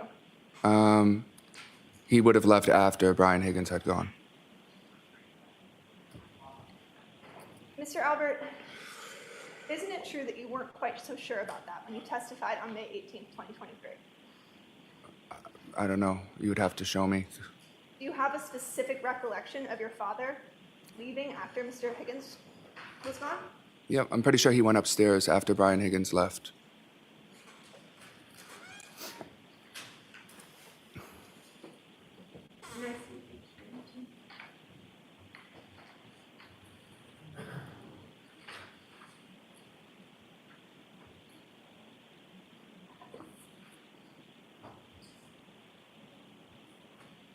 Mr. Albert, I'd like to show you. May I approach your end? Yes.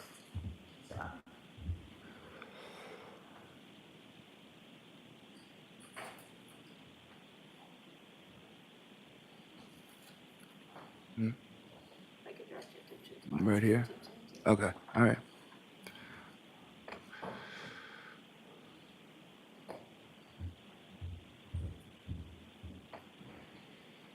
Mm-hmm.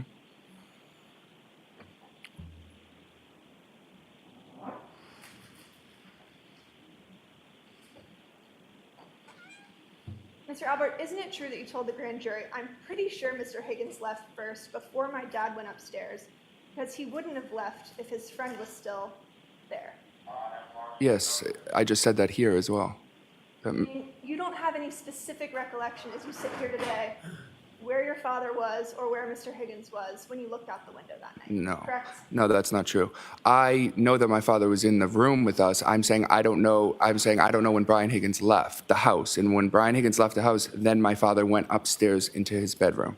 But what you actually said was, quote, "I'm pretty sure Mr. Higgins left first before my dad went upstairs because he wouldn't have left if his friend was still there," correct? I see what you're saying. Yes, but I still say that my dad wouldn't have went upstairs until Brian Higgins left the house. Right, and that's based on an assumption, correct?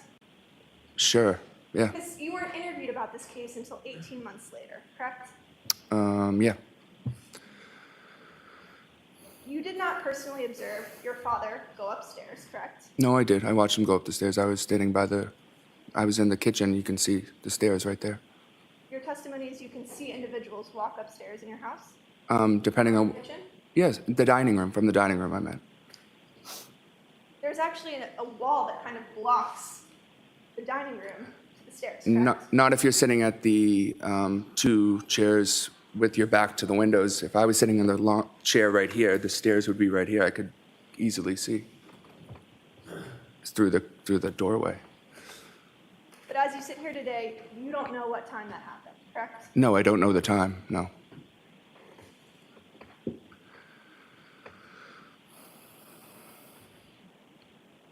Mr. Albert, I'd like to direct your attention to the morning of January 29th. Sure. Can you describe sort of how you woke up that morning? My dad just knocked on my door, and I woke up and opened the door. You didn't hear any dog barking? No, You didn't see any emergency vehicles, No, didn't hear any ambulances, no, didn't hear any screaming outside. no. What did you do once you woke up? I went downstairs. Did you ever look out the window? I don't recall if I did or not. Would it refresh your recollection to take a look at your grand jury testimony? from May Sure, 18th, sure. 2023? Thank you.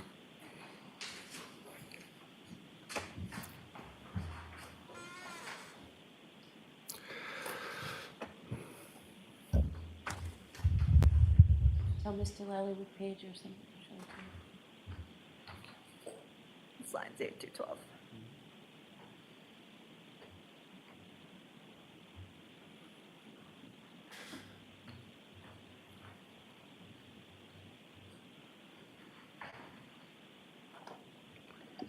This section. Okay.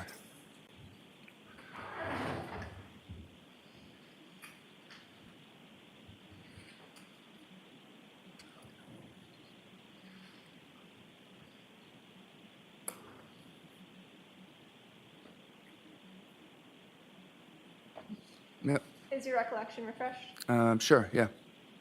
Why didn't you look out the window that morning? Well, I say here that I just would give me anxiety to look out the window. Is there a reason that you didn't want to look outside? I'm just an anxious person and I got overwhelmed. I think most people would be overwhelmed in that situation. Did you say that this was kind of a new thing for you, for cops and police to be at the house? Yeah, that's never happened before. I've never had cops at or near my house. And it made you overwhelmed, correct? Yeah, I get overwhelmed easy, so. Mr. Albert, how many times did you discuss this case with members of your family before you spoke to the Massachusetts State Police on May 18th, 2023? I don't have an answer for that. I don't know how many times. Hundreds? We talk about it pretty decent. I mean, considering, yeah. What members of your family have you discussed this case with? My parents, my sister, occasionally my aunt, JJ, and Uncle Matt. Would you say it's been hundreds of conversations? Well, I guess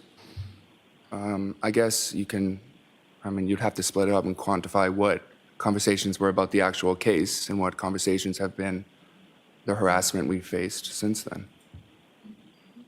And all of these discussions took place with you and members of your family prior to your interview with the Massachusetts State Police, correct? And no, we've talked since then. Continued to speak with them about this case Not, since your interview. I don't know what you mean by this case. This case meaning the actual case at hand or just the case about the harassment we faced?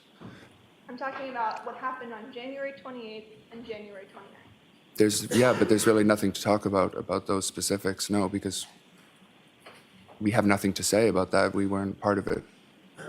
Mr. Albert, you looked out the window multiple times on January 29th, correct? Twice, I think I said? You never heard any sort of commotion outside. No, You never heard screaming, yelling, or the screech of brakes in the front yard. no, You never saw a 220-pound man in dark clothes in the white snow on your front lawn. no, But you did see those tire tracks. I did. No further questions. Okay, Mr. Lally?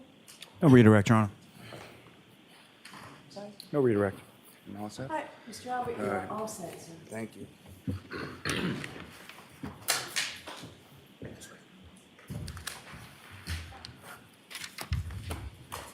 Right. Lally, your next witness, please. Yes, Your Honor, the Commonwealth call Ms. Caitlin Albert to the stand.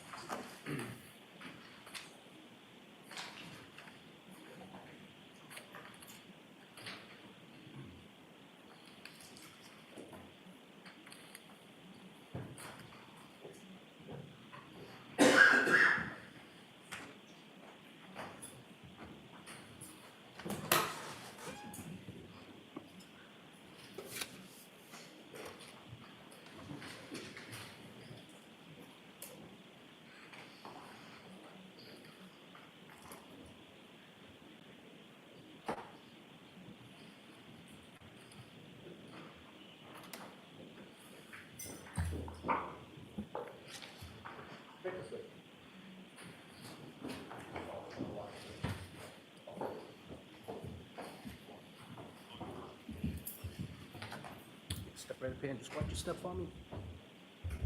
Step right up. Remain standing and face the clerk right here. Can you raise your right hand? Do you solemnly swear the evidence you give the court and jury in the case now and herein should be the truth, the whole truth, and nothing but the truth, so help you God? I do. Thank you. You may take the stand.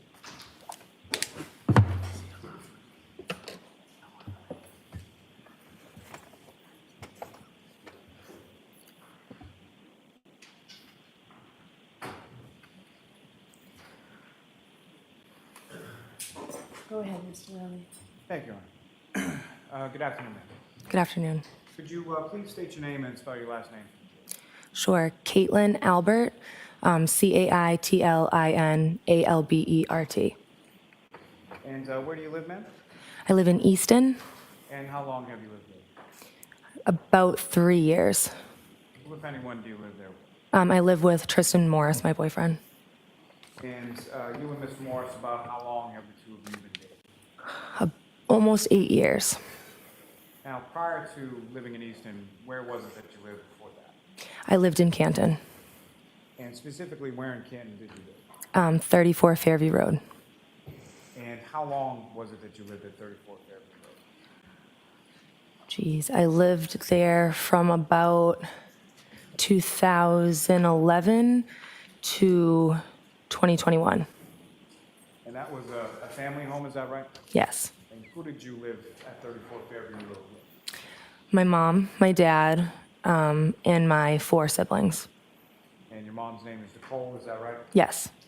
And your dad or your father's name is Brian Albert? Yes. And how many siblings did you have, I'm sorry? I have 4. Are you the oldest? I am. And do you work? I do. What do you do for it? I work for the Massachusetts Attorney General's office in the Medicaid Fraud Division. And how long have you been doing that? Almost 3 years, I think. In September, it'll be 3 years. Now, ma'am, if I could, excuse me, turn your attention to January 28th, 2022 to January 29th, 2022. Do you recall that time frame? I do. And do you recall what days of the week they were?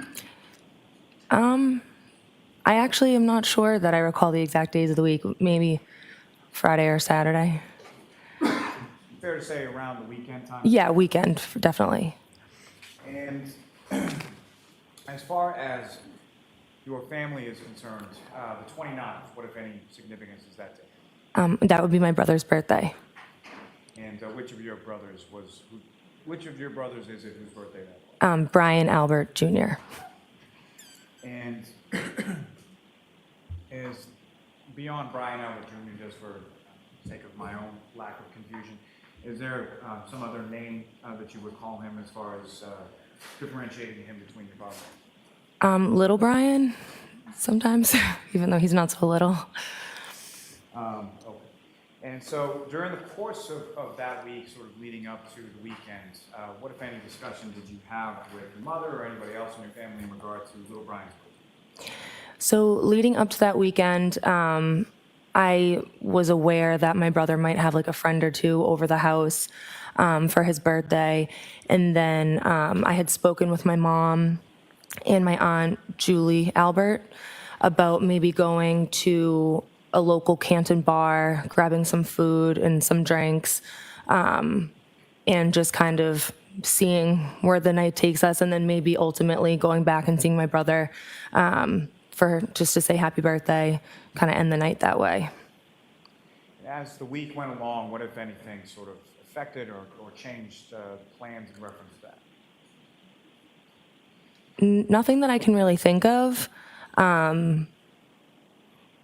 Nothing really changed. I mean, that was sort of, I don't remember exactly how the plan came about, that we were going to, go get food and that my brother was going to have friends over, but I believe that was always sort of our plan. And so specifically on the 28th, at some point you came to Canton, correct? Yes. And do you recall how you came to Canton and where was it that you went first? So I can't say for sure. From what I remember, I believe that my boyfriend Tristan and I went straight from Easton to the waterfall and actually got there before my mom and my aunt Julie, from what I can remember. And then my mom and Julie ended up meeting us there. And that's when we sort of started just kind of like hanging out, ordering food, some drinks.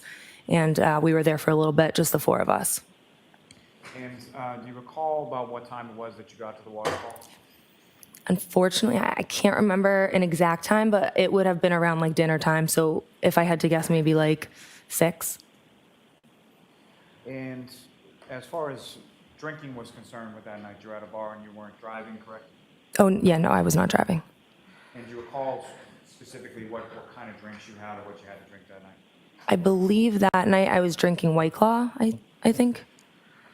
And your boyfriend, Mr. Morris, as far as what, if anything, was going on with him that night as far as how long was he at the water?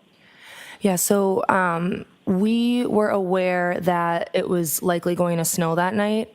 So my boyfriend Tristan had gotten offered to do some like plowing or shoveling. So he knew that he was going to have to probably be up for the majority of the night into the morning doing some shoveling. So he didn't stick around at the waterfall for too long. I think he had some food, maybe like 1 or 2 drinks, and then he actually ended up going home. And you stayed at the waterfall after he went home? I stayed there, yeah, with my mom and my Aunt Julie. And if you recall, as far as that evening at the waterfall, what, if anything, was going on as far as like live entertainment? I want to say that there might have been a band. I just don't want to say for sure, but I think I do recall a band coming in and setting up, and yeah, I think that there might have been one.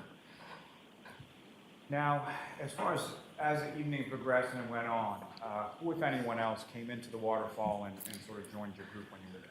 Sure. So I can't say for sure like times of people arriving or order of people arriving, but I know at one point my uncle Chris Albert, he ended up joining us. He owns a pizza shop across the street. So when he was done working, he came and joined us. And then my aunt Jen McCabe and her husband Matt McCabe joined us. And then at some point, my father, Brian Albert, and his friend, Brian Higgins, also joined us. So at one point in time, I'm not sure the order of which, everybody came in or the time that they came in, but at some point we were all kind of there hanging out. Now, and your father and Mr. Higgins, do you know where they had come from or where they were coming from? Yes, I believe they were coming from New York from a funeral. And I remember I had asked my mom, like, is Dad going to stop by? And she was like, I don't know. He's tired. He's coming back from New York. And I was like, oh, I want to see him. So I think I convinced him to come. And then Brian Higgins just kind of tagged along from what I can remember. Now, as far as Mr. Higgins was concerned, is that someone that you were familiar with prior to this evening on the 28th? I knew of him and I had met him a couple times, but nothing more than that. And as far as you're aware, the house that you, for lack of a better term, grew up in or spent some formative years in, had Mr. Higgins ever been over to that house at 34 Fairview when you were there? Not that I know of. Now, at some point later in the evening, who, if anyone else, came and sort of came up to your group or joined you while you were at the wall? So from what I can remember, I remember sitting at like a high top table, and it was me and my mom sitting next to each other, and we were facing like the front door of the waterfall. And I recall a man and a woman walking in, and at first I didn't know who either of them were, but I noticed that the man started talking to like some of my aunts and uncles that I was with, and he seemed friendly with the people that were in our group. So I had said to my mom, like, oh, who is that? And she said, oh, that's John O'Keefe. And I had known of him because I knew his story about his niece and his nephew and his family. So I had known of him, but had never met him before. And so then I just assumed that the woman that was with him was his significant other, girlfriend, wife. I didn't know. So then, I didn't really speak to either of them. I think at one point, John came up to me and my mom and asked, like, do you guys need anything? Do you need a drink? And we said no, and that was pretty much it. And so when you say you knew of John O'Keefe and sort of his story as you related, do you recall how it was that you came to know anything about Mr. O'Keefe? Or who was it through that you came to know about Mr. O'Keefe? Well, in general, it was kind of like a known thing. You know, the tragedy of what happened in the O'Keefe family. And so I had just kind of heard that story. And then on top of that, John O'Keefe's niece is either the same age or around the same age as some of my younger cousins. So I knew that she was friendly with them. I knew that my Aunt Jen McCabe would like help out here and there, going to sports, going to different events, whatever. I know that my Aunt Jen was friendly with John O'Keefe. And I knew that my Aunt Julie and Uncle Chris were somewhat friends with him as well. And just to be clear, when you're talking about some of your younger cousins, the younger cousins you're speaking of, who are their parents? So the younger cousins that I'm referring to would be the McCabe girls, and their parents are Jen McCabe and Matt McCabe. And they were present at the waterfall that evening as well? Jen and Matt were, yes.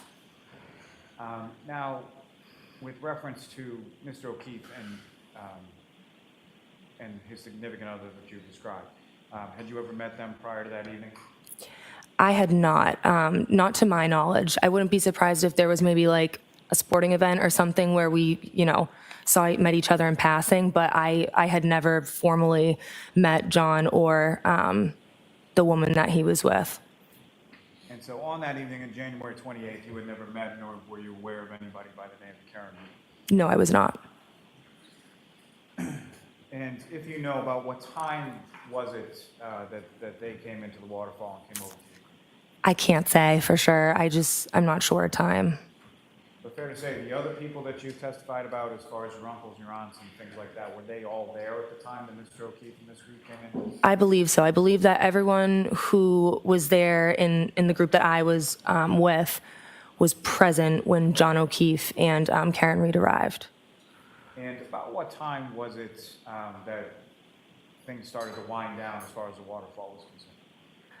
Again, I'm the worst with times, but I would say it was around like 12-ish that we kind of said, let's kind of head out and head home. I would say 12-ish, approximately.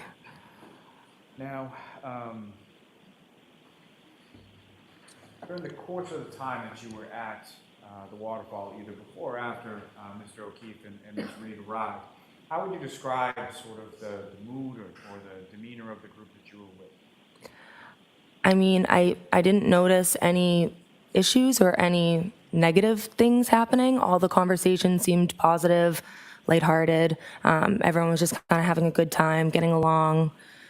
I didn't notice anything out of the ordinary, really. So no issues as far as fighting or tension between your group, is that correct? Correct. And as far as you saw with regards to Mr. O'Keefe and Ms. Reed, no issues as far as fighting or tension that you observed between the two of them? Not that I observed, no. And when you, around 12-ish or so, when you started to leave, who was it that, how did you come to leave and who did you leave with? So I left with my mom and my dad. And again, I'm not sure the order of when like everybody else left. But I went with my mom and my dad back to 34 Fairview Road. And if you recall, who drove home from the waterfall to 34 Fairview? My dad. And about how long a drive is that from the waterfall to Fairview Road? I would say like 5 or 6 minutes, give or take. And when you arrived to the house at 34 Fairview, do you recall where your father parked in relation to the house? From what I can remember, he parked in the driveway. The driveway. And if you know about how many other cars were in the driveway when you parked? I'm not sure. I know there was at least like 1 or 2, but I can't say for sure. I just don't really remember how many were in the driveway at the time. I had like younger siblings in college at the time who would sometimes take some of the cars, so I just don't remember for sure. And if you know, essentially, they're within the driveway, there's a garage at the end of the driveway, is that correct? Yes. And there's a door on the left, door on the right, is that right? Yes. And do you recall whether or not your father pulled in the driveway on the left side or the right side in relation to those doors? I don't remember. And when you came into the house, do you remember how it was that you came from the vehicle to the house? Yes. From what I remember, I went in the front door. So I would have gotten out and walked on the brick path over to the front door area, walked up the steps, and then walked through the door that enters into like a foyer area. And just to be clear, sort of when you walk into that front door with the foyer area, what if anything's right in front? So when I first walked in, I actually had seen my cousin Colin. He was standing in the foyer area. And I remember I said to him, like, oh, hi, what are you doing? Next question, not what you said to me. Taking you back to sort of when you're exiting the waterfall and when you're exiting your parents' vehicle and walking in the house, what, if anything, did you observe as far as the weather at that point? I remember at that point, snow was definitely coming down. And I could tell that it was like progressively getting worse. And so you walk into the home in the front foyer area, that's where you run into your cousin Colin? Yes. How is Colin related to you as far as, how is he your cousin? So Colin is Julie Albert and Chris Albert's son. So he's my first cousin. And when you walk in, you sort of bump into him. Where was it that he was? He told me that he was headed, Not what he told you, where was he going? to my knowledge, he was going home. Objection. Next question, next question. From the time that you walked in and bumped into Colin sort of in the foyer of the home, how long was it that he was in the home while you were there? I would say No, how long was he in the home when you were there? minutes. And from your group, this includes yourself, your mother, your father, is that correct? Sorry, what was that? From your group, when you enter the home, that includes you, your mother, and your father? Correct? Yes. And who, if anyone else from the waterfall, arrived at your home around the same time as yourself, your mother, and your father? I believe that Brian Higgins was the next to arrive. I think he very shortly after came inside, after myself, my mom and dad. And so when Mr. Higgins comes into the house at 34 Fairview, are you already in the house? I was already inside, yes. And so do you have any idea what Mr. Higgins was driving that evening or where he parked it? I do not. And then once you come into the house, when you come into the house, where is it within the home that you go? So I walked in through the foyer, and then I took a right turn, which leads into like the dining room area. And that's where my brother Brian and two of his friends were just sitting around the dining room table. So I said happy birthday to him and was just kind of hanging out in there for a little bit. And the friends that you observed in that sort of kitchen dining area, the friends of your brother Brian, little Brian, what were their names? Sarah Levinson and Julie Nagel. And were those people that you were familiar with prior to this evening in January 28th? Yes. Familiar with them as they're friends of your little brother? Yes, exactly. And with regard to the house, after yourself, your mother, and your father arrived, and then Mr. Higgins after that, who, if anyone else, from the waterfall came to the house that you saw? My Aunt Jen and my Uncle Matt McCabe. And when your Aunt Jen and your Uncle Matt McCabe arrived, where was Colin? Colin had left by then. Objection. I'm going to allow it. And when Mr. and Mrs. or your uncle and your aunt McCabe come in, where is it that they go within the home? I believe they did a similar thing. They either entered through the dining room or through the kitchen area, but the dining room and the kitchen are like open floor, kind of all the same room. So we were just all kind of hanging out in that area. And if you know about how long a period of time were you at your parents' house on Fairview Road that evening? I would say hour 45, latest 2 hours, but around like an hour and a half, an hour 45. Yeah, I can't say for sure. It's an estimate. And for the balance of the time that you were there, were you in that same sort of kitchen dining room area? Yes. And what is it that you were doing as far as you and the group doing in that area of the house? We were just kind of hanging out. I remember that my mom had grabbed like a small speaker and put some music on. We had a couple drinks, and everyone was just kind of like having a good time, hanging out. We said happy birthday to Brian, and that was kind of it. And Ms. Albert, at any point in time when you were within, well, let me ask you this first. As far as the sort of demeanor or mood within the house, similar to how I'd asked you at the waterfall, did any of that change once you returned back to your parents' house at Fairview Road? No. So everyone getting along, no arguments, no tension, anything you observed? Correct, yeah. Now, beyond the people that you just described, did anyone else come into your house, into your parents' house that evening while you were there? No. And specifically, Mr. O'Keefe and or his significant other, Ms. Reed, at any point in time while you were there, did they come into your house? No, neither of them ever came into the home. Now, with regard to the people that you were describing before, at any point in time, did the people in the kitchen dining room area, any of them leave that area of the house? I think when my mom, my dad, and I first got there, I believe my dad went upstairs to grab the dog to let her out. So he did that, and then I think there was another period of time where my dad might have been showing, or maybe my mom or my dad were showing Brian Higgins, like family photos of one of my brothers, who's in the Marines. So and that would have been in like the family room area, which still is like, there's an open doorway, so it's not like the door was shut or anything.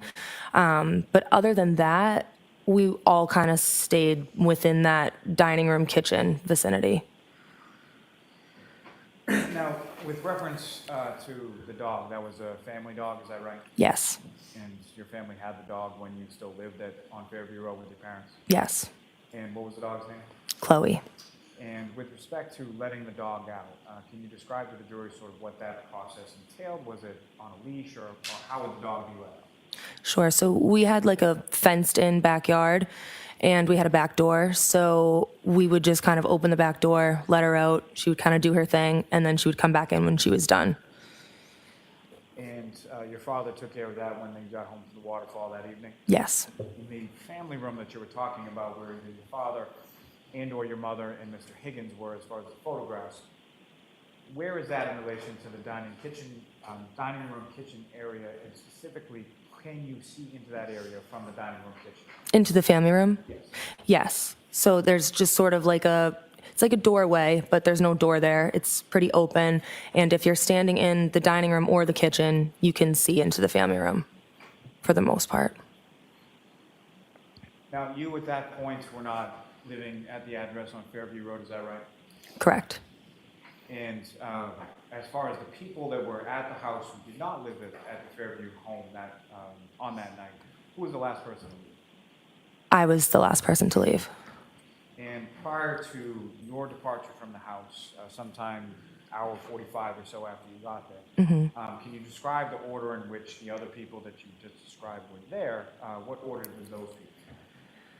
I don't remember the order in which everybody left, but I do remember that Sarah Levinson, Julie Nagel, my aunt Jen, and my uncle Matt, they all left in one car, and then Brian Higgins left. But I just don't remember the order in which it was. Probably within like a couple minutes of each other, but I just don't remember exactly who left first. And then I left pretty shortly after everyone else as well. Now, during the time that you were hanging out in that dining room kitchen area of the home, at any point in time was your attention drawn to the outside of the house? Did you hear anything, see anything outside the house? I did not. And with respect to the front area of the house, house. At any point in time, was there any discussion that you recall about anything going on in that area? I don't recall a discussion going on about anything happening out front, except for at one point, No, let me hear her answer first. Except for what, at one point? I remember that Julie Nagel's brother was supposed to pick her up. So I knew that there was some communication where she told him, never mind, you don't need to pick me up. You can go home. I'm going to go home with Jen and Matt. Now, with respect to your aunt, Jennifer McKay, what, if anything, do you recall her doing with, do you recall her having a cell phone that night? I do. And what, if anything, do you recall her doing with respect to that cell phone? I remember at one point we were standing in the kitchen and I had noticed she was on the phone. And I remember she said something to the effect of like, oh, No, not what she said. okay. So next question, Steve. At some point, did you see her talking on the phone? I did. Okay, and at some point, did you see her appear to be texting on the phone? I'm not sure about texting. I definitely saw her speaking with somebody on the phone though. And at some point, where did she put her phone in relation to where you guys were in the kitchen and dining room? I'm not sure.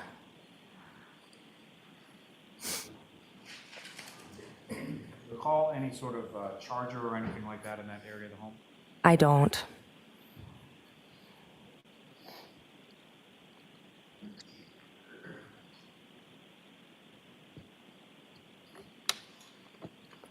Now, as far as who picked you up from the house that night? My boyfriend. And Mr. Morris came to the house on Fairview Road and picked you up at some point, about an hour and 45 minutes or so after you arrived there, is that correct? Yes. And recall what Mr. Morris was driving on that particular evening?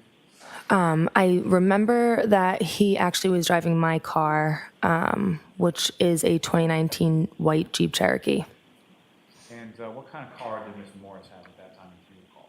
At that time, he had a very old, I want to say like 2012 Ford Taurus. So that's why he took my car, because the Taurus wouldn't have been good in the snow. And how was it that you came? Did he call you, text you? How did you know that he was there? I believe that we texted, and that's how I was informed that he was out front. So you receive a text, something to the effect of here, and then you go outside? Yes. And when you went outside, if you recall, what was the weather like when you were coming out of the house? When I walked outside, I remember, again, the snow was coming down a lot. I remember like sort of trying to watch my step because the stairs in the brick path were pretty snowy, and I didn't want to slip. So as far as weather, yeah, I remember it was actively snowing and I was trying not to slip. And that's pretty much what I can remember. And do you recall where it was that your boyfriend, Mr. Morris, parked the car in relation to the house when he arrived? I believe he parked in the driveway. So you would have come down the steps, down the walkway to the driveway area, correct? Yes. And who drove from Fairview Road to back home that evening? Tristan did. Now, if you recall, when Mr. Morris, I'm assuming backs out of the driveway, is that correct? Mm-hmm. When he backs out of the driveway, where does the vehicle go in relation to the house? We went up Fairview Road, so towards the flagpole in our yard. And so towards the flagpole with the passenger side facing the house, is that right? Yes.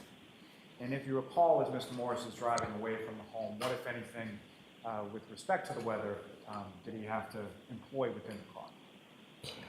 I remember the windshield wipers were on, and I remember he was driving very cautiously, 10 and 2. And I remember thinking to myself, oh, the snow is coming down pretty hard. And as you drove past the house, were you looking outside or looking at the house or the front lawn area of the home? I was not. Once I got inside the car, my attention was on him, and we were having a conversation. So I hadn't been looking out the passenger window towards my house at really any point. So your head was turned towards your boyfriend who's driving the car to the left of you as he's driving away from the home? Yes.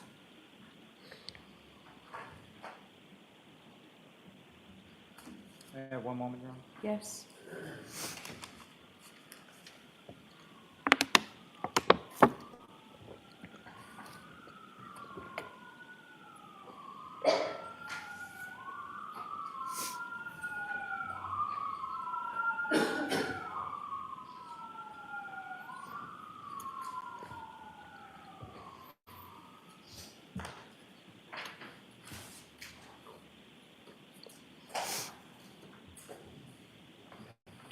Nothing further, Your Honor. Okay. Ms. Giannetti?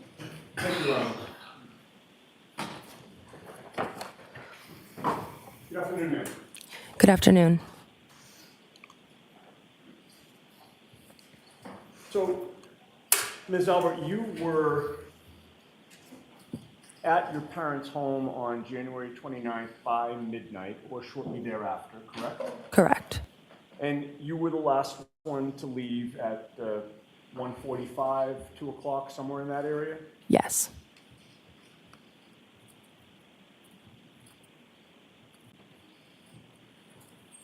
On January 29th of 2022, after you got up that day, did you receive a call, a text, any sort of communication from any investigator connected with this case?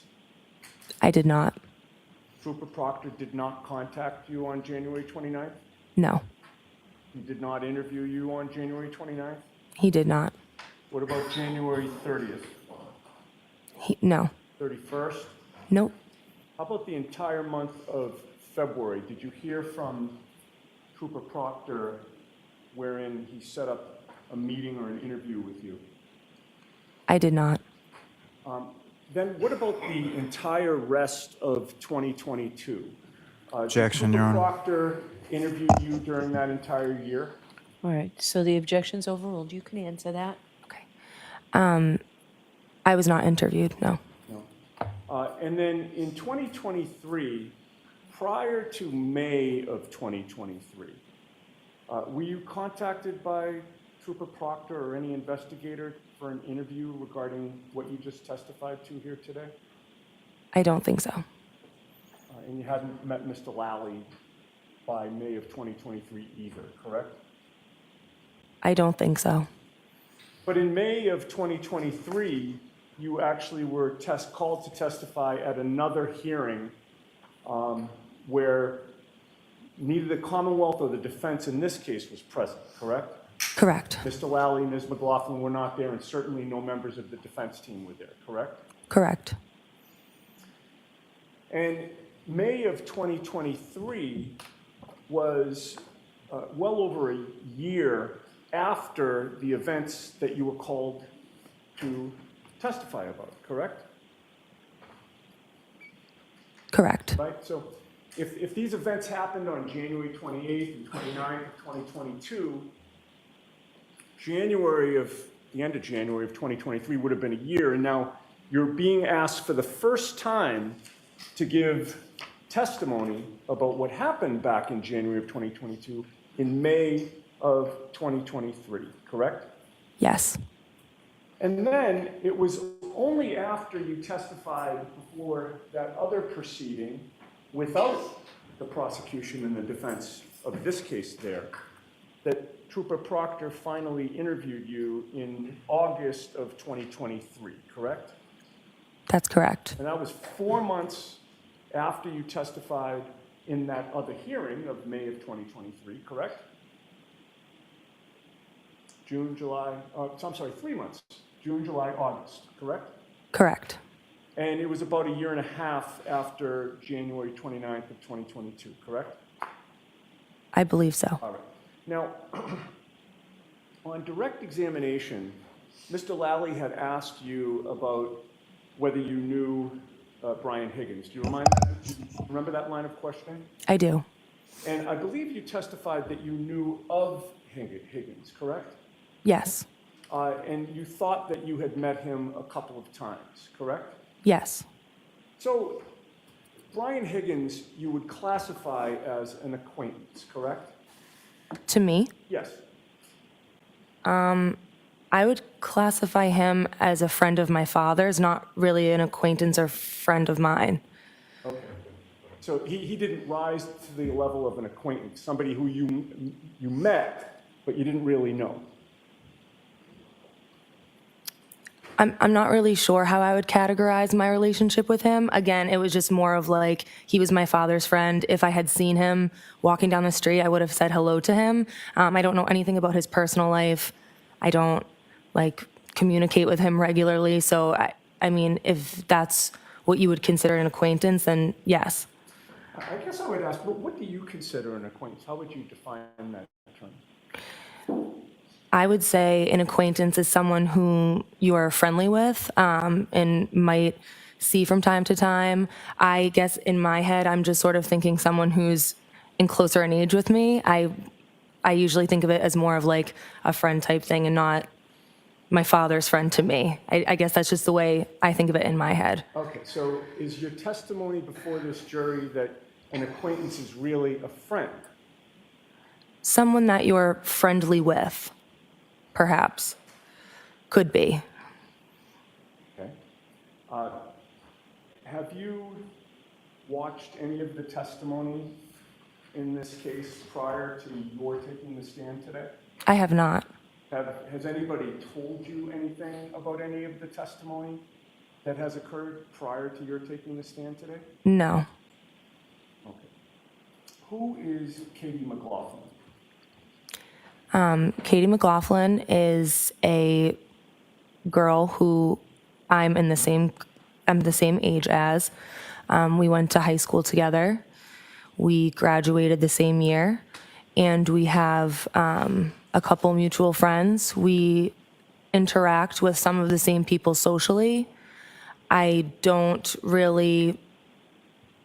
can't think of a time, possibly ever, where her and I ever hung out one-on-one or individually. So more of like a friend of a mutual friend. Okay. So, Kate, you would not consider Katie McLaughlin to be a friend? She's not a close personal friend of I mine. asked you if she was a close personal friend. Objection. Just let her finish her answer. I'm sorry. Go ahead. Finish your answer.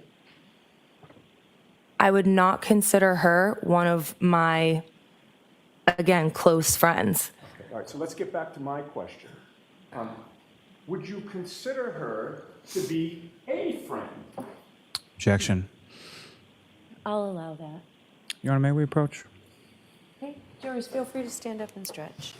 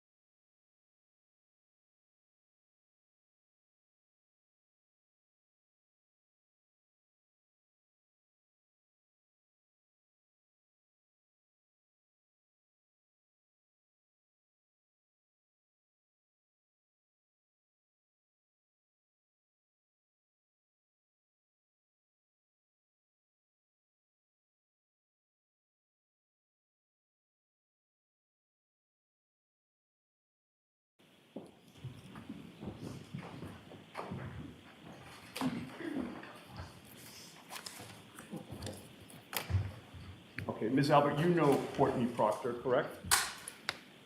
I know of her, yes. And you've been in her company several times, correct?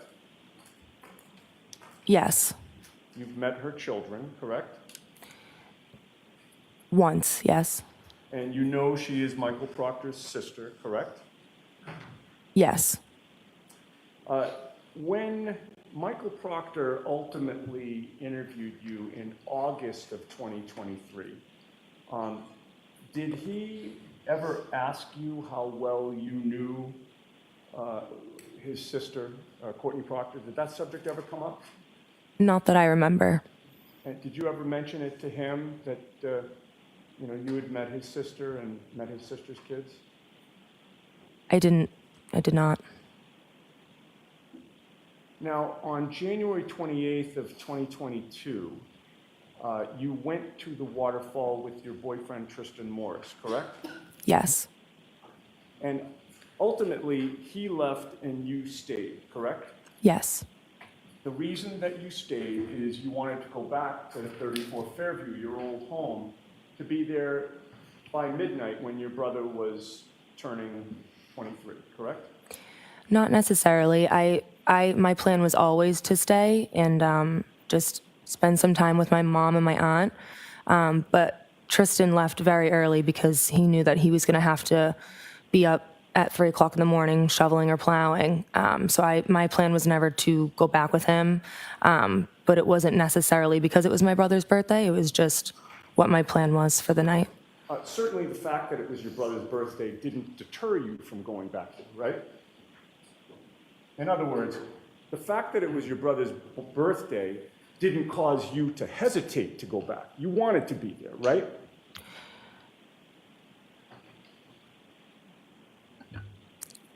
Well, my brother Brian wasn't at the waterfall. No, I'm talking about, let's start over.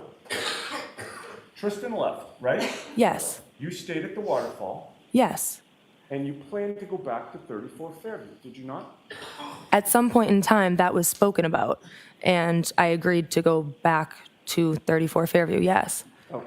And you went back there to see your family, correct? Yes. Including your brother Brian, whose birthday it was, correct? Yes. That was your parents' home, right? Yes. You grew up there. Yes. You were comfortable there. Yes. There was plenty of room at the house, correct? In what sense? A bunch of bedrooms. Yes. Not all of them were taken up, correct? At that time, correct. You certainly felt welcome there, correct? Yes. And there was no problem with you staying there overnight, correct? Correct. And when you made the decision to go there after the waterfall, you knew that there was a snowstorm that was starting, correct? Yes. And you've already testified that when you went back to 34 Fairview, you saw your cousin Colin Albert inside the home, correct? Yes.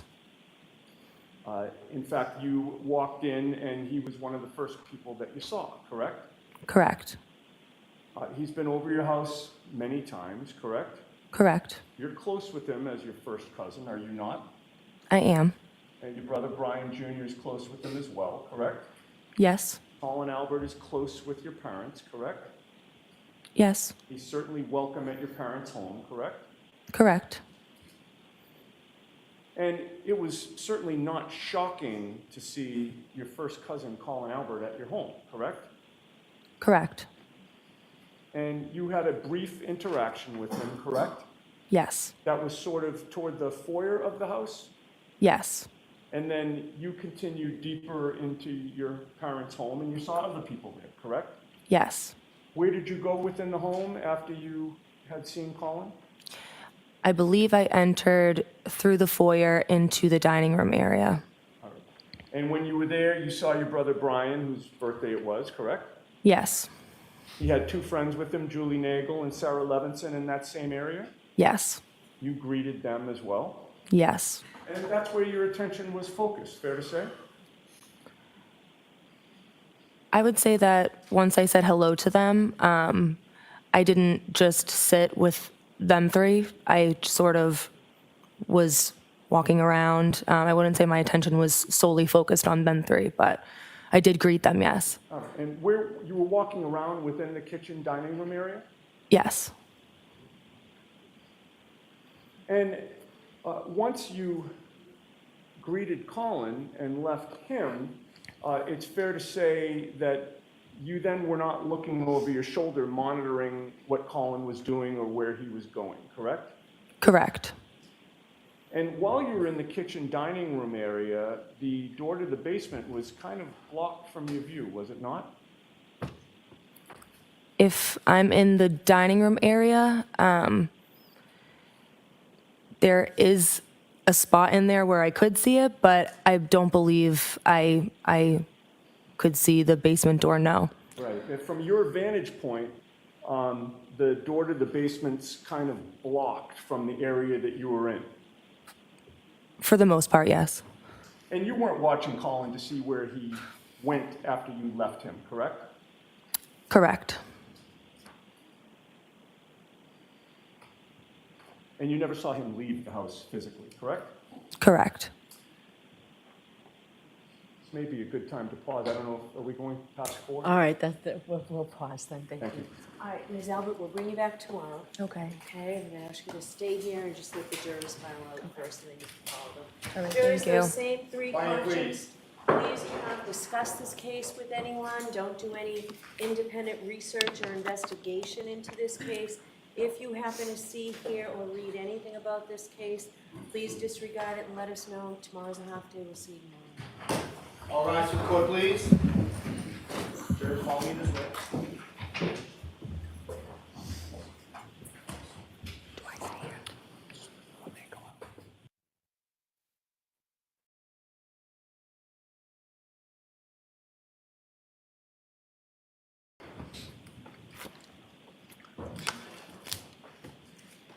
Should I follow them out? Okay, thank you. Yes, that's.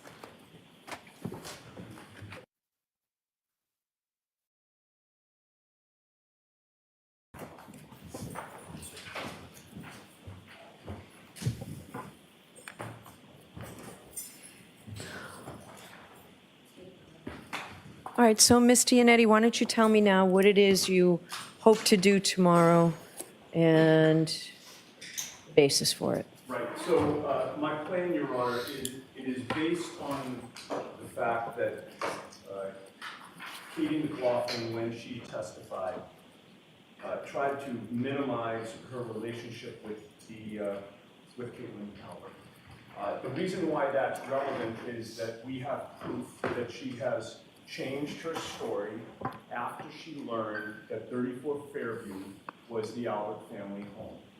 She was on record with Trooper Proctor stating that, this is Katie McLaughlin, stating that what she heard my client say, she actually overheard. She heard my client addressing Jennifer McCabe on scene in a hysterical manner saying, allegedly, I hit him, I hit him, I hit him. And that evolved in this case to a multi-part conversation with many different people, including starting with Katie McLaughlin saying, was there any trauma? And my client supposedly responded, I hit him. And then a police officer jumps in and asks another question, and my client supposedly said, I hit him. And there were like 4 different times where my client was responding to others so that it wasn't really this burst of excitement and an excited utterance. She tried to cast it as statements that were made upon reflection, making them sound more ominous and more inculpatory than what they were, particularly because the person to whom my client was speaking, who was no friend of my client, reported that she said, did I hit him, could I have hit him? So we have a clear conflict in the testimony. We have a witness who has admitted that her statement has evolved, and she's admitted that her statement evolved after she learned the identity of the house that she was at, which happens to be the house that Caitlin Albert grew up in. When she was confronted with who is Caitlin Albert? When Mr. Jackson asked Katie McLaughlin who Caitlin Albert was, there was a long pause, and then she was very, and then even the way she phrased it was, I think, telling. I went to school with somebody by that name, or it was something to that effect, which just sounded ridiculous. It sounded like it was somebody that she was trying to remember. At that point, we had 4 photos that we marked for ID, H, I, J, and K, where we have them together. We have them being Facebook friends. We have a nature of the relationship that she tried to conceal in our view. Since that time, we've been deluged by other photos of the 2 of them together, including one, intimate photo of them, the 4 of them. I'm sorry, when I say the 4 of them, I mean Caitlin Albert, her 2 college roommates, and the only person who's not a college roommate in that photo is Katie McLaughlin. Katie McLaughlin also said that she never went on anything other than occasional day trips with Caitlin Albert.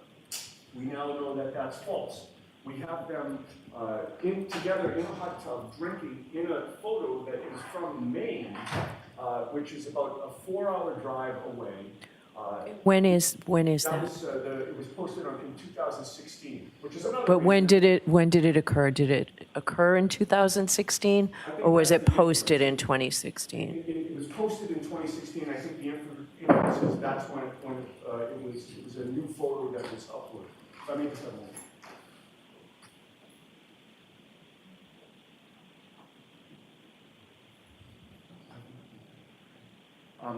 that location was tagged on 2016, so we know it was after high school, which again contradicts Katie McLaughlin's testimony because she made it seem like this was just some girl that I knew in high school, and then we happened to be at the same places at various times, but I'm not close with her, despite the fact that I have my arm around her in most of the photos. The other aspect of this, Your Honor, is that she said that she had not, Katie McLaughlin testified she had not seen Caitlin Albert for, I think, 2 or 3 years prior to January of 2022. We have a baby shower photo that is from June of 2021. They are standing next to each other. Do you have someone to authenticate that date? Caitlin Albert will authenticate that date. Why are you sure of that? She's going to be shown a baby shower which occurred in 2021. Okay. That's when it's timestamped on social media. And Caitlin Albert, her face and her body are in that photo. Katie McLaughlin's face and body are in that photo. How many other people are in that photo? I think there are 6. I have the photo. Give it back to Mr. Dermott. It's the ones for ID. Oh, thank you. Or actually, if I can just see those, I thought these were different photos. If I could have those, then you don't need to count the people. There are 5 other people in the photo with them, but they're together on the right side of the photo. These photos impeach the testimony of Katie McLaughlin multiple times, and we should be allowed to explore the bias of these witnesses, particularly the bias of Katie McLaughlin, who purports to give incriminating testimony against my client, brand new testimony that only existed after she learned of the identity of the homeowners in this case. This is classic bias and classic impeachment evidence. There is no reason why we shouldn't be able to show photographic evidence of this relationship, much like Mr. Lally's shown photographic evidence of the 34 Fairview, what it looks like. It's intended to assist the jury. And in doing a 403 balancing test, Your Honor, the probative nature of this evidence greatly outweighs any prejudice. She's able to explain these photos any way she wants when Mr. Lally does his redirect examination of her. But without being able to get into this, Your Honor, Katie McLaughlin's testimony, it's like she's wearing a suit of armor. We can't get through it. We have the tools and the evidence to get through it. We have the ability to expose her as somebody that's misrepresented something very important to this court. But if we can't ask these questions and we can't get in these photos, then we're not able to do it. All right, Mr. Lally, what do you say? Your Honor, just as far as the authenticity of whatever these is, as far as social media is concerned, there's a variety of ways to fabricate that. And I think it's interesting that Mr. Iannetti is really vague about where these photos came from or how he knows the specifics that he's so sure about when they occurred, where they occurred, what state people were in, what day it was, who is college roommates of who within these photographs, but has no specifics about, where these deluge of photographs came from.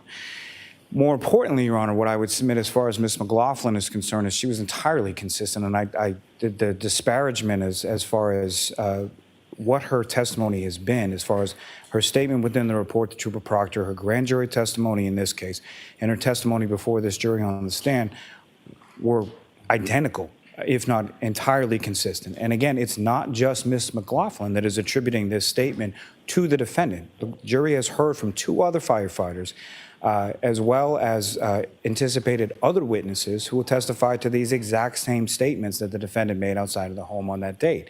What counsel, I think, is referring to as far as the could I have hit him is something that the defendant said to Ms. McCabe, which was overheard by Ms. Roberts on a speakerphone on the way to Fairview Road. And then she modifies that statement when she's asked specifically about the bruising and how that could have been caused. And it's at that point where she repeats, I hit him, I hit him, I hit him, I hit him. So to then use prior statements to a completely separate witness that have nothing to do with Ms. McLaughlin to try to use that to claim impeachment or bias is ridiculous. And then as far as it applies to this specific witness, when it comes to impeachment and bias, what the case law is very clear about is if it goes to bias of the witness who is on the stand. And the witness in this case is Ms. Albert, not Ms. McLaughlin.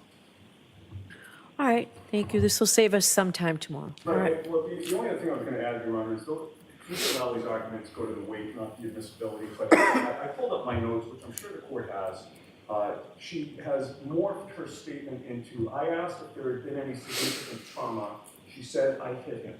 Then she repeated it. A woman said, you're hysterical, you need to calm down. She said, I hit him. Then a police officer said, what did you say? She repeated, I hit him. And, Ms. McCabe herself testified in the grand jury, that's not what happened. That she said at that moment, did I hit him, could I have? She's on record saying it. All right, thank you. I'll take a look at my notes and we'll figure this out first thing in the morning. Court, all rise.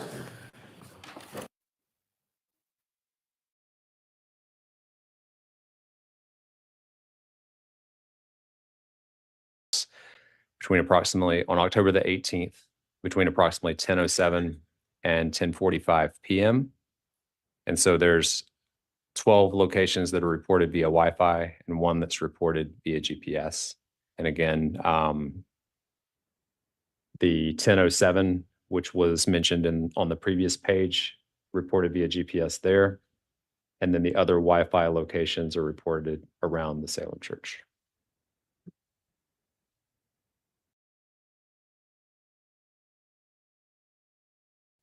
And can you tell us what we see on slide 91? Sure. This is looking at interactions between the 8260 phone associated with Chad Daybell and the AT&T network, utilizing a tower and sector that provides coverage to the residents, the Chad Daybell residents, excuse me. And there are 3 outbound text messages that are sent to the 4652 phone associated with Lori Vallow.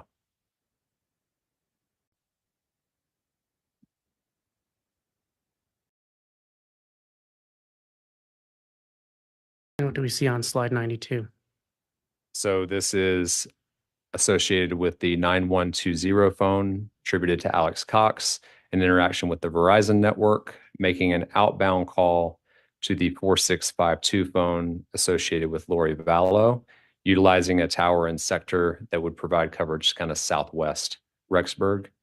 And that call is approximately, it's 977 seconds.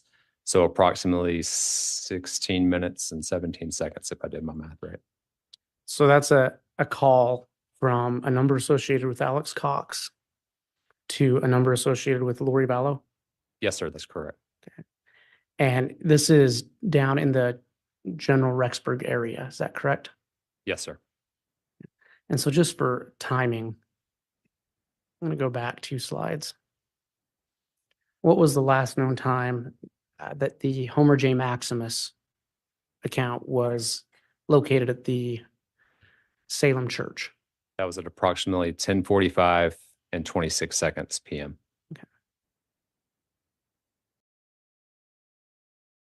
And this device on slide 92 that we were just talking about, that phone call to Lori Vallow, that device the phone call was made from, the 9120, that's the device associated, that's the device that you obtained Homer J. Maximus information from, correct? Yes, correct. So in order to see Google location history, the only device that was reporting Google locations was the device associated with 9120. What do we see on slide 93? So this is the other side of the call that was indicated in the previous page. So this is the 4652 phone receiving that call from the 9120 phone and utilizing a tower and sector consistent with being in Hawaii.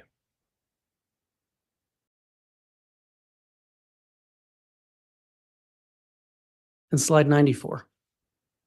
So this is showing Google location history starting at 11:54, and that Google location history again is associated with Alex Cox's account.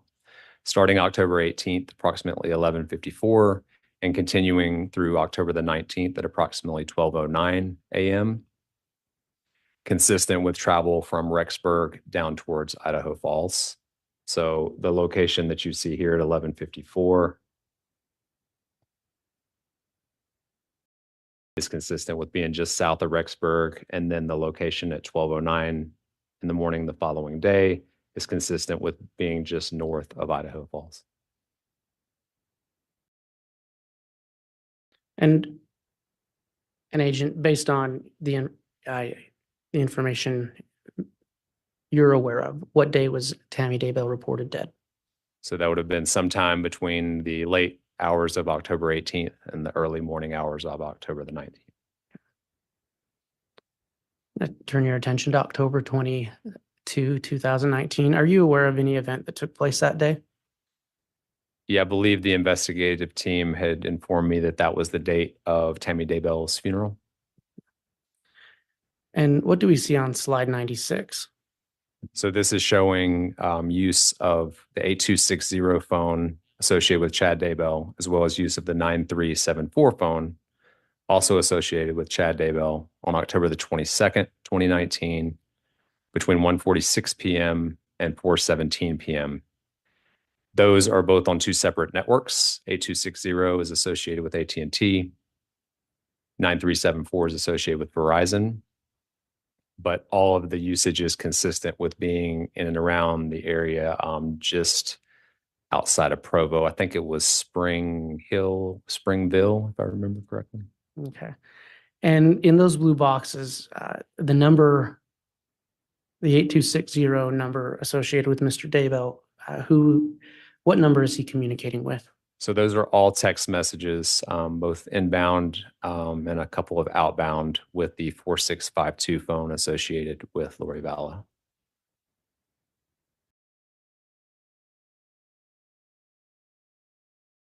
On slide 97, what is the jury saying? So this is just a repeat of a lot of the information that was on the previous page, zoomed in to show that both the AT&T network, which is indicated in blue, and then the green, which is the Verizon network, are both providing coverage in and around the area of the Evergreen Cemetery, as well as the Holiday Inn. And the 401 or the 8260 number associated with Mr. Daybell, who was that communicating with? Again, it's a repeat from the previous, and it's showing communication with the 4652 phone associated with Lori Vallow.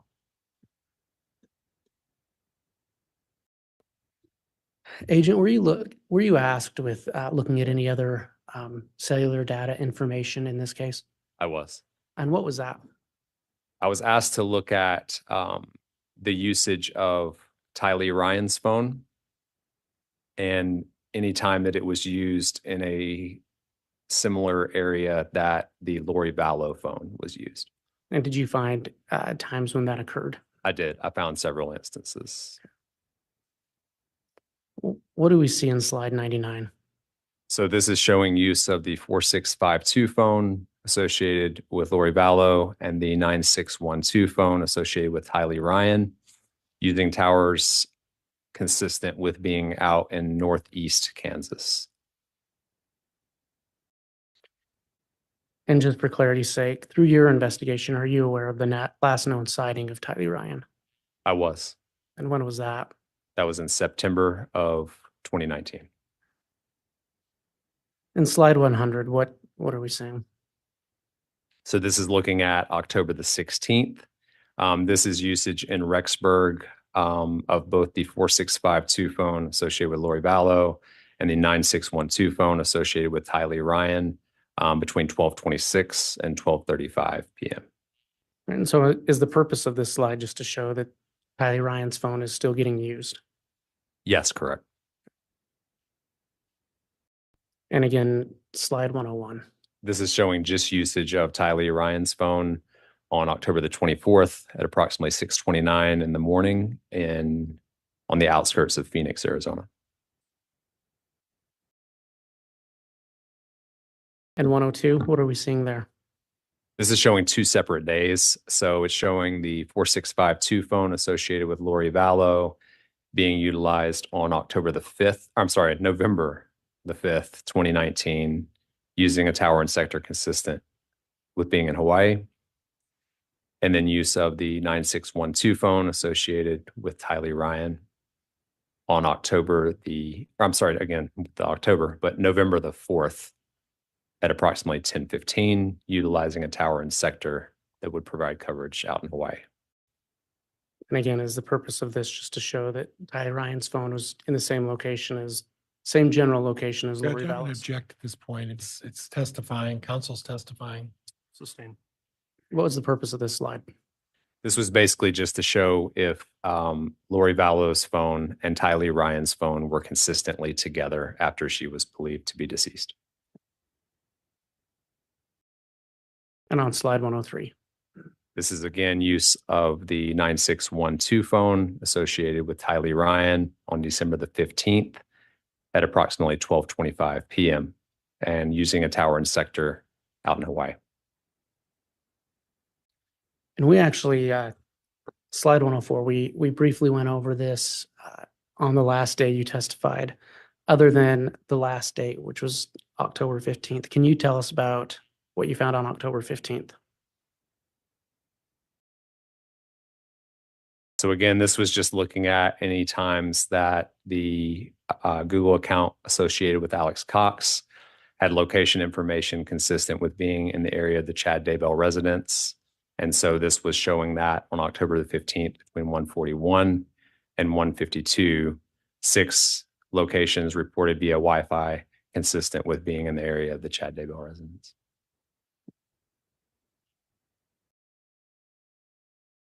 And again, did you limit what margin of error did you limit those searches to? Those were still based on 100 meters or less of margin of error. And Your Honor, at this time, I have no further questions. All right, thank you, Mr. Wood. Once you're ready, Mr. Pryor, No cross-examination. questions, Judge. All right. That will conclude the testimony then of Agent Balance. Is he going to be recalled potentially again? Your Honor, we'd keep him under subpoena, potential rebuttal, but we don't plan on calling him again.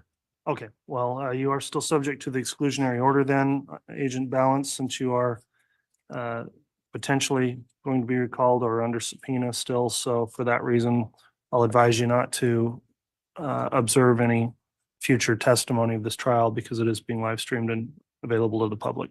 Yes, Your Honor. All right, thank you for coming in to testify today. Thank you, sir. Your Honor, if we could just have a brief sidebar. Yes.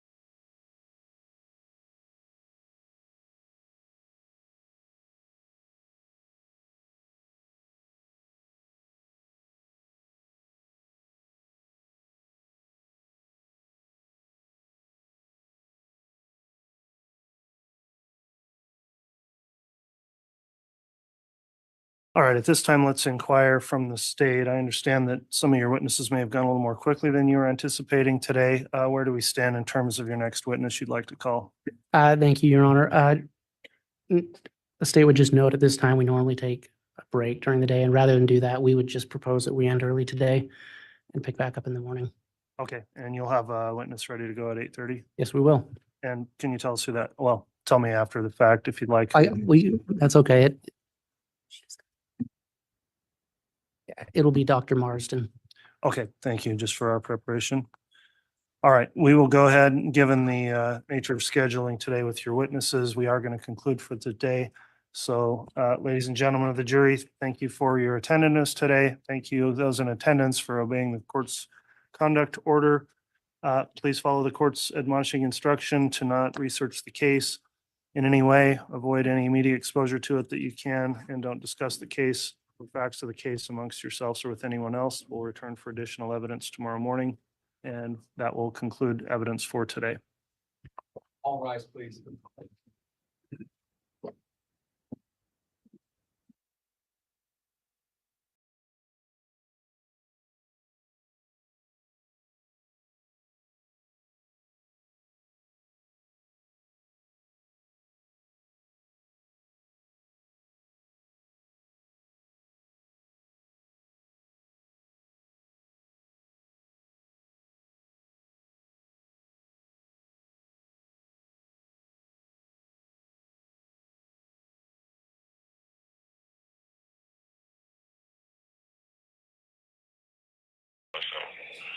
I just sit back and see what happened with it.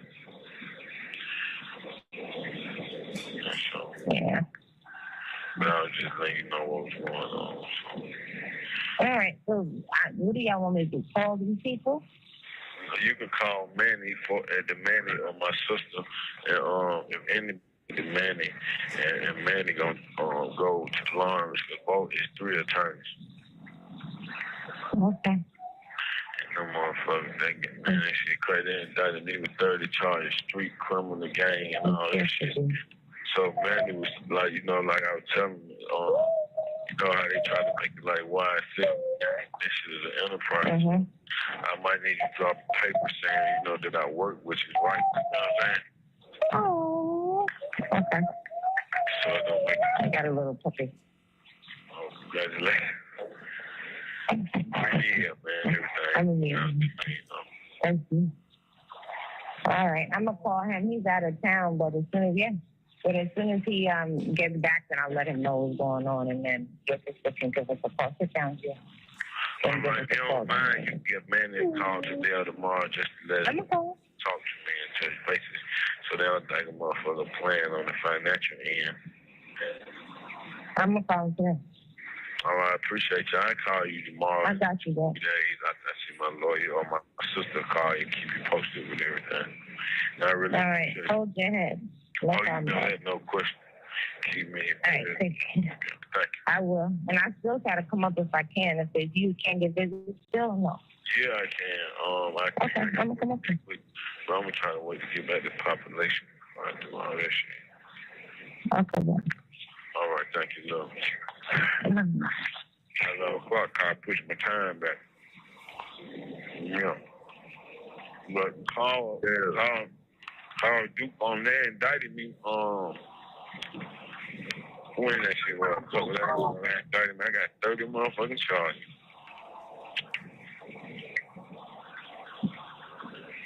With 30 charges. Yeah. That must be on some shit, right? It's like the same charges over and over. I got 12 aggravated assault. They been counting the number of people and shit. Yeah. Then I got whatever racketeering is. I got 3 or 4 of those. Then I got street criminal gang. I got my YSL enterprise in the street gang. When I got told I got papers, I work for YSL. I work with them. So, man, I'm a rolling. Yeah. Then got told all about the little bird, man, Lil Wayne lawsuit, all that bullshit. Yeah. But that was going on. So my lawyer said it'll be a minute before I go to court. We're gonna rush for a speedy trial, so yeah, mama they got. So we so the thing ain't too. And then another thing, we shit let Amina know they got paperwork up in black and white showing, that I work for the company. Okay. If not, it's gonna look like street business. Okay. I'm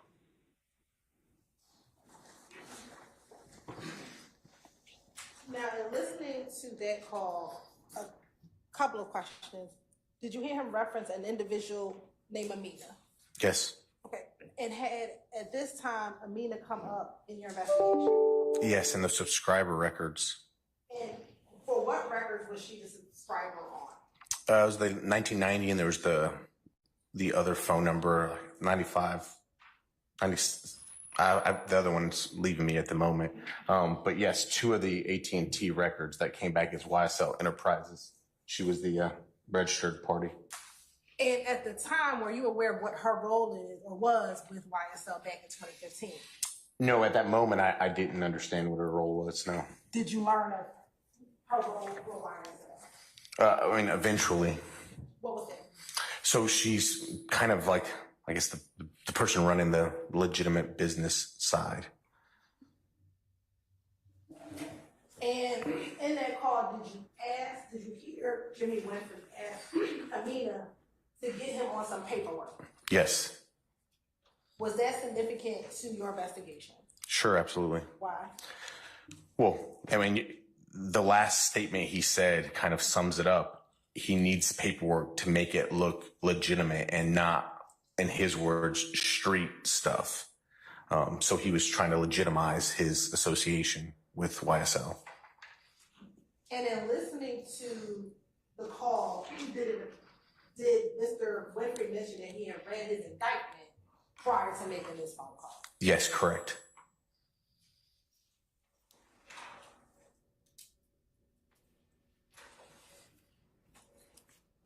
And at the time, do you know what he was charged with in the indictment?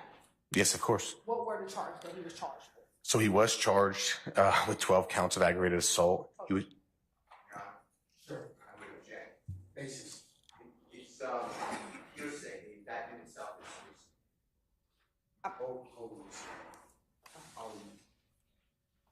Sorry, go ahead. So what the question was, what were the charges in the indictment? He was correct. There was 12 counts of aggravated assault. There was RICO charges. There were Street Gang Terrorism Act charges based on those predicate acts. And I think there was a domestic terrorism charge in there as well. And with the street gang charge, do you know what gang he was charged with being affiliated with? Yes. What gang is it? YSL. Your Honor, that's, what's your objection, sir? A is wrong, but B is hearsay. It is this statement of the document. I didn't hear the What's your objection basis from Mr. Sharp? This statement of the document, the indictment does not say that. I didn't. You're right. My question didn't ask what the indictment said. I asked him about what gang he was being charged with. Overruled objection, sir. What gang? So the gang, ultimately, the subset is YSL.